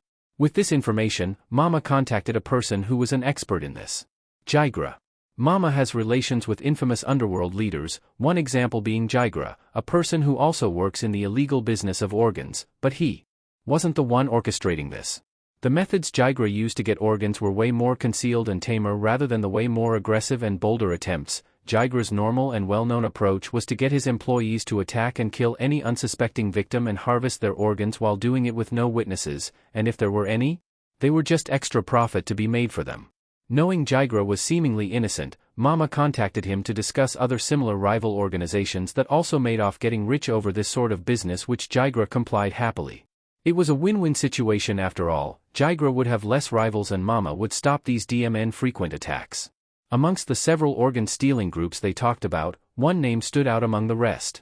Pcoms shook his head, which had the siblings' interest. A new kind of group that was trying to attack them now? No. The attackers this time are an illegal organ-dealing group. At this, the Charlottes lit up. Had the ringleader of this fucking operation decided to make an appearance now? Was it them? The one Jigra talked about with Mama? What's their crew's name? Oven asked, narrowing his eyes. He hoped it was them. He never really took joy in boiling someone alive, but, for them? He could do it with a big grin on his face while he hears their screams of agony. They are inhumane harvesters. At this, the corner of their mouths twitched up in glee. It was the group that Jigra mentioned. Oh, they couldn't wait to annihilate them. All of the Charlottes apart from Luffy looked at their mother in anticipation. They really wanted her to give the orders. Big Mom, noticing the looks that her children were giving her, grinned sinisterly and raised her hand up and commanded. "Leave no survivors," she sang sadistically. "Yes, Mama," her children replied in a similar tone with sinister looks. All of them stood up with either their hands on their weapons or were ready to use either haki or their devil fruits. They slowly approached the exit while Luffy looked around in utter confusion. "What's going on?" Cracker stopped and looked at his brother, grinning madly. "Before you came, we have been getting a lot of attacks which were more annoying rather than worrying. They all are weak as hell. But they still kept coming. They all were hired by some organ-dealing organization. That's why all of us are looking forward to ripping them to shreds," he finished explaining. He was really looking forward to putting an end to this because Angel, his triplet sister, was attacked from a guy from behind who they presumed was killed. He was now confirmed dead after that stunt he pulled. Fortunately there wasn't a scar and it was a minor wound, much to the relief of Cracker and Custard. "Ooh. Alright. Let's go beat them up," Luffy said, grinning brightly, not even bothering asking if he could join. He was going to join. He always liked a good fight after all, a trait that he shares with both sides of his family. Cracker grinned back in acknowledgement over this. Normally he would prefer fighting alone, but this problem has been a pain for everyone's butt, so it was reasonable for all his siblings to get retribution. And besides, he wanted to see what else his little brother could do. He wasn't the only one. The siblings also were interested in seeing their brother in action up close and personal, unlike on a screen like watching a movie. Looking at their mother for approval over this, she nodded and stood up to follow her children, which was quite rare. She also wanted to see what her son could do. They left to go and deal with the possible root cause of this problem that has plagued them for weeks. A few minutes later, Luffy, who was walking towards the harbor with his family, gawked at the massive ship that they were going to sail on to intercept the hostile forces, either because it was way more taller than Broggy and Dory combined or the fact that it had a figurehead like Sunny, but it was singing about being a ship. There was also the fact that it seemed to look like a boat-shaped cake, but considering that Luffy had been with his family for quite a while and the architecture of the buildings outside the castle and the rooms inside were themed with food. Yeah, he was way more surprised over the fact that it ing talks. Big Mom noticed her son's surprised Pikachu face and just laughed in amusement. Mama, it's quite the sight, isn't she? She is the Queen Mama chanter. She is the fourth homie that took quite the chunk of my soul to make. Big Mom explained towards her son, the other three being her Hat, Cloud and Sun. We use this ship to normally get the monthly tribute of islands under our protection or to conduct mass-scale raids and takeovers. Big Mom said in nostalgia over how she and her oldest children would go and attack an island as a family bonding activity. Maybe she could use this time to do some family bonding, considering all her children were involved, except for her children under 13 who weren't trained yet. They would just spectate their other siblings and maybe learn from it to use in the future. After everyone was on board, they set sail towards where the enemy would be coming from. The siblings had made small groups to talk amongst those that they are close with. Poyer, Galat, Opera and Mont Dior were talking about how they would approach the opponents. The swordsman and swordswoman of the family made sure to sharpen their swords, most notable being Amanda, Smoothie and Raisin. Katakuri, Daifiki and Oven were casually chatting about how they were going to cave their skull in with a haki-covered machi fist, boil their innards, slice them to pieces with a genie. Daifiki also handed Katakuri a bag of beans. The decuplets were playing a 10-way game of Uno which had them riled up and angry towards each other. Saint Mark, arms crossed with Jocond on her horse, were just looking onwards to the horizon like most of the siblings, waiting to see a silhouette of a ship. Cracker was throwing a bunch of break crumbs towards her mermaid sisters as if he were feeding fish, much to their bemusement. He got splashed with a sheet load of seawater in return, with the sea's curse immediately affecting him. Big Mom was at the front with arms crossed with a big grin on her face, looking forward to bond with her family. While they were sailing off to deal with their problems, they were unaware of what has happened in Impel Down, or to be more specific, the escaped prisoners. With the world in a ruckus, especially the Level 6 prisoners of Impel Down, the Marines and the governments are quite busy to say the least. A few days ago, when Marineford started repairs after the war, Sengoku was sitting in his office for one last time before he hands in his resignation, which was unknown to everyone at the time. The office was the main priority for repairs, so he could give orders and instructions over what to do. His final duties would be to assign a new fleet admiral to replace him, along with checking over the escaped prisoners. He was alone, silently praying that the level 6 prisoners were the less well-known ones and were just starting out before they were taken down. If any came from the other side, the world could potentially shift and be thrown in disarray by their powers. The other side is a part of level 6 where they keep pirates that are deemed a threat to not only a country, but the world itself, for their powers are beyond something the admirals of this generation could handle. There were only less than 10 people place over there, but they were on par with the Yonkos. They couldn't afford to make a new level for them, as even transferring one of them could give them a chance to escape. The best they could do was make their cells and cuffs thicker while adding additional cuffs to restrict more movement. Him, along with his longtime friend Garp, had taken down these pirates, but they would suffer massive casualties and destruction in the process. Hell, they had to call a buster call for one of them in order to even subdue him. Brand New opened the door which had broke the silence. Fleet Admiral Sengoku, the list of prisoners you have requested, he stated before laying it upon his desk. He looked like he had faced death itself, he was that pale. Sengoku was wary and tense over his subordinate's expression. That was not a good sign of whatever is written in this report of escapees. Looking at the report, he paled and grimaced immediately upon seeing the top two names. Douglas Bullet, the Demon Heir, level 6, the other side. Occupations: former Galsfor soldier, former Roger pirates. Shiki the Golden Lion, the Flying Pirate, level 6, the other side. Occupations: former captain of the Golden Lion Pirates, former, redacted, pirates. He noticed how Burndy World along with other well-known pirates had escaped alongside them. But compared to these two monsters? It was like comparing a normal shark to a sea king. This was the only thing Sengoku could mutter out in stunned horror. Shiki was like his main enemy, like how Roger and Garp were. The ultimate downfall of Shiki would be when he showed up at Marineford and demanded to see Roger so he could personally execute him. Shiki couldn't accept the man he had respected was going to be killed off in such a pathetic sea of all places, which had caused him to fight both him and Garp to fight it out with him, which caused half of Marineford to be destroyed with. Shiki finally being subdued. He had been restrained down to the ground with all limbs cuffed to restrict any movement possible after his escape attempt. He was about to sever his own legs in order to escape, which led to an even more stricter restraint when a warden saw this and was able to stop it in the nick of time. The real issue though would be Douglas Bullet. A monster that had frequently fought Roger and sailed with him. A monster that had fought Whitebeard and was close to his power. A monster that took a buster call and survived. A pirate who also had conquerors. It was the worst case scenario possible. Shiki was quite old, but his powers still could match the current Yonkos. But Douglas? He was at his peak right now. At Wano, Onigishimi's Skull Dome, Kaido's castle. Kaido was sitting on his throne while glaring at the man before him who was giving him a shite-eating grin. He was dressed in traditional Wano clothes which were colored orange. It matched his long gold hair. The most distinctive part was a broken steering wheel lodged into his head along with 2 swords strapped on his waist. Shiki had came to do some catching up with people he knew off. It's been a while, hasn't it? Cabin boy. TSK.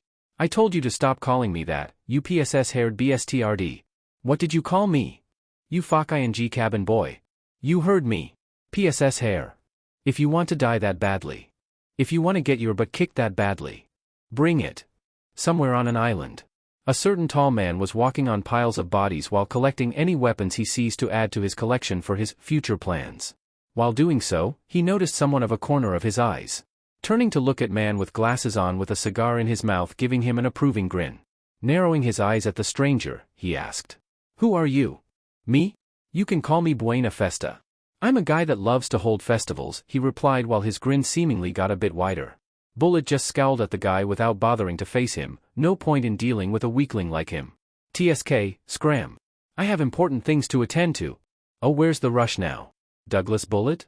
Douglas stilled at that while he slowly turned his head towards the man now with a killer glare. You looking to die today? Oh. No.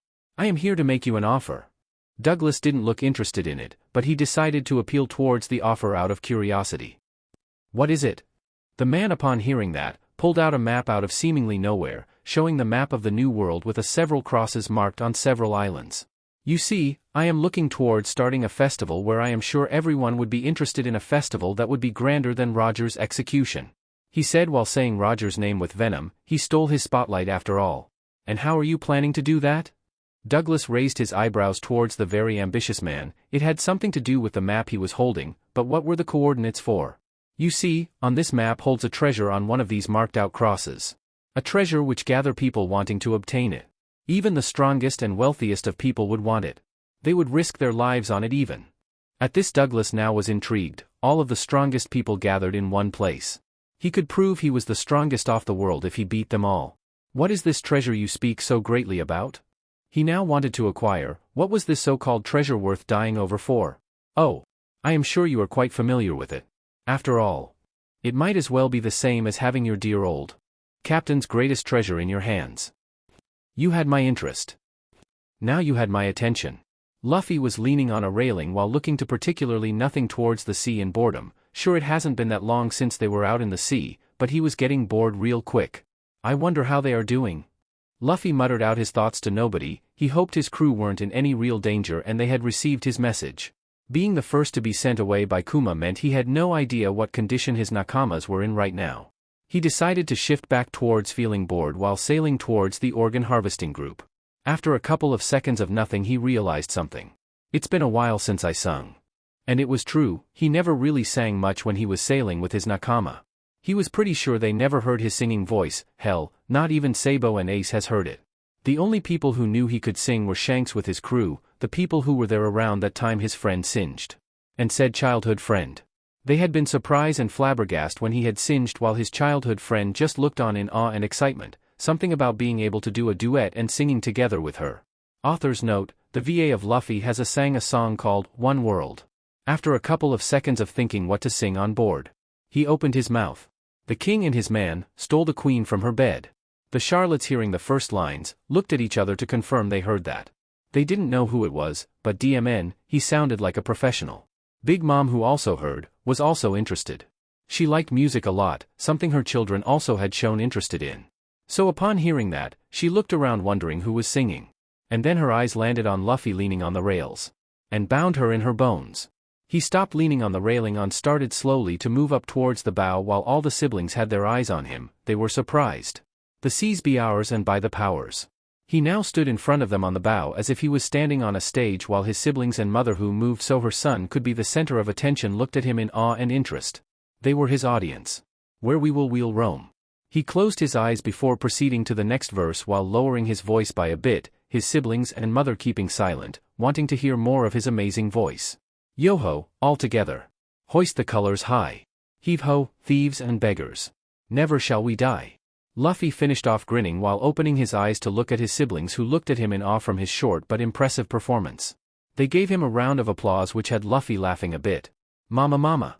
You have quite the pleasing voice, Big Mom said in delight over how her son sang, with her children also sharing their approval and agreements over his performance. What's the song called? Hachi asked, intrigued by the lyrics. Luffy grinned brightly towards the long-necked woman. Hoist the colors. I learned it back at Fusha village.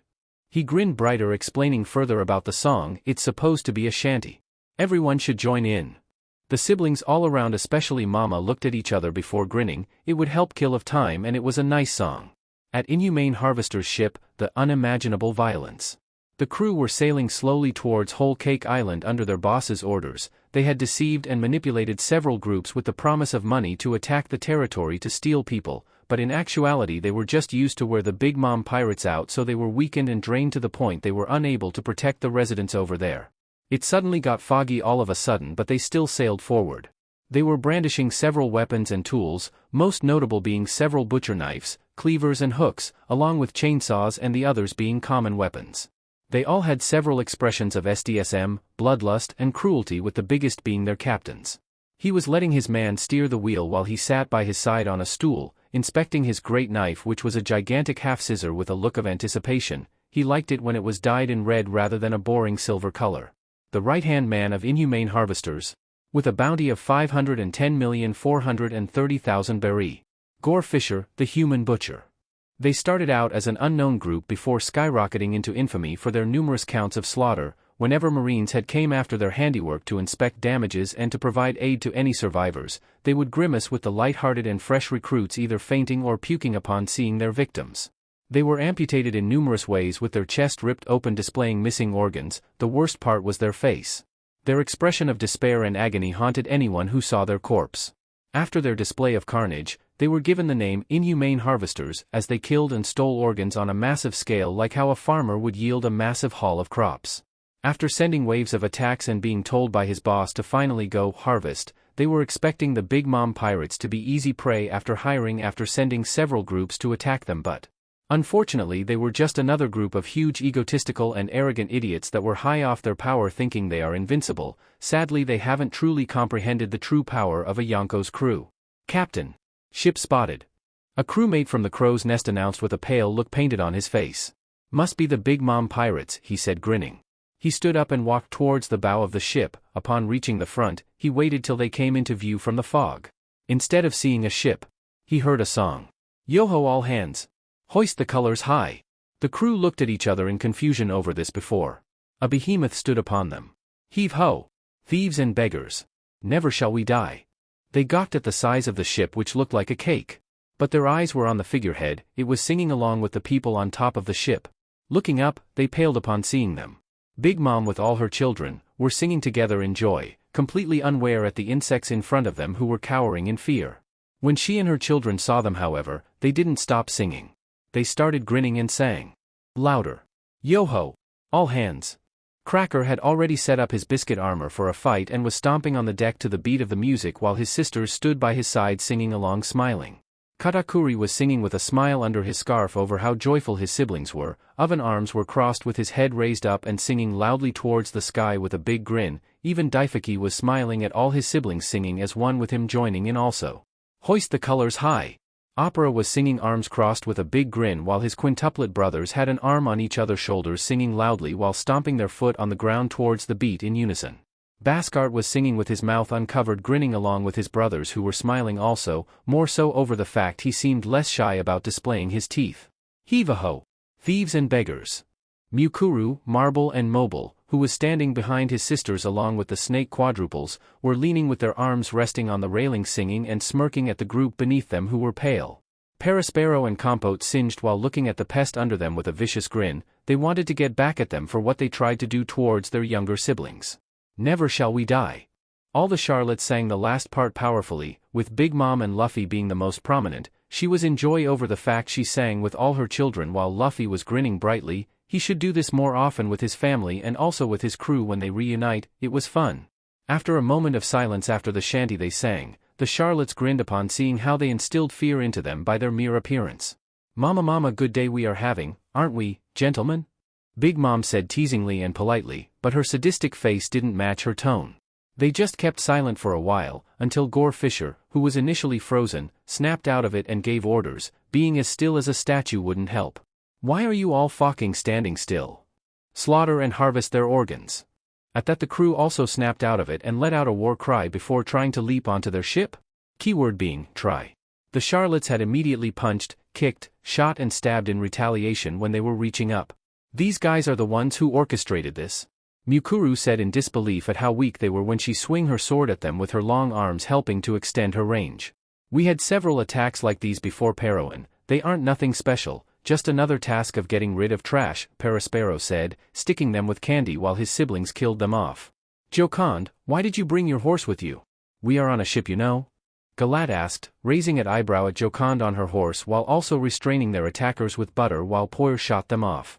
Honestly, I don't know, guess it was out of habit after being on land for so long, she replied shrugging while stabbing the enemy with her lance while her big brother, Saint Mark was swinging at the people out of Jocond's reach with his battle axe, looking slightly amused by her response. Are you sure we can't join? Anana with a scalpel in her hand asked, looking at how her siblings were doing. They didn't look so tough and seemed easy to handle for her. Pudding approached and denied her request. No you can't, wait until you are around 13 or so then you can join with your older siblings to fight, alright? Pudding said kneeling forward while patting her head and also raising a flintlock with her other hand and shooting at her side without looking. She had put a hole between the eyes of an organ harvester as soon as he popped up. Anana pouted before nodding okay. How would you look at that? You are finally acting like a big sister Flamp teased her three-eyed sister with a big grin which had Pudding flustered by her compliment. The siblings, who were conversing, had been heard by the enemy captain who was in disbelief. Gore Fisher, who was listening in on their conversations was twitching in irritation. They were talking as if it was a regular day outside and as if they weren't being attacked. They aren't acknowledging them as a threat at all. With a war cry, he had leaped up higher than his man and landed in front of them with a scowl on his face while drawing his weapon out. Who are you? Snack asked raising his sword at the organ harvester who seemed way stronger than the other man who had leaped onto their ship so far. I am the right-hand man and the captain of my ship. Gore Fisher. The man known as the Human Butcher. Remember that name in hell when I kill you all and reap all your organs for what it's worth. At that, Snack just looked at the man as if he ate cereal without milk and preferred pineapple for toppings on a pizza. Kill all of us? You can't even kill me. Snack said a bit surprised how arrogant and confident he sounded. Their little conversation had drawn the attention of the siblings, especially about how he was the captain and the right-hand man of the organization. Ho? Right-hand man you say? Katakuri said appearing beside Snack with a bloody trident in his hand and narrowed eyes at him. What's a right-hand man? Luffy asked walking up towards the two after punching the organ harvesters barehanded. They were weak as hell.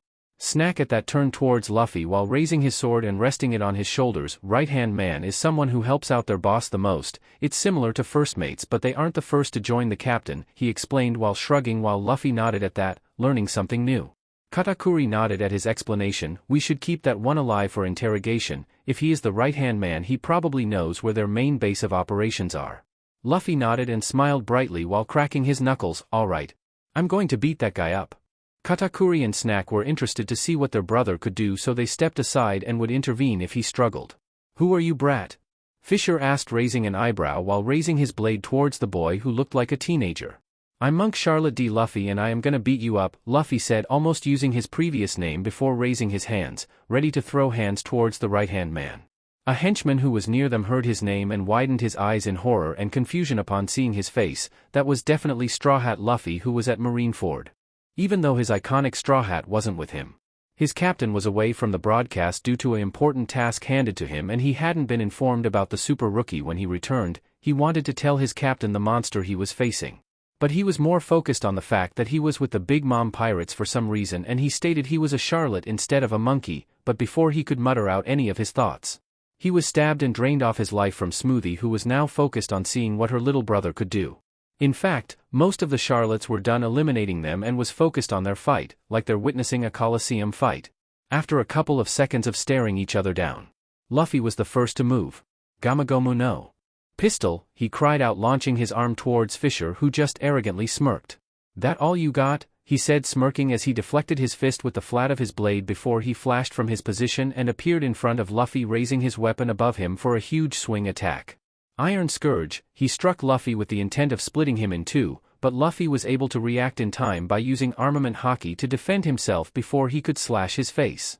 Luffy pushed him back and twisted his right arm, Gamagomu no rifle. He landed a solid hit on Fisher's stomach, who gritted his teeth in pain and let go of his weapon over this, getting launched a few steps back. Getting his bearings back, he spit out blood and smirked at him again. Heh. Not bad, kid. But Gore Fisher raised his hands up, which had all the charlottes on guard when he posed as if he was going to cast some sort of spell. He had a devil fruit and was definitely going to use it, but what kind is it? They got their answers when several of the dead organ harvesters were now rising up. But they weren't themselves. You need to do better, he said, looking like an absolute psychopath before explaining further. I ate the zombie fruit. I am a zombie human. I can manipulate the dead and command them as I please. The charlottes didn't really look impressed, but they shot looks of disgust at the organ harvesters who had risen from the dead. So all we got to do is kill them again? That's easy, Cracker said, not seeing the big deal as he just slashed a zombie to his left without even looking at it. But he faced it with widened eyes when it didn't go down after that wound, which Fisher had noticed and had him grinning at Cracker. Easy, you say? Then go ahead. Try to kill something that is already dead. Gora ho ho ho. He laughed, but it quickly died down when he noticed how they were all still calm but didn't move. What's wrong? You all frozen in fear or something? He taunted, thinking that they had lost hope in winning against him, but much to his surprise and disbelief, they turned to look at him in disappointment, like an audience witnessing the curtains fall to reveal the worst show they have seen so far. All we have to do is just make them into mincemeat, is what you are saying, Cracker simply said, doing just that with his armor, growing 2 pairs of arms and slicing and dicing through the zombie. Actually, they all weren't even struggling against the undead, they just burned them till they were nothing but ash, shot their legs and arms off so they wouldn't move, restrained them with their devil fruits, or just pushed them off into the sea. Fisher finally realized the situation he was in and paled. He was beyond outmatched and was good as dead like the minions he raised up with his devil fruit. They had heavily underestimated the power and strength of a Yonko and their crew. But he won't let it end like this.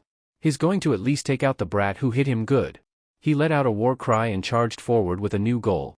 Take out Charlotte D. Luffy. But sadly, he didn't know that he was like a deer running straight towards the jaws of a lion. The last thing he saw for a split second was a stretched blackened right leg high up, reaching the clouds and descending down at very high speeds. And Gamagomu no axe was the last thing he heard before going unconscious. Idiot, the charlottes who witnessed the events thought. Luffy started stretching his leg into the sky with armament haki, winding up his attack when Gore Fisher stood perfectly still with a face that shone he had realized he fucked it up big. After he seemed to snap out of it, the captain charged recklessly right into their brother's attack with his foot hitting directly on his back, which looked quite devastating. It left the reinforced deck broken upon impact, said impact being targeted directly on his back. He may have just broken his spine if he was able to break the deck with a steel layer underneath the wooden deck. An interesting technique, Katakuri thought. He had copied several moves from his opponents and siblings when it seemed interesting or something that he could mimic with his devil fruit. Luffy's axe technique was a big wind-up by stretching his leg into the air, which left him exposed, but he would rapidly slam his feet down into the opponent, which caused devastating damage after. It gave Katakuri several ideas on what moves he could develop from witnessing his baby brother's technique. Even after his knocked out they are still up and walking around aimlessly, Smoothie commented as she sheathed her sword back when the zombies stopped attacking. After Fisher was knocked out, his man who turned into zombies stopped attacking them and were just either standing there or walking around with no sense of directions. The siblings poked them, but they didn't respond or react in any way, much to their interest and curiosity, and some kept poking them for fun. Mont Dior was taking down notes and descriptions about the zombies and was studying them with great interest, another entry to add in his journal of discoveries. Mama, round up the zombies so we could either add them to the library or study them, their mother ordered with a big grin on her face. She was interested and very happy about how she has another creature to add towards the collection, even after years off collecting creatures, there still was more. The ocean was a vast place, full of new things to discover. Just the way Linlin likes it. Yes, Mama, her children replied back while taking them towards the holding cell down in the ship. The zombies were easily guided through the ship and into the cell. And also, let's have a very thorough conversation with this man along with anyone still alive. Big Mom grinned wickedly at Gore Fisher's unconscious body. Yes, Mama, her children replied back with a similar sinister grin. The Charlottes started rounding up the survivors for conversation purposes, while Luffy just walked around and looked at all the people who were dead. Until he spotted a familiar face from his childhood.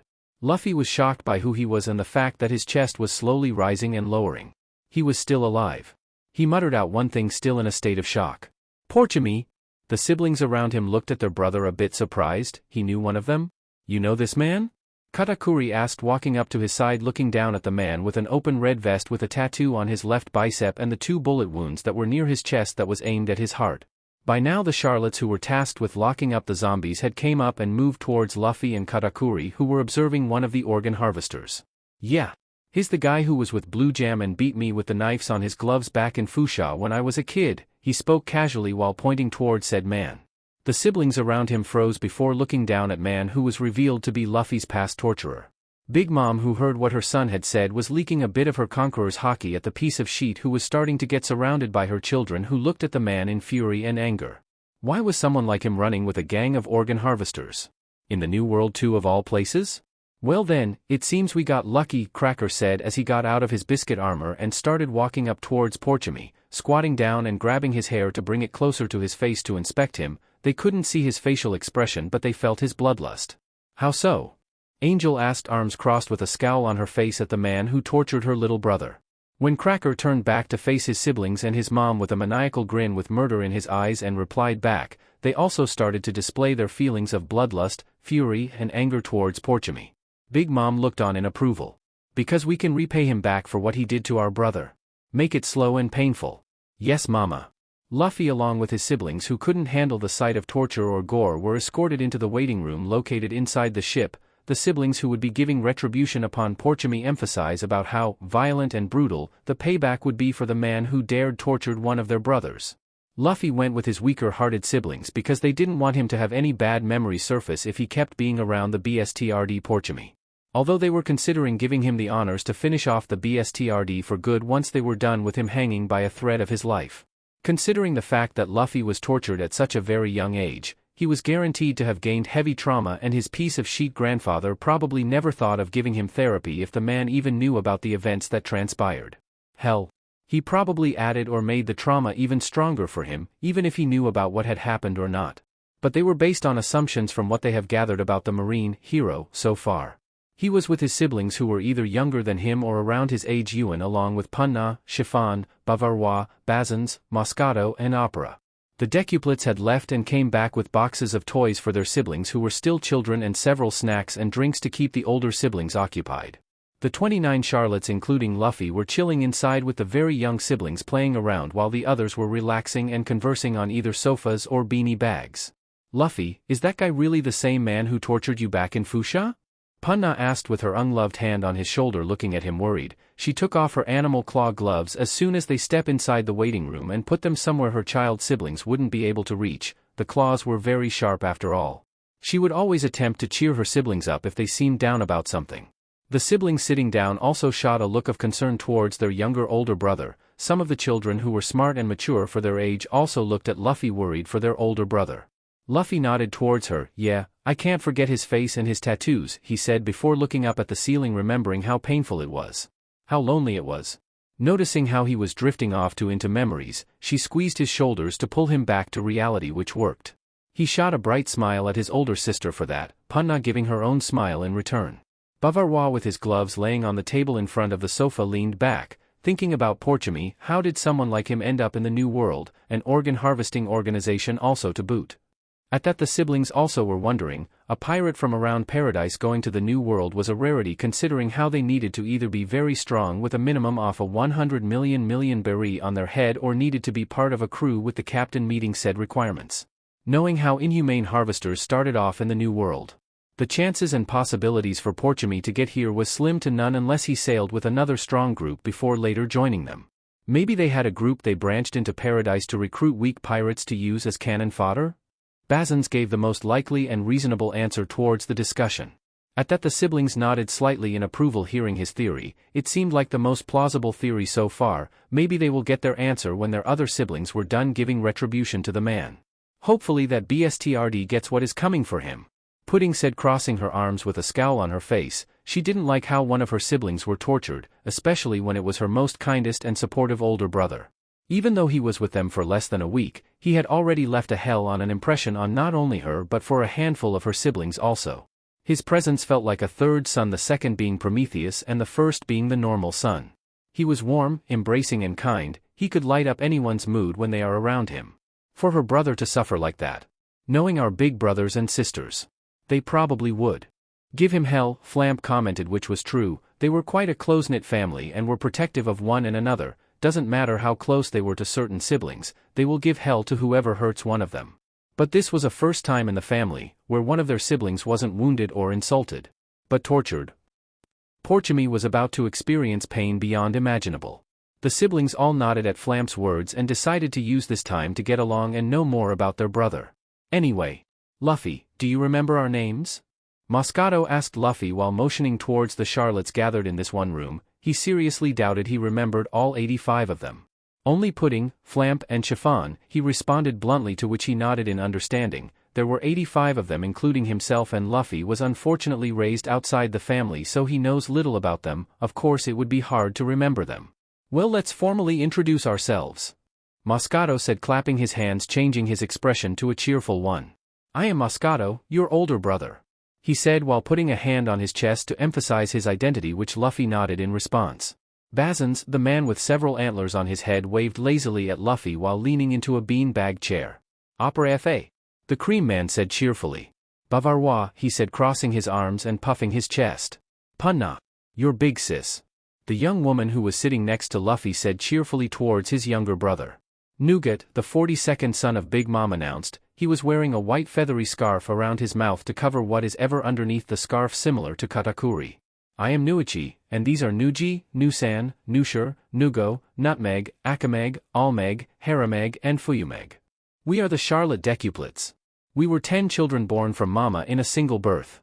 Nuichi with his green hat announced his decuplet siblings' names on their behalf while pointing at each one, the only surefire to tell which one was who were. For the brothers, their hats which had different colors and Nushur standing out due to his very different build. For the sisters, who were way easier to tell apart, their different hairstyles with different colored ribbons on their necks. I'm Ewan. I'm around your age, by the way. He said with a smile on his face. He wanted to know more about his brother, who was around the same age as him, and hear about his accomplishments throughout his life. Luffy just hummed in acknowledgement, knowing their names. You know. Now that I think about it, what was that guy's bounty? Ewan asked Luffy after introducing himself towards him. What guy? That right-hand man guy? Luffy asked, not knowing who Ewan was specifically talking about. Ewan nodded to confirm who he was talking about. Yeah, that guy. I'm pretty sure it's around 510,430,000 berries, Moscato said after digging through his memories. Since inhumane harvesters were the most likely suspect for the continuous attacks on Tato Land, they dug through that specific group the most to learn more about them. They could be considered a group that met the New World standard in terms of strength, but they could definitely handle them. Eh? His bounty was that high? I thought it was lower. Flamp exclaimed in disbelief over this. She never really researched much about the organ harvesters. That weakling was worth 100 million berries less than Snack?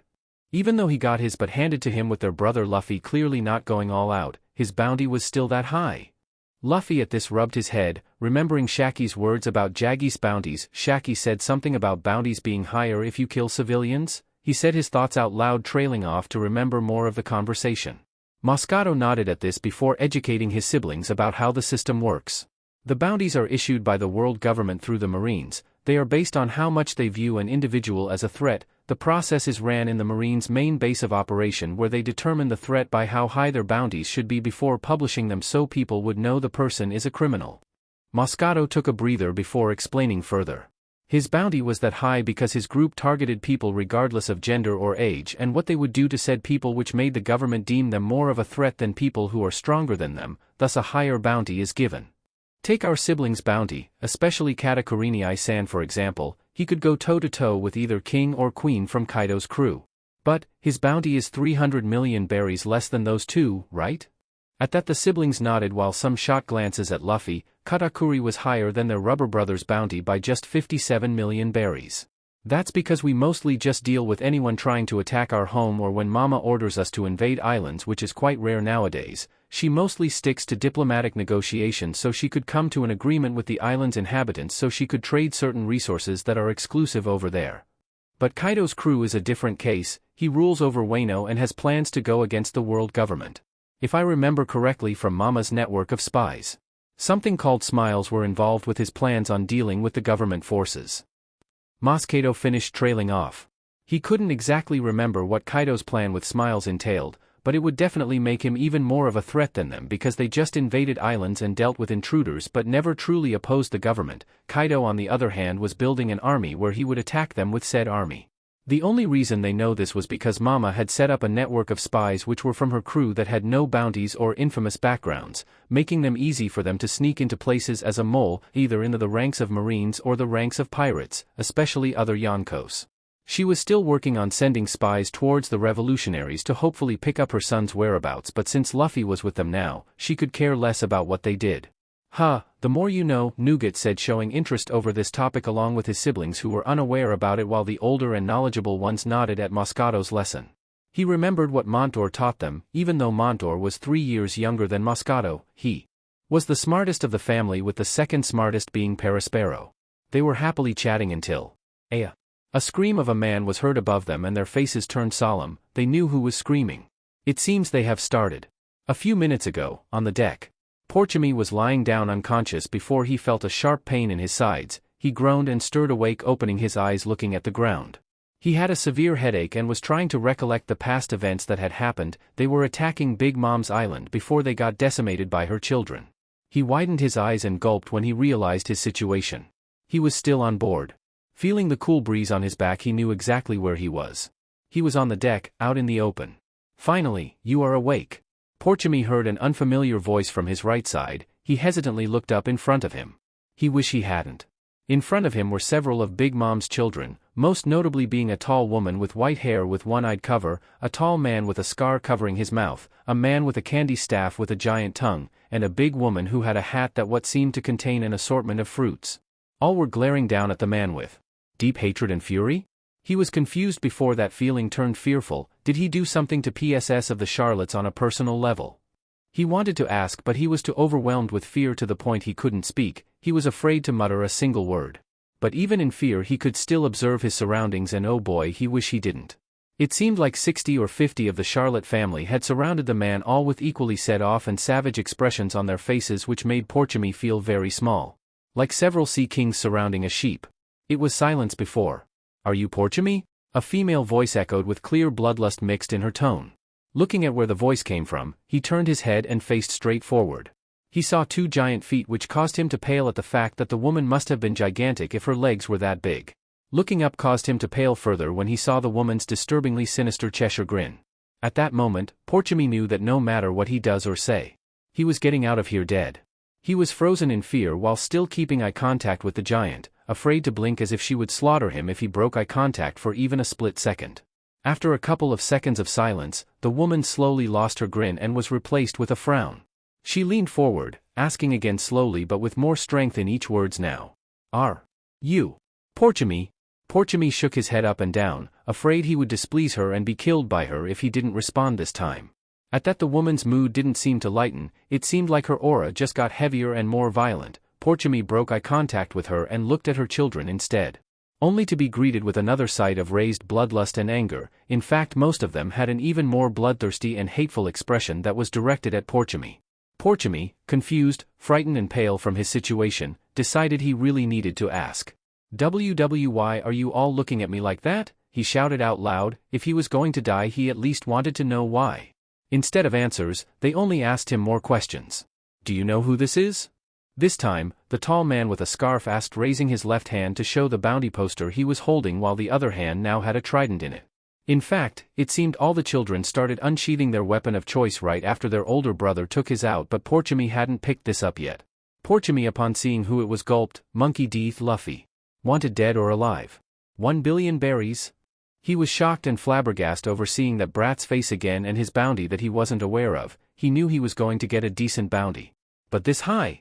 Judging by your expression, I take it you know him? Smoothie now stepped forward looking down at him. He nodded at her. Yeah. What about it? You sure has got a high bounty and all that now, but what does that have to do with all of this? Did you torture him? Porchemy looked behind and saw a woman with a panda mask and shark-like teeth eyeing at him like a prey. Porchemy visibly recoiled looking at the woman's terrifying display of teeth, which caused her eyes to narrow in what seemed like anger by his reaction. He didn't respond, which got the woman to slowly walk towards him in a way that made him feel chills going his spine with each step she took. She was now 2 feet apart from the man before she asked again. Did you torture him?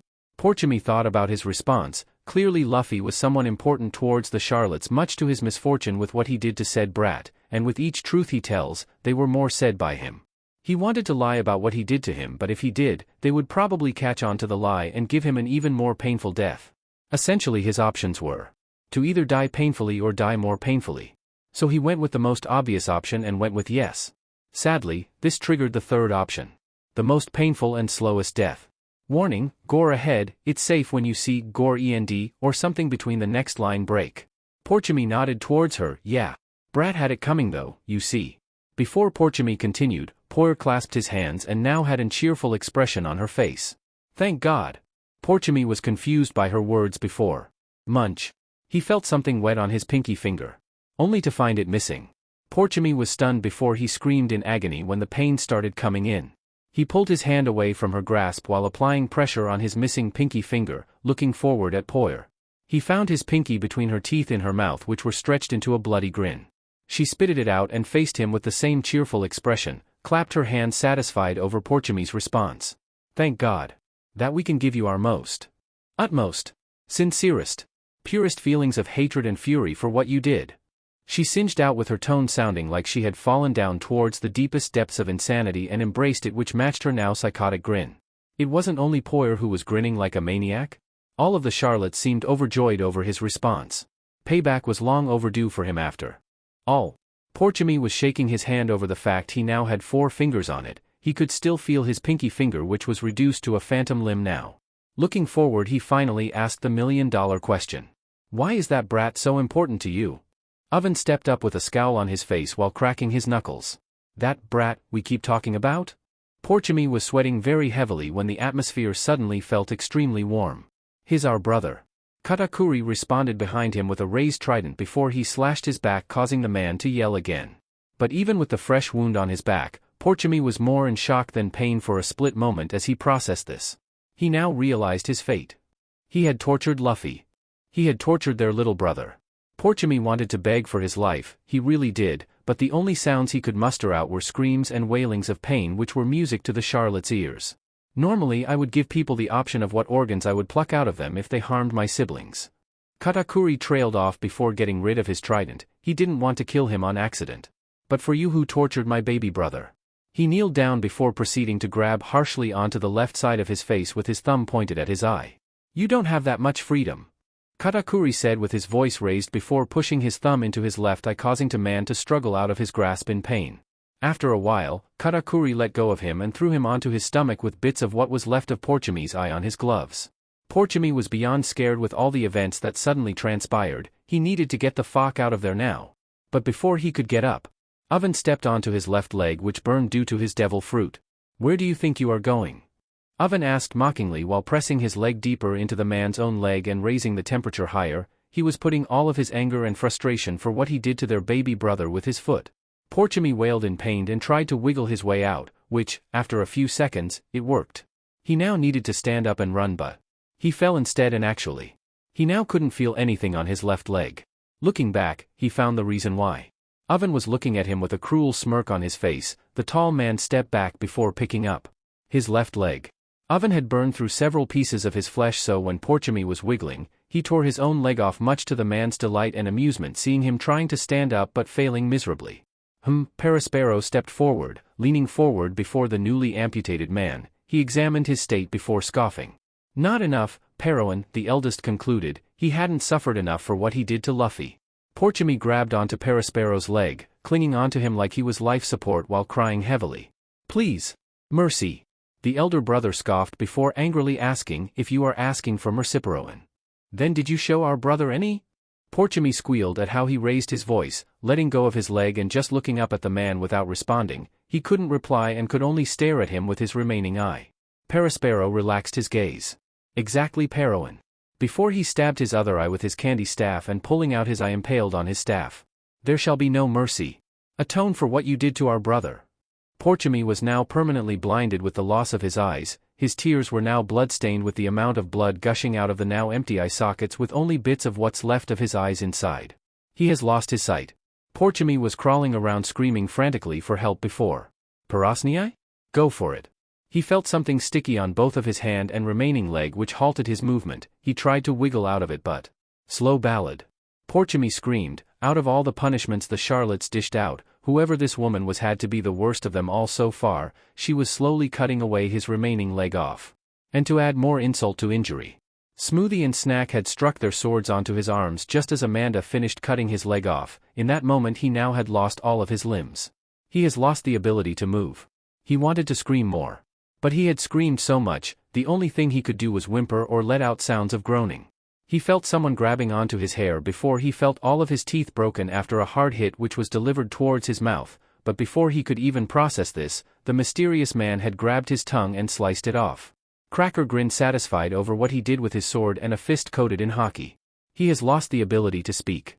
Gore end. Gore end. Gore end. I warned you. Be glad this was mild, laughing face. Porchemy, once a proud pirate, was reduced to a useless pile of flesh not even worth acknowledging. He kept wiggling around with his torso and head like a worm. He had lost his pair of legs, arms, eyes and lost most of his teeth and had his tongue cut off. He couldn't see. He couldn't speak. He couldn't walk. He couldn't touch. But he could still feel and think and hear. And he was feeling scared and thinking of the worse. Big Mom, who was overseeing this, just kept grinning and grinning on. She closed her eyes while swaying her hands like a music conductor hearing Porchemy's screams of agony. It was delightful. Not as delightful as her son's singing voice. But still delightful nonetheless.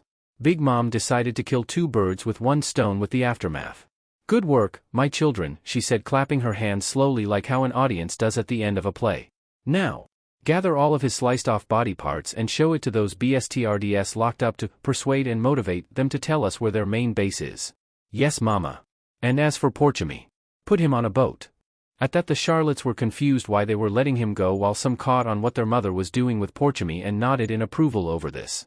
Big Mom noticing how some of her children were confused, so she explained. He can't do anything in this state. Wouldn't it be hell for a person who can't see, move nor speak to be sailing out into the ocean on a small boat, drifting off alone with the only company being whatever you hear? At that the Charlottes shuddered at that thought before finally understanding what Big Mom was doing.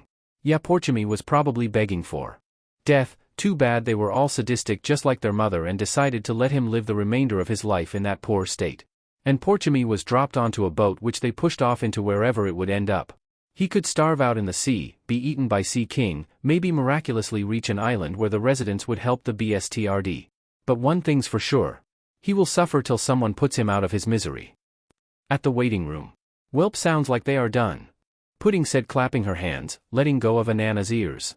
The older siblings went towards the ones who were 12 and under to cover their ears so they could avoid hearing the screams. Sure, they were all twisted in several ways, but they want to at least let their baby siblings enjoy an innocent and normal life before they end up just like them. The Charlottes had solemn expression the whole way through the ordeal. They know, judging by the screams, that this was the most brutal punishment the family had given to a person so far. But for what he did, it was well deserved. How do you feel? Flamp asked, tilting her head at Luffy. His torturer just got tortured after all. Beach deserved it though. Hungry, he said bluntly while his stomach growled, not showing any signs of giving a shit about Porchemy's fate. They sweat dropped at that.